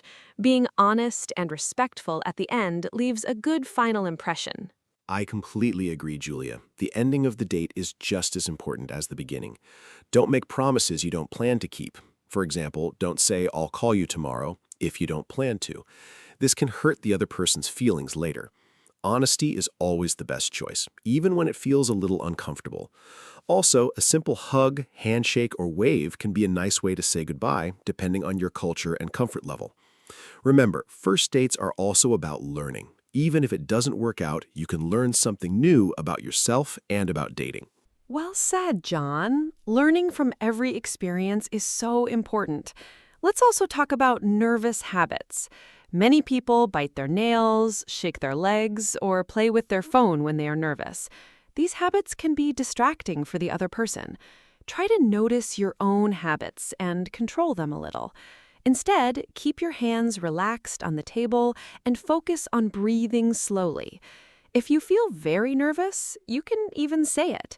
You can say, I'm a little nervous, but excited to be here. Honesty about your feelings can actually make the other person feel more comfortable too. That's a great tip, Julia. Being honest about nervousness can actually break the ice. I also want to mention compliments. Giving a genuine compliment is a nice way to show interest. For example, you can say, I like your smile, or you have great taste in music. But remember, the compliment should be honest and not too much. Too many compliments at once can feel strange or even a little fake. 1 or 2 thoughtful compliments during the date are perfect. Also, remember to smile when you say them.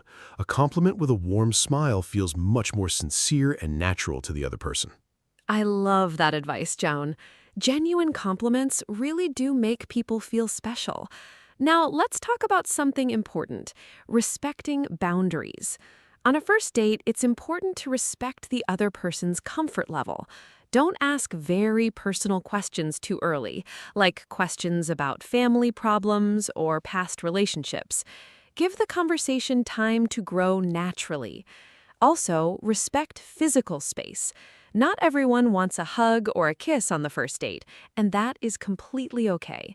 Always ask before doing something like that, or simply wait for a clear sign. Respect builds trust, and trust is the foundation of any good relationship. Very important point, Julia. Respect really is the foundation of everything. I also think it's good to avoid talking too much about your ex-partner. This can make the date feel uncomfortable, and it might seem like you're not ready to move on. Keep the focus on getting to know the new person in front of you. If they ask, you can answer briefly and then change the topic. Also, avoid complaining too much about your job, your family, or your life in general. Positive energy is much more attractive than constant complaints. Try to focus on fun and interesting topics instead. That's excellent advice, John. Positive energy really does make a big difference. Let's talk about small talk, too. Sometimes people don't know how to start a conversation. A simple way is to talk about your surroundings. For example, you can say, this coffee shop has a nice atmosphere, or I love the music playing here. These small comments can start a natural conversation. You can also ask simple questions like, how was your day? Or did you find this place easily? Small talk helps break the initial silence and makes both people feel more relaxed before moving into deeper topics. Yes, small talk is like a warm-up before the real conversation begins, Julia. I also think humor can help here. A light joke about being nervous or about finding the place can make both people laugh and relax.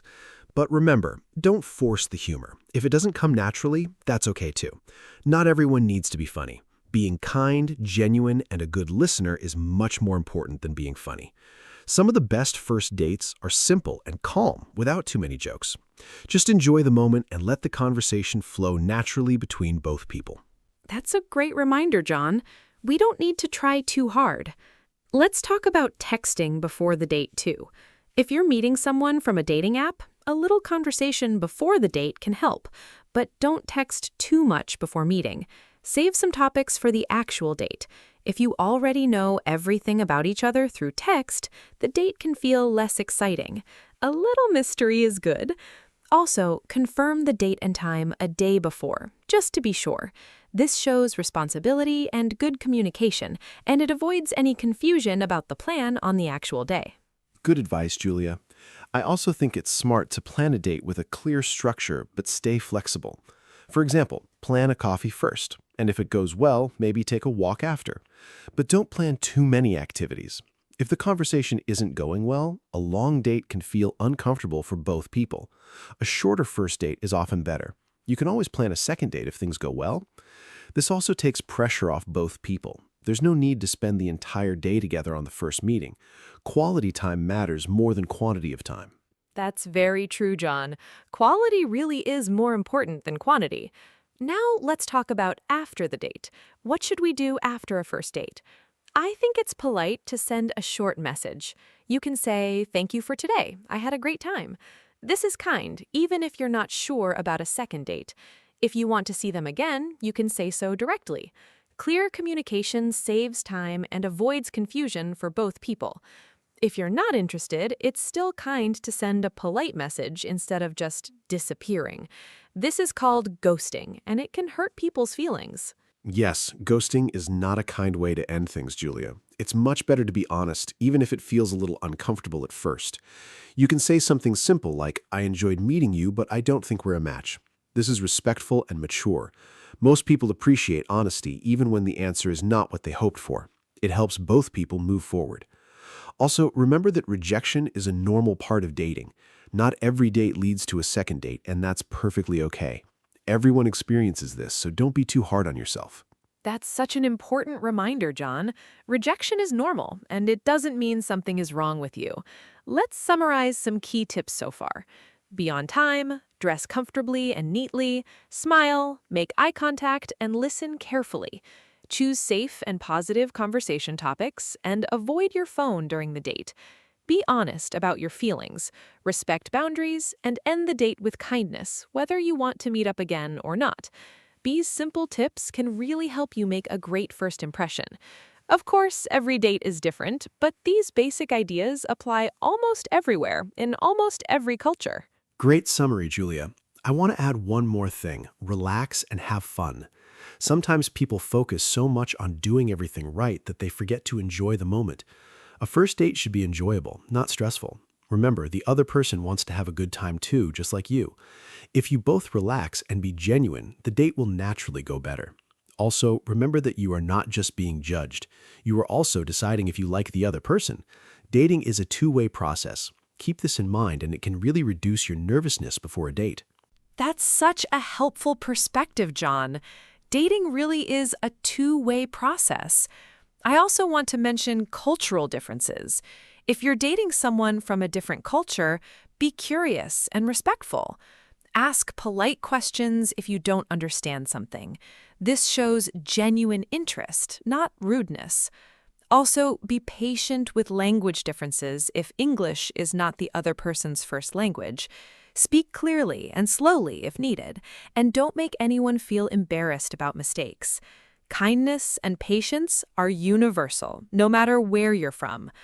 A first date can be a wonderful chance to learn about a different culture and way of life. Very well said, Julia. Kindness truly is universal. I think it's also good to remember that first impressions can change over time. Sometimes people are nervous on a first date, and they don't show their true personality right away. So try not to judge too quickly. Give people a fair chance and be patient too. Of course, if something feels wrong or unsafe, always trust your instincts and prioritize your safety. But for normal nervousness, try to be understanding. Everyone wants to be seen in their best light, and a little patience can help both people feel more comfortable together. That's a really important point, John, especially about safety. Speaking of safety, let's give a quick tip about that too. When meeting someone for the first time, especially from a dating app, Always choose a public place. Tell a friend or family member where you're going and who you're meeting. You can even share your location with them. This is smart and responsible, not something to feel embarrassed about. Trust your feelings, and if something feels wrong, it's okay to leave. Your safety and comfort always come first, before politeness or worrying about what the other person might think. Great point, Julia. Safety should always come first. I think we've covered so many useful tips today. Let's do a quick review together. First, be on time and dress neatly. Second, use good body language like smiling and eye contact. Third, choose light and positive conversation topics. Fourth, listen carefully and ask good questions. Fifth, be honest about your feelings and respect the other person's boundaries. And finally, relax, be yourself, and remember that it's okay if things don't work out. These tips are simple, but they can truly make a big difference in how a first date goes for everyone involved. Thank you, John, for that wonderful review. I think this has been such a helpful conversation for our listeners today. Dating can feel scary sometimes, especially in a new language or a new culture. But with these simple tips, it can also be fun and exciting. Remember, everyone feels a little nervous, even people who look very confident. The most important thing is being kind, honest, and respectful. A great first impression doesn't need to be perfect, it just needs to be genuine. We hope these tips help you feel more confident before your next first date. John, do you have any final words? Yes, Julia. I just want to say, don't be too hard on yourself. Dating is a learning process for everyone, no matter their age or experience. Every date, good or bad, teaches you something new about yourself and about people. So relax, smile, and enjoy the experience. Thank you to everyone listening today. We hope you learned some useful English words and some useful dating tips too. If you enjoyed this podcast, please share it with your friends. And remember, the most important date you'll ever have is being comfortable with yourself first. Julia, thank you for this wonderful conversation today. Thank you, John, and thank you to all our listeners. We hope you enjoyed today's episode about first dates and first impressions.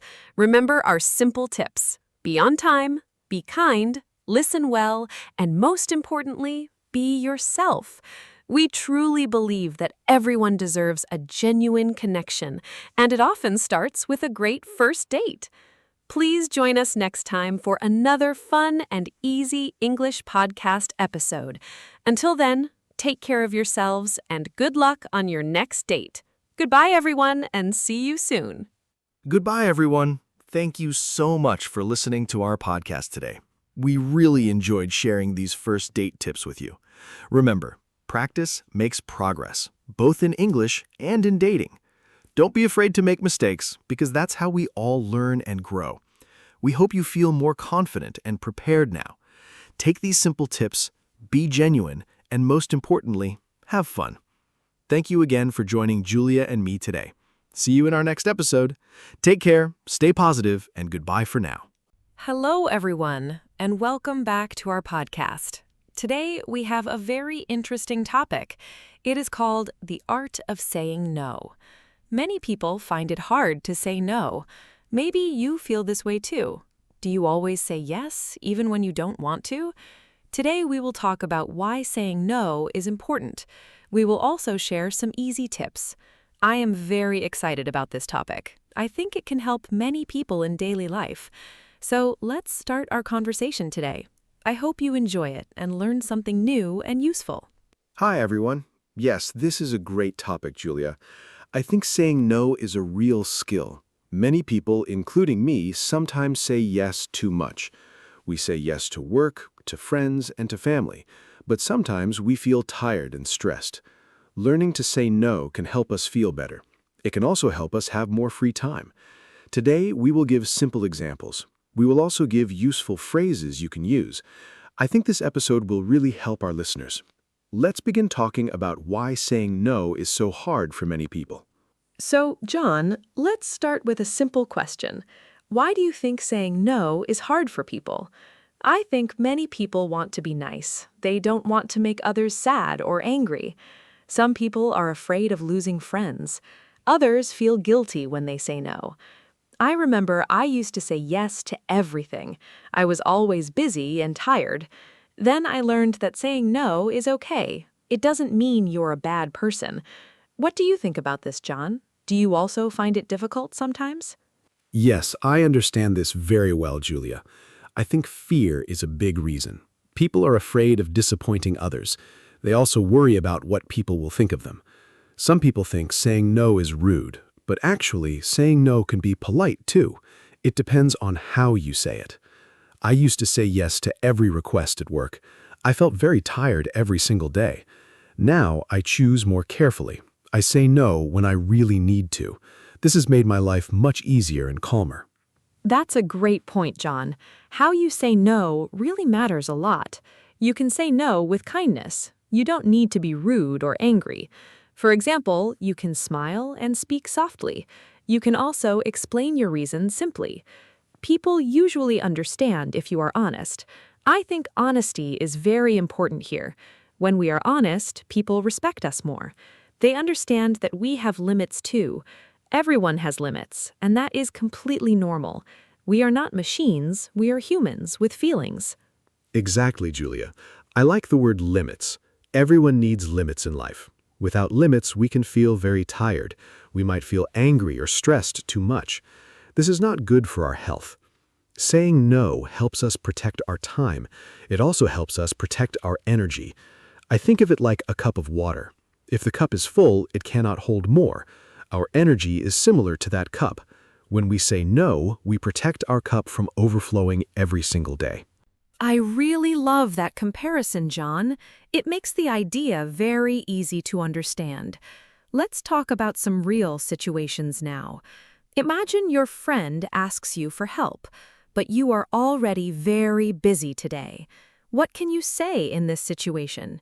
You could say, "I'm sorry, I can't help today. I have too much work right now." This is simple, honest, and polite. You don't need a long explanation at all. Short and clear answers are usually the best choice for these moments. That's a very good example, Julia. Short answers are easier to say. They're also easier for people to understand. Long explanations can sometimes feel like excuses, and excuses can make you feel more guilty. I always try to keep my answers short. For example, I might say, "Not today, sorry." Or I could say, "I don't have time this week." These phrases are simple but very clear. People usually accept them without any problem at all. Yes, simple phrases work really well, John. Let's think about saying no at work now. This can feel more difficult sometimes. Maybe your boss asks you to do extra work. You already have a lot on your plate. You could say, "I can't take this today. My schedule is already very full." This shows respect, but also honesty. Your boss will probably understand your situation. Remember, saying no at work is not bad. It shows that you manage your time well. That's true, Julia. Good time management is important. If we say yes to everything, we get overwhelmed. Then our work quality can become worse. It's better to do fewer things well than to do many things poorly and quickly. I learned this lesson after feeling very stressed. Now I choose my tasks more carefully. I also talk to my boss openly. I explain what I can and cannot do. This makes our work relationship much stronger and clearer. That's very wise, John. Communication really is the key here. Now let's talk about saying no to friends. This can feel emotional for many people. Maybe your friend invites you to a party, but you are tired and want to rest. You could say, "Thank you for inviting me. I need to rest tonight. Sorry." A good friend will understand your feelings. True friends respect your need for rest.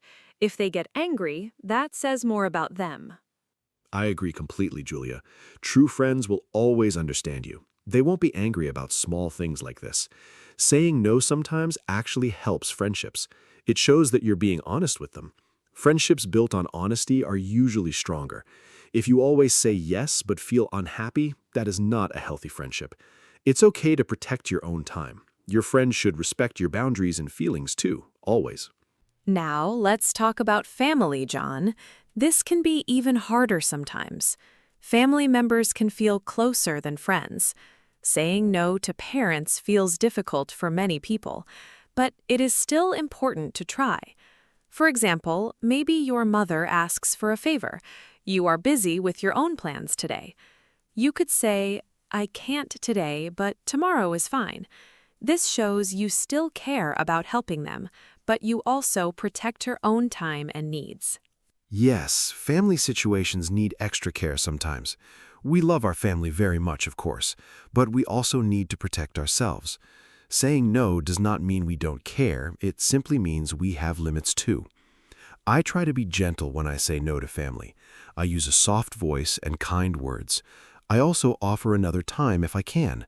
This helps them feel respected and not ignored. Balance is very important in family relationships too. Balance, yes, that's a perfect word, John. Let's talk about guilt now for a moment.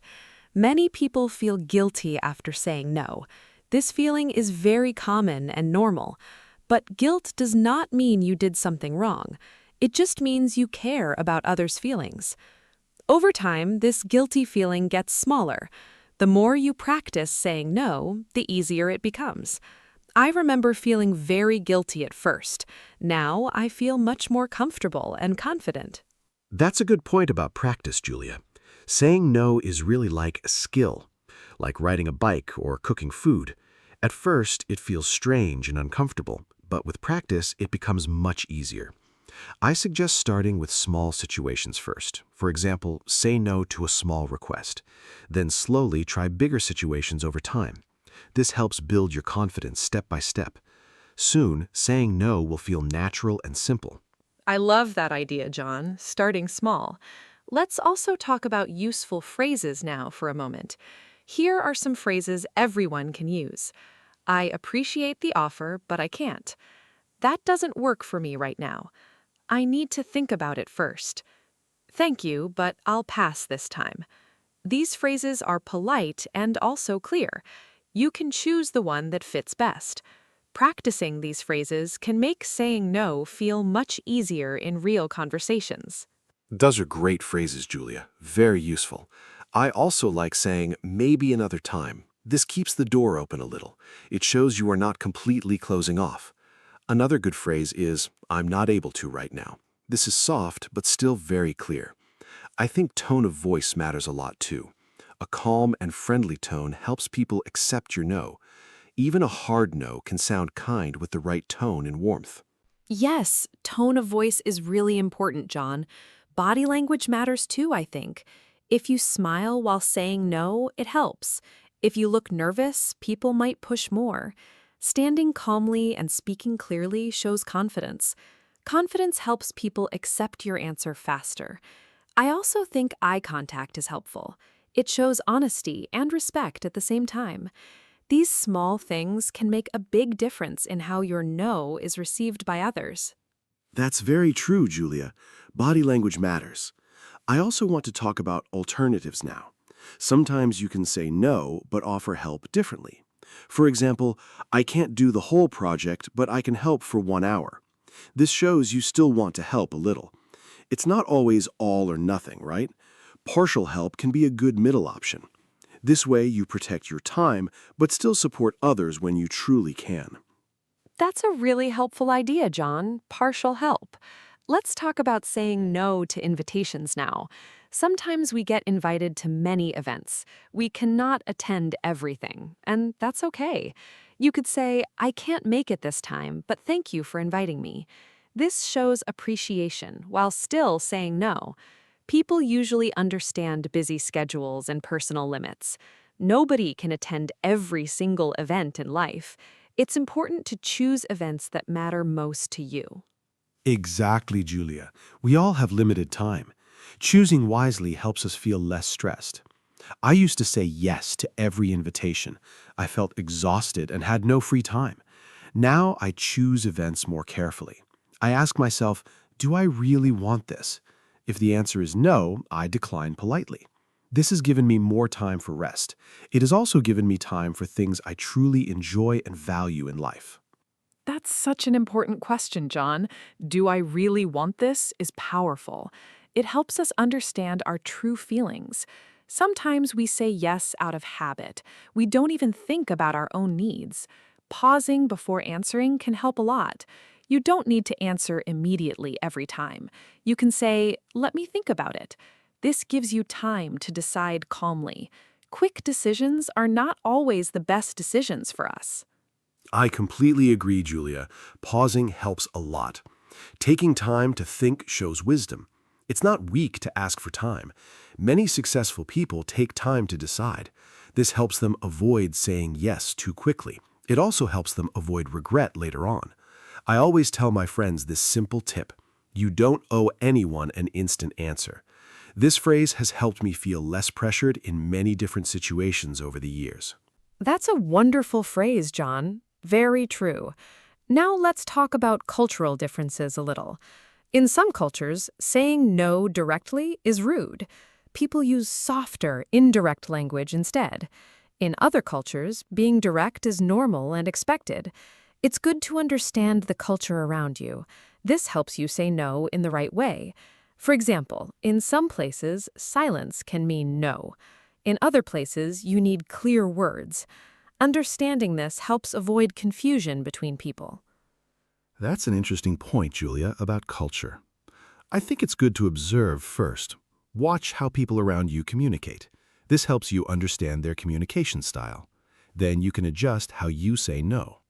Being respectful of culture is very important. It shows you care about the other person. At the same time, your own comfort matters too. Finding a balance between culture and personal needs takes practice and patience over time. Yes, balance again. That important word, John. Let's talk about children and saying no.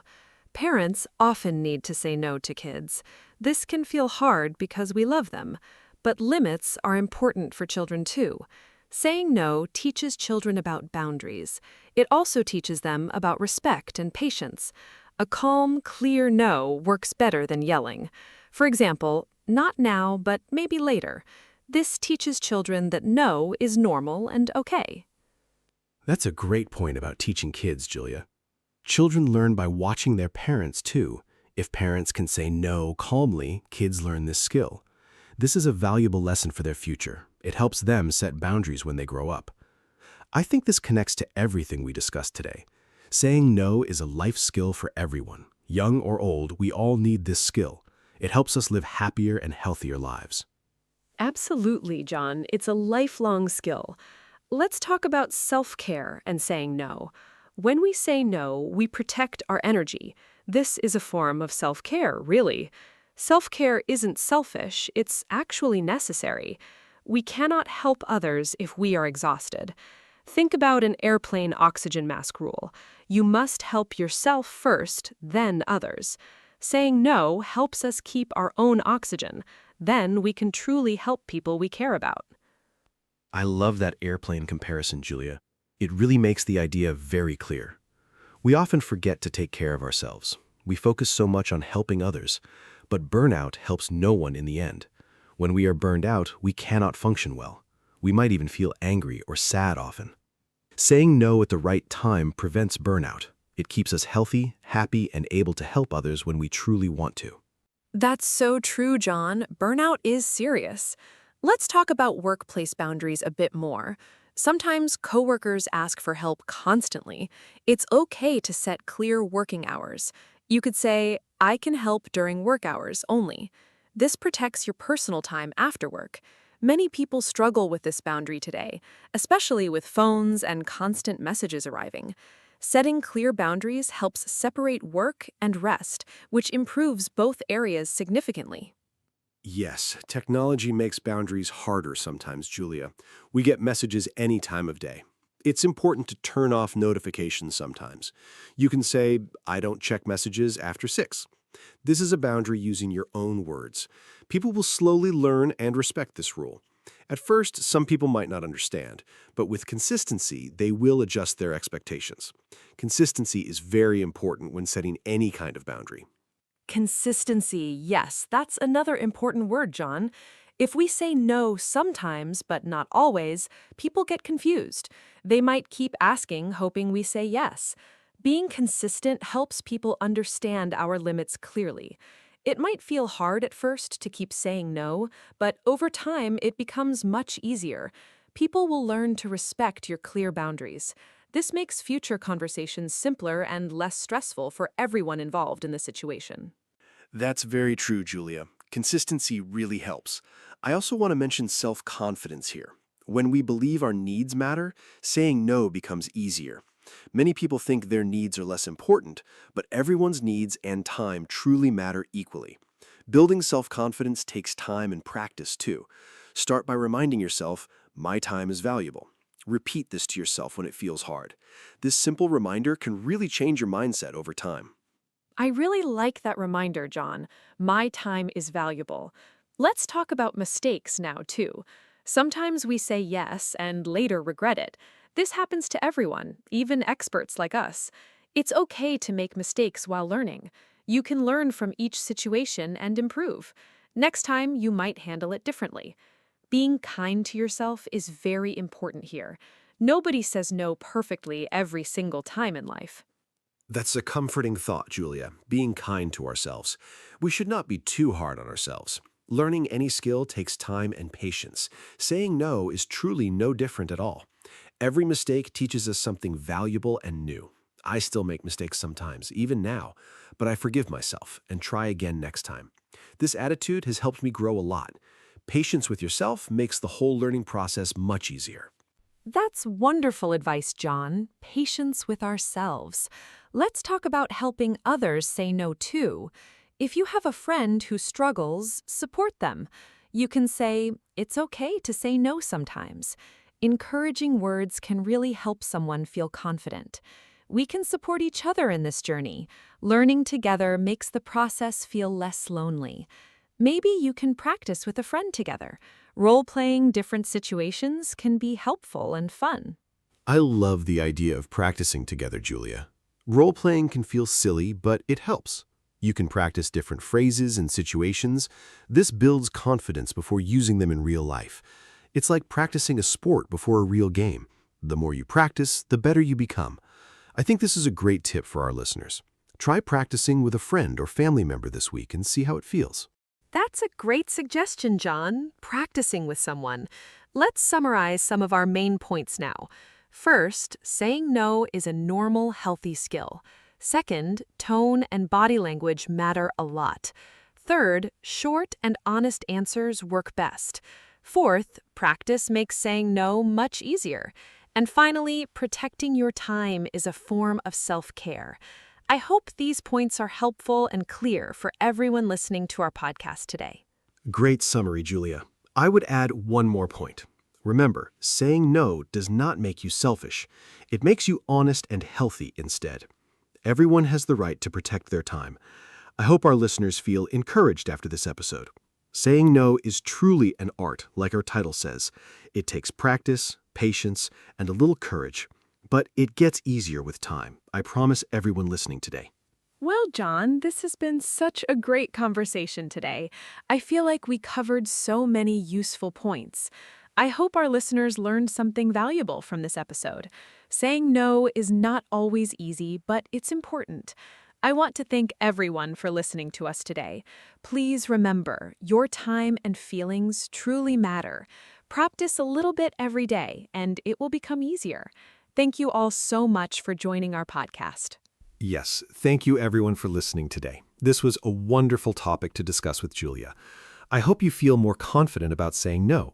Remember, it's okay to protect your own time. Start small, be kind to yourself, and keep practicing.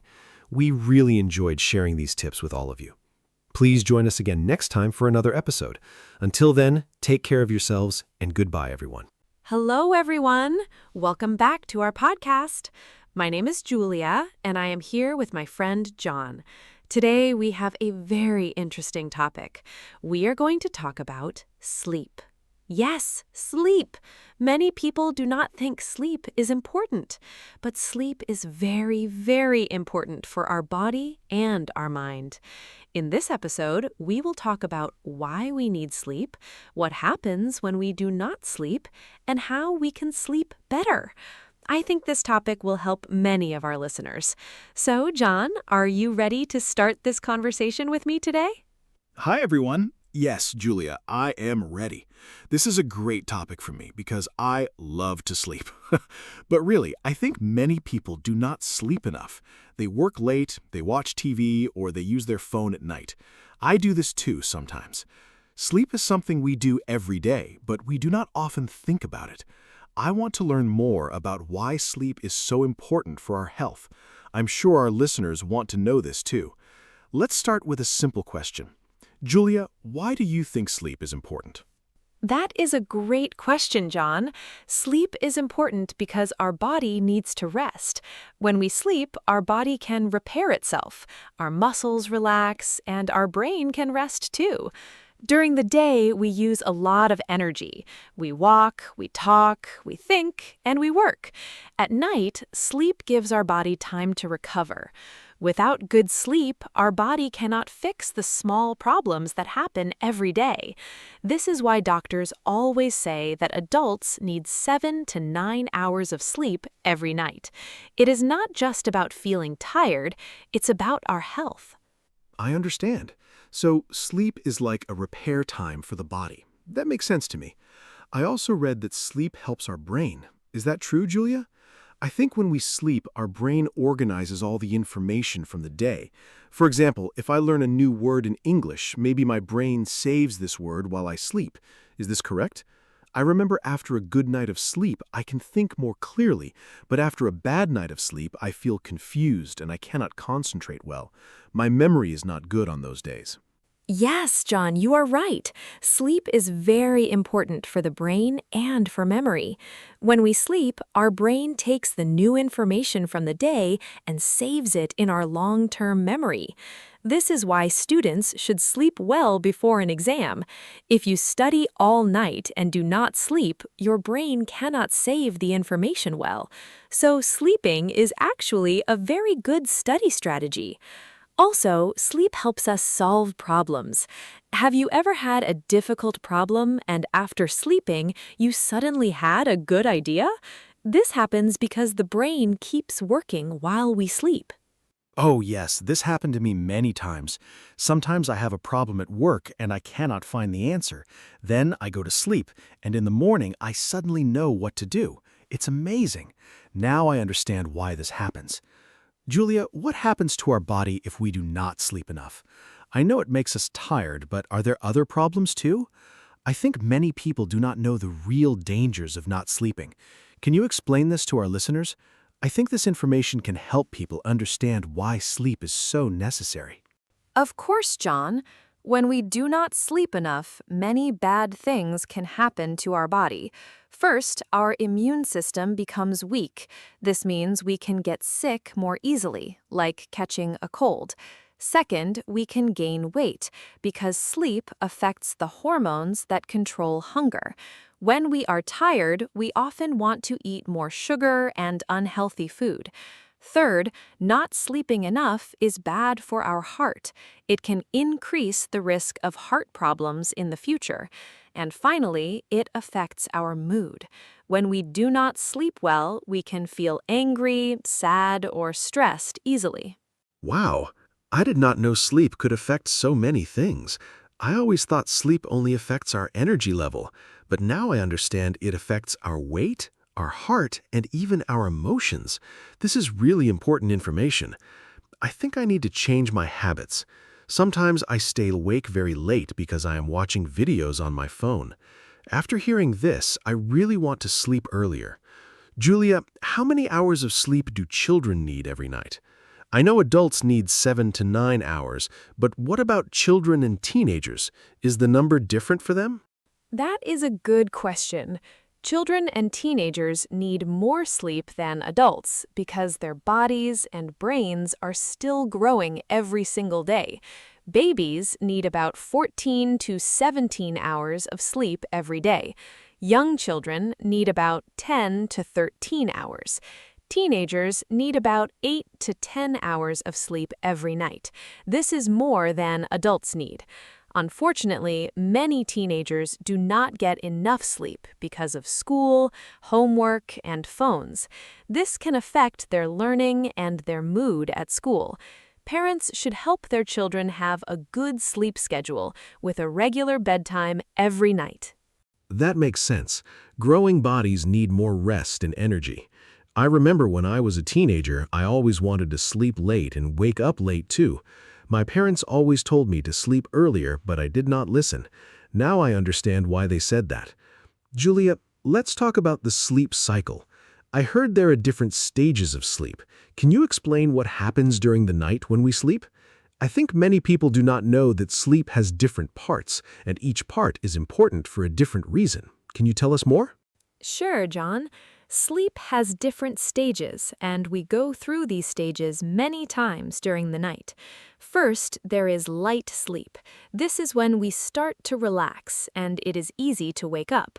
Then we go into deep sleep. This is very important because our body repairs muscles and tissues during this stage.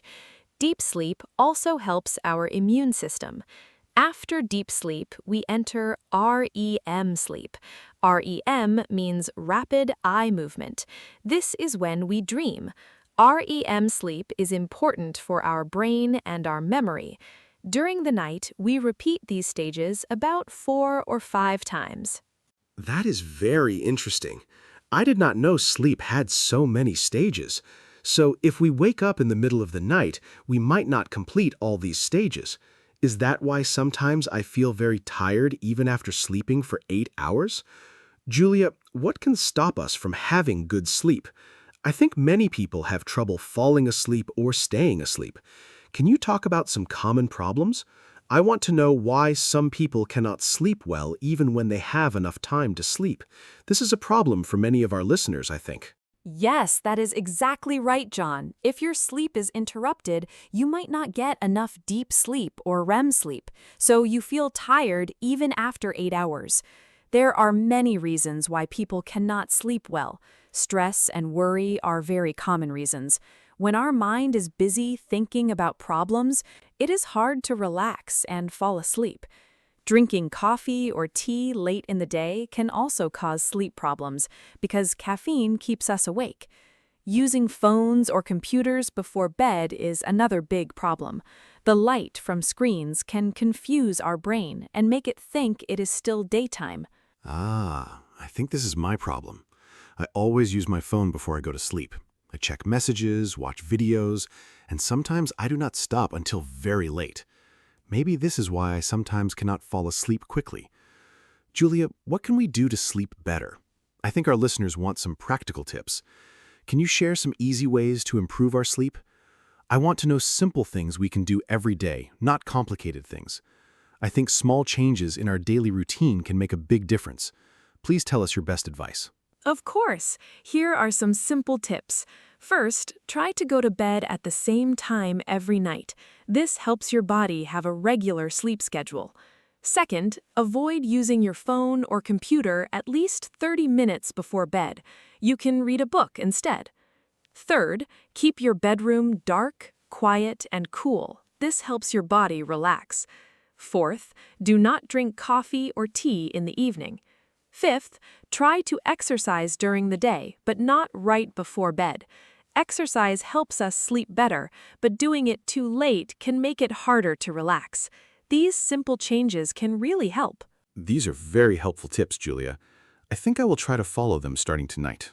I will put my phone away earlier and maybe read a good book instead. That sounds relaxing.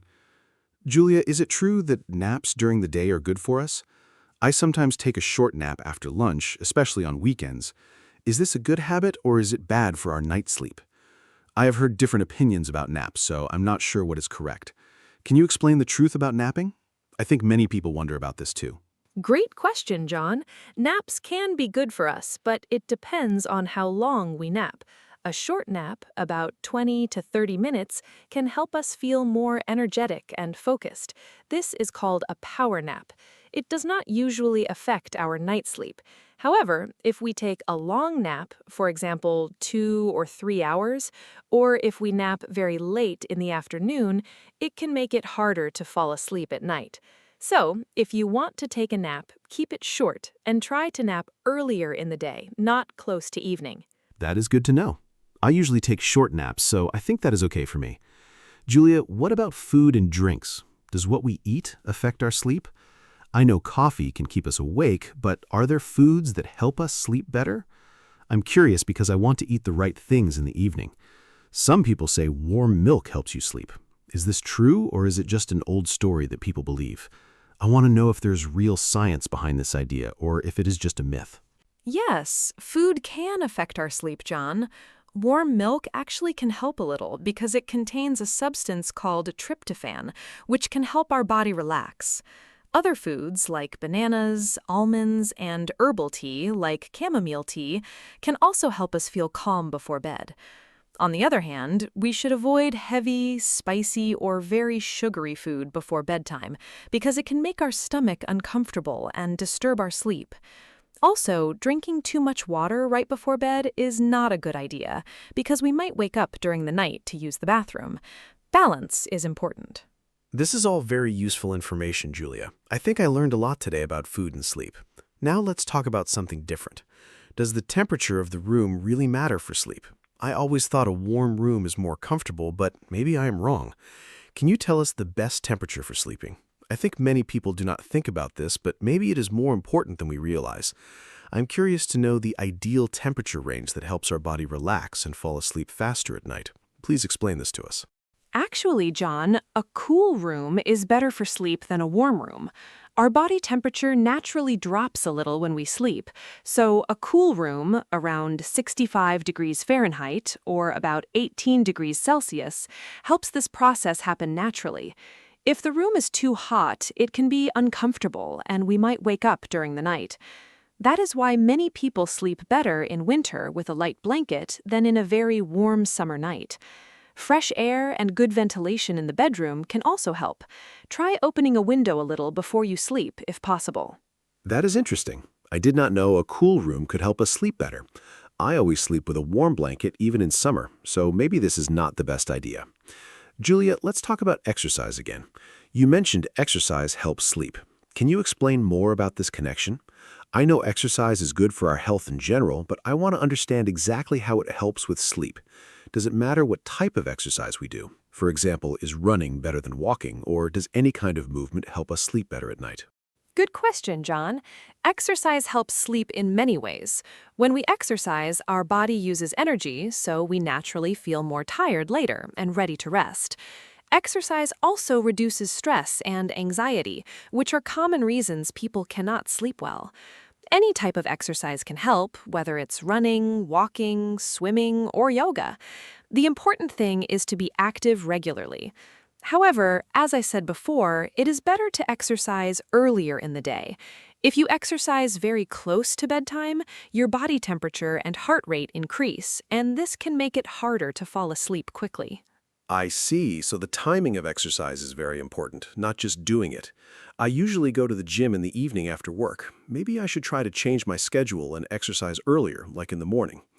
Julia, do you think sleep affects children's growth? I heard that children grow while they sleep. Is this true, or is it just something parents say to make children go to bed early? I'm curious about the real connection between sleep and physical growth in young children and teenagers. Can you explain this to our listeners today, please? That is actually true, John. It is not just something parents say. Our body releases growth hormone mainly during deep sleep. This hormone is very important for children because it helps their bones and muscles grow. This is why children and teenagers need more sleep than adults, as we talked about earlier. If a child does not sleep enough, it can affect their physical growth and their development. This is one more reason why parents should make sure their children have a regular and healthy sleep schedule every night, especially during school days when children need to wake up early in the morning. Wow, that is really important information for parents to know. I will remember this. Julia, what about sleep and mental health? We talked about mood earlier, but can you explain more about the connection between sleep and things like stress, anxiety, or depression? I think mental health is a very important topic today, and many people struggle with these problems. I want to understand how sleep or the lack of sleep can affect our mental health. Is poor sleep a cause of these problems, or is it more like a result of these problems? Maybe it is both. Please explain. That is a very good point, John. It is actually both. Poor sleep can cause mental health problems, and mental health problems can also cause poor sleep. It is like a circle. When we do not sleep enough, our brain cannot manage emotions well. This can make us feel more anxious, stressed, or sad.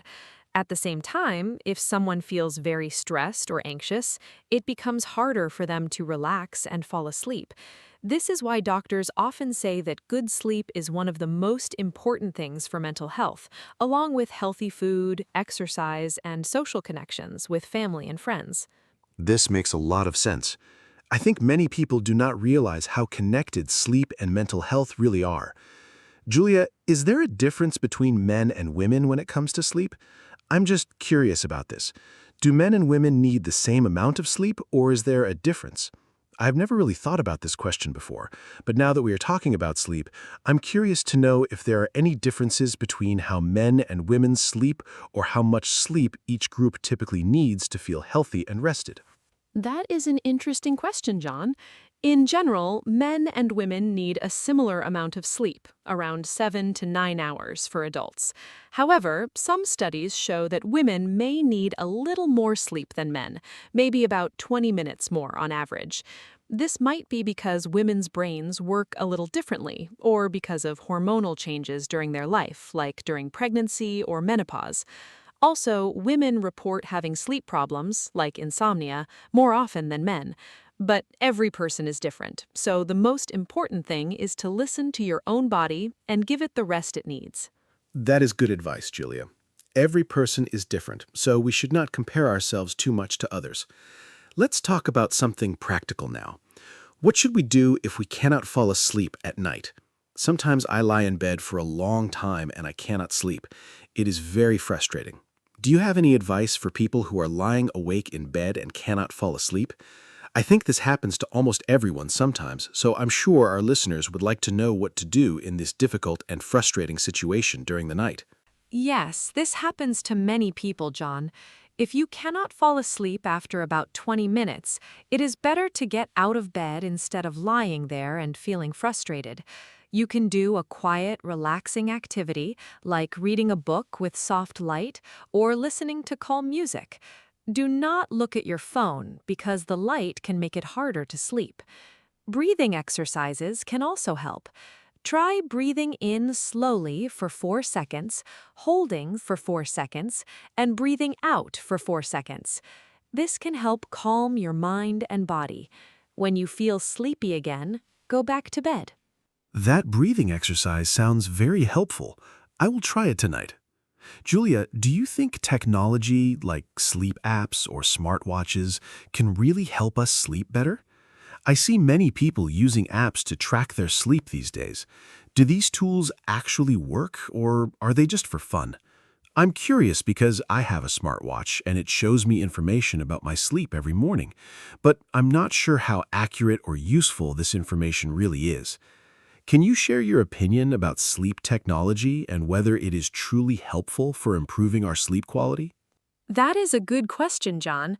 Sleep apps and smartwatches can be helpful because they give us information about our sleep patterns, like how long we sleep and how many times we wake up. This information can help us understand our habits better. However, these tools are not always 100% accurate. They should be used as a general guide, not as perfect medical information. I think the most useful thing about these apps is that they remind us to think about our sleep and make small changes, but listening to how our body feels is still very important too. That makes sense, Julia. Technology can help us, but we should not depend on it completely. We should also listen to our own body and how we feel. Julia, before we finish, can you give us a short summary? What are the most important things we learned today about sleep? I think our listeners would like a simple summary of all the great information you shared with us in this episode. This will help them remember the most important points about why sleep is so important and how they can improve their own sleep starting today, right after listening to our podcast. Of course, John. Today we learned that sleep is very important for our body and our brain. Sleep helps our body repair itself, helps our brain organize memories, and helps us solve problems. Not sleeping enough can cause health problems, weight gain, and mood problems. Children and teenagers need more sleep than adults because their bodies are growing. We also learned some simple tips, like having a regular bedtime, avoiding phones before bed, keeping the bedroom cool and dark, and avoiding caffeine in the evening. Exercise, healthy food, and relaxing activities like reading can also help us sleep better every night. Thank you, Julia. This was a really helpful summary.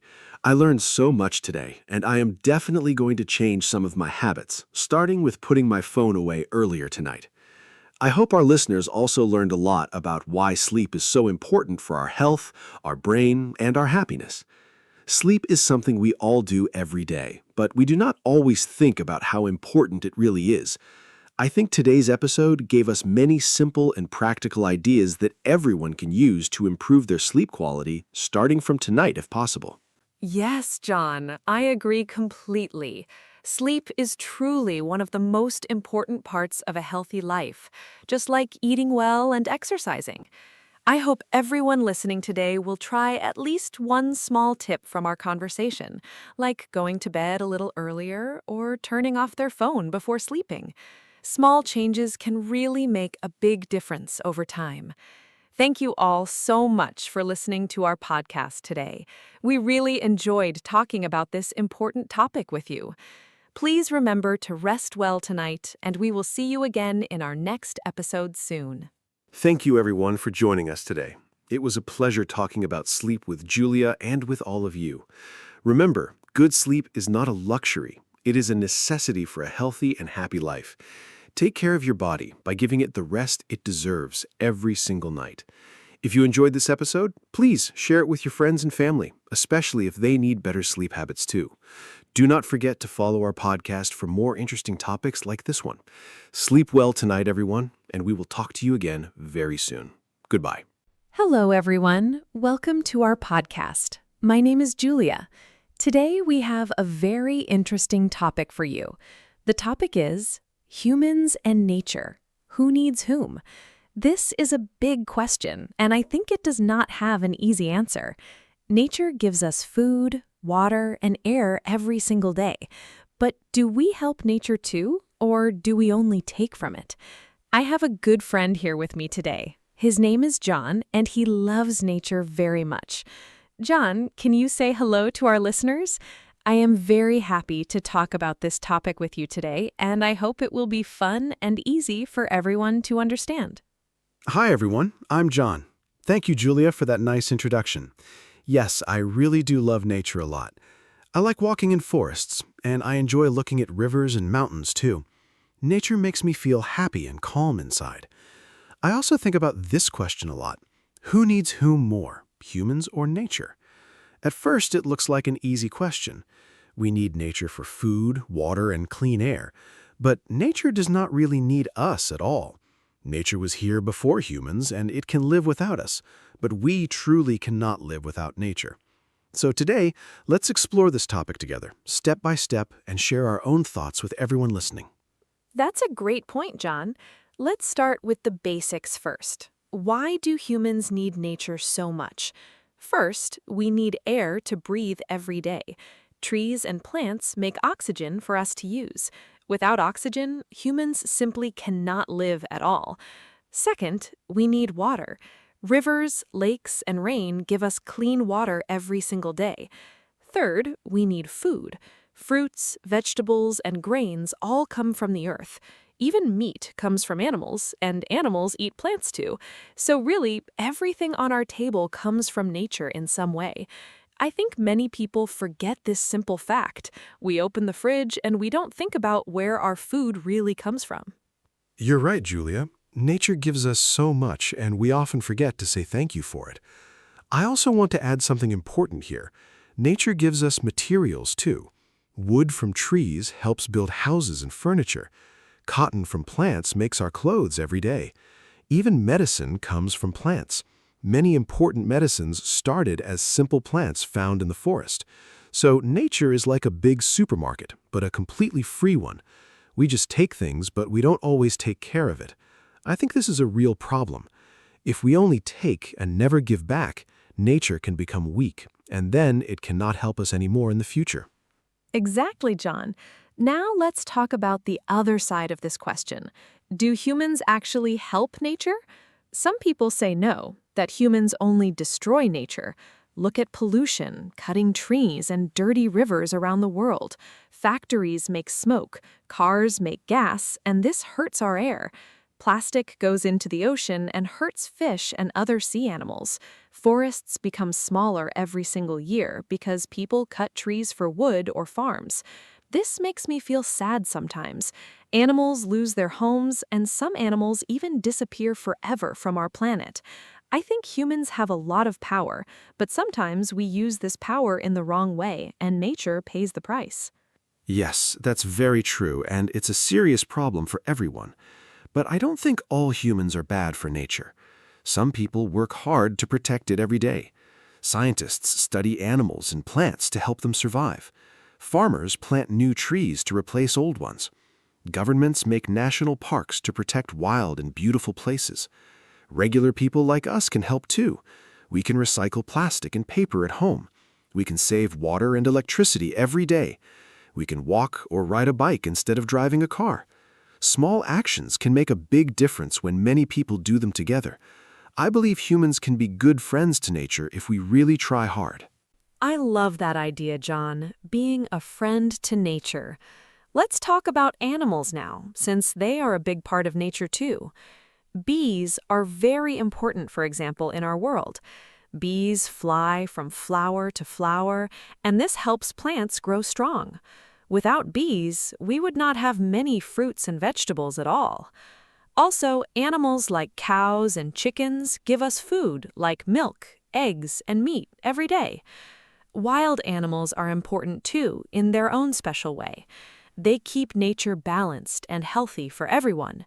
If one animal disappears, it can change the whole system completely. Nature is like a big puzzle, and every single piece truly matters. That's a wonderful way to explain it, Julia, calling it a big puzzle.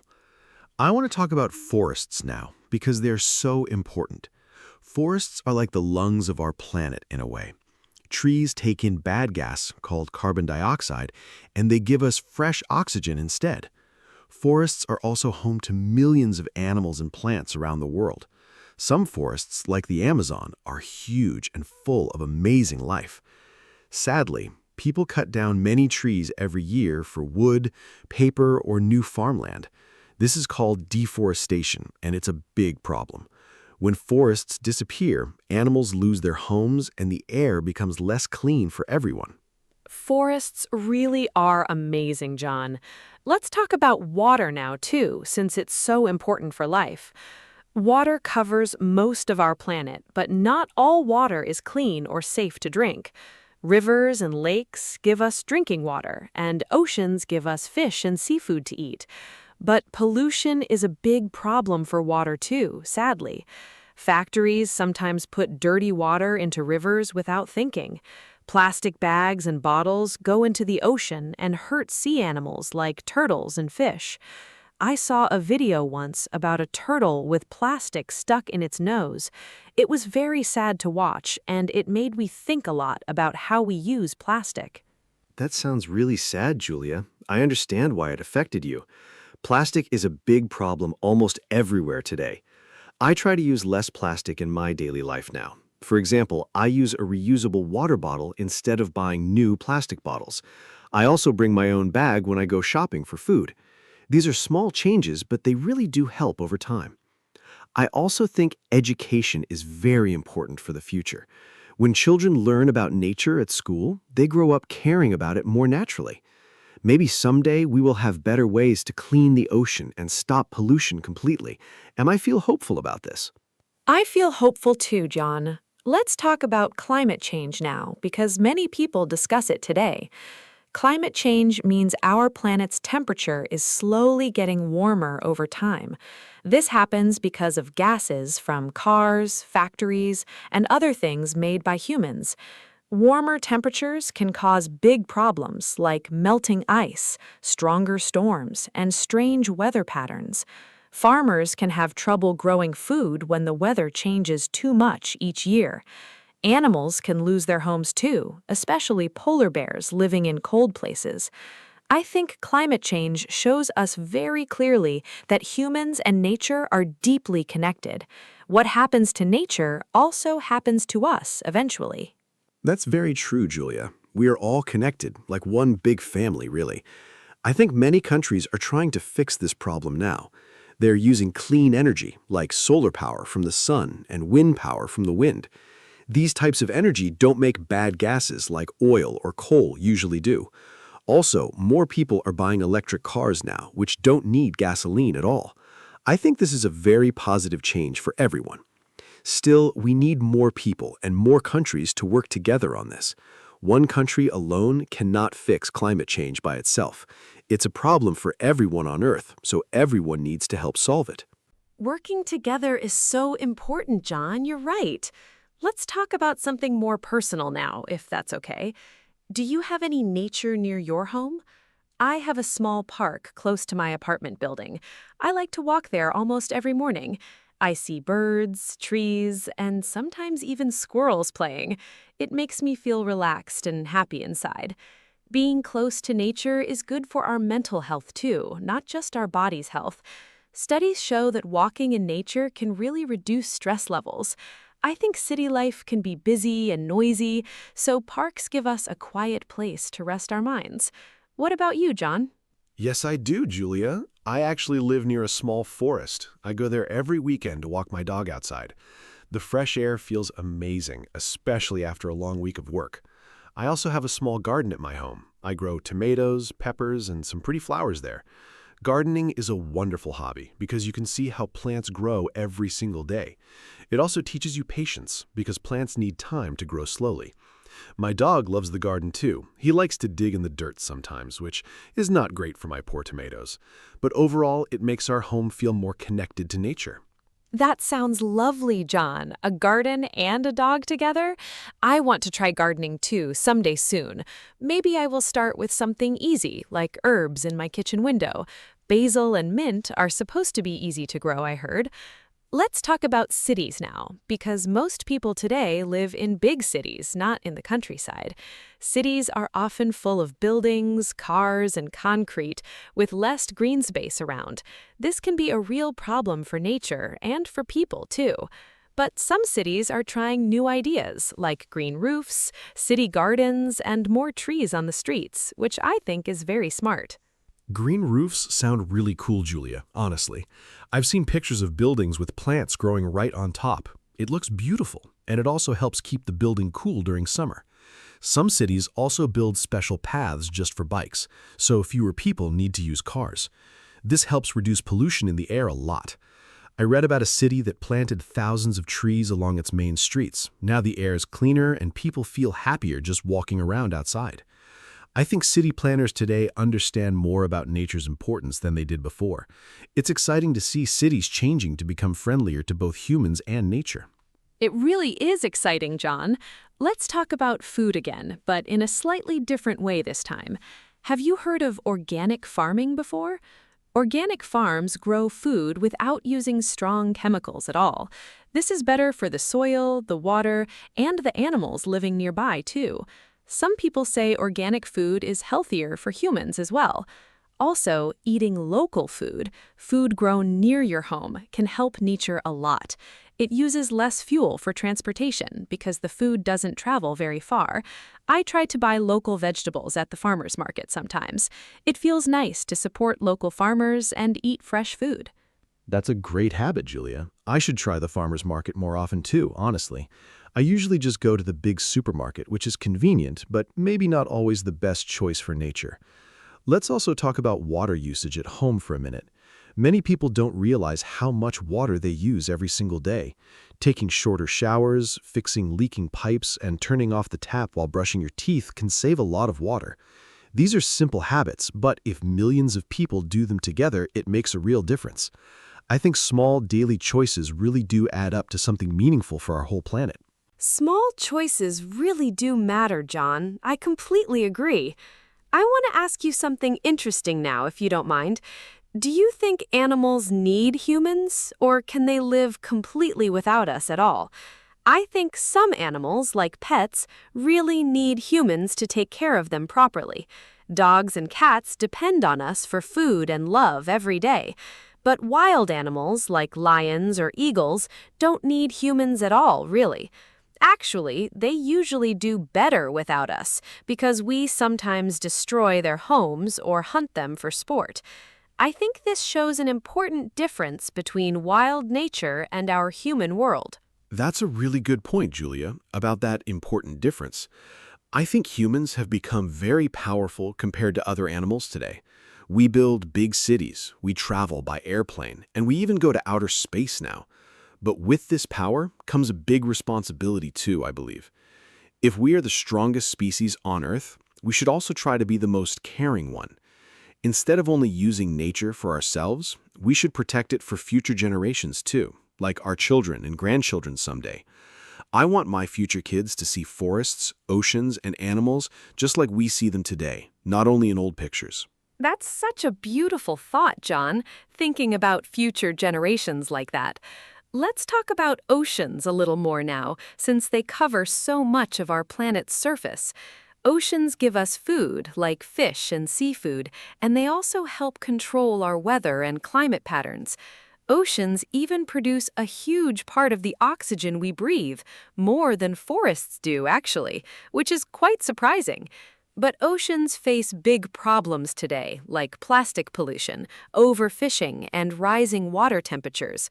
Coral reefs, which are home to many sea creatures, are dying in some areas because the water is getting too warm for them to survive. I completely agree, Julia.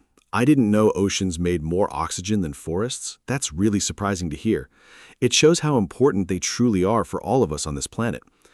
I think one simple way to help oceans is to reduce our plastic use, like we talked about earlier. Also, choosing seafood carefully from sustainable sources can help too, honestly. Some organizations work very hard to clean beaches and remove plastic from the water. I saw a story about volunteers cleaning a beach and finding tons of trash in just one single day. It's sad, but it also shows that people truly care and want to help. It's good to know people really do care, John. Let's shift a little now and talk about animals in danger, called endangered animals.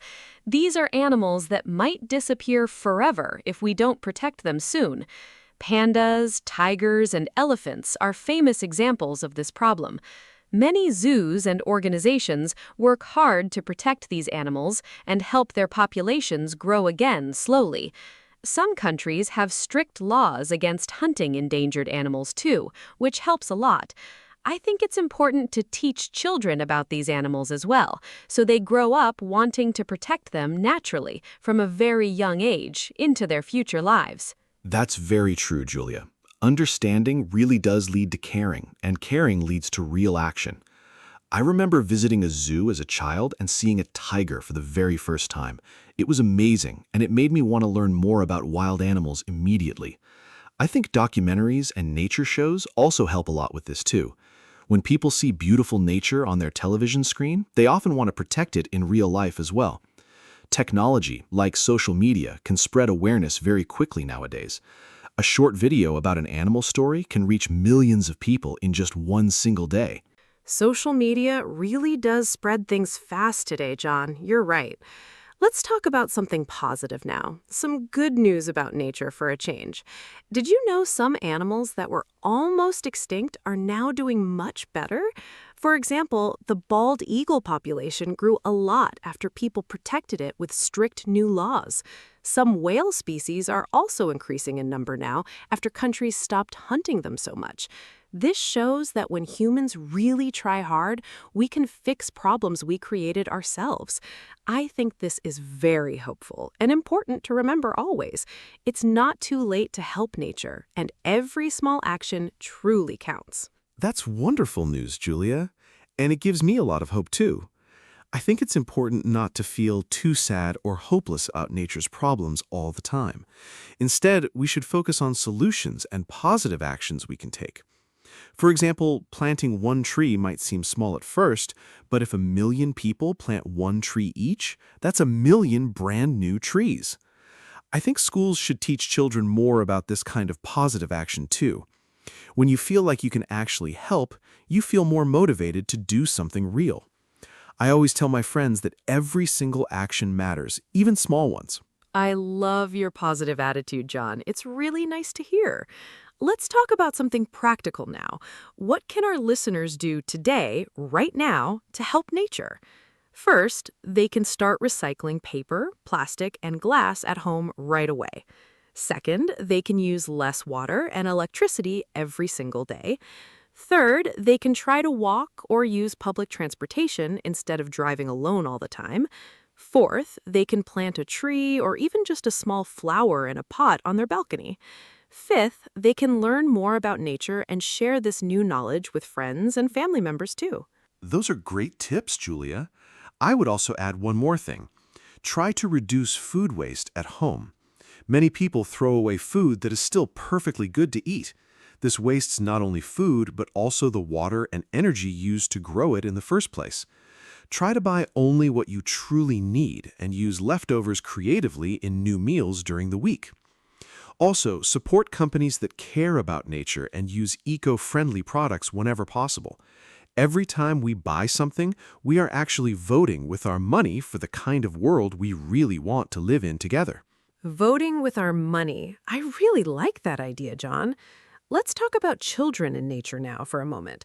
I think it's very important for kids to spend time outside in parks, forests, or even just their own backyard. Today, many children spend a lot of time inside looking at phones or tablets instead of playing outside. This is quite different from how children played many years ago, don't you think? I believe playing outside teaches kids to love and respect nature naturally from a young age. Schools can also help by taking students on field trips to farms, forests, or nature centers nearby. I completely agree, Julia. I remember camping trips with my family when I was very young. Those memories are still very special to me even today, honestly. I learned to make a fire, identify different trees, and even cook simple food outside in nature. These skills also taught me to respect nature, not fear it or simply ignore it completely. I hope more families today can find time for these kinds of activities, even if it's just a simple walk in a local park on the weekend. Technology is great and useful, but I think balance is really important too, so we don't lose our connection to nature. Balance is such a good word for this, John. I really like it. Let's talk about farming and agriculture a bit more now, since it connects humans and nature so closely every single day of our lives. Farmers work directly with the land, growing food for millions of people around the world. But farming can also hurt nature if it's not done carefully, for example, by using too many strong chemicals or too much water. Some farmers now use new methods called sustainable farming, which protect the soil and use less water overall. I think supporting these farmers by buying their products helps encourage more people to farm this way. Sustainable farming sounds like a really smart solution, Julia, honestly speaking. I also think technology can help farmers a lot today in many ways. For example, some farmers use special sensors to check exactly how much water their plants really need, so they don't waste any extra water at all. Drones can also help farmers check large fields very quickly from up above. I think combining old farming knowledge with new modern technology can create a better future for both farmers and the environment together. It's not about choosing between nature and progress, it's about finding smart ways to have both working together side by side. That's a wonderful way to think about it, John. Nature and progress together.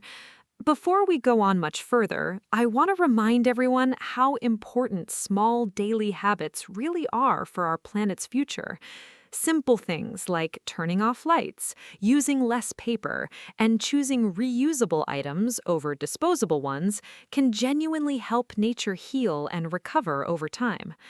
I also think talking about these topics, just like we are doing on this podcast today, helps spread awareness to more people. When friends and family hear these ideas, they often start thinking differently too. And that's exactly how real, lasting change actually begins in our world. That's a great point, Julia, about how change really begins with conversations like this one. I also want to remind our listeners that it's never too late to start caring more about nature, no matter your age or where you happen to live in the world.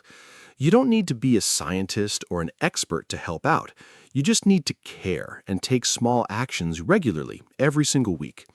I think today's conversation shows that humans and nature are truly connected in so many important ways, from the air we breathe to the food we eat every single day of our lives. Well, John, I think we've covered so many interesting parts of this topic today, from forests and oceans to farming and busy cities. As we get closer to the end of our episode, I want to ask you one big question.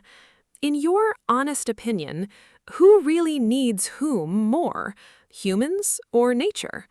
I think nature would survive just fine without humans, honestly, maybe even better in some ways than it does now.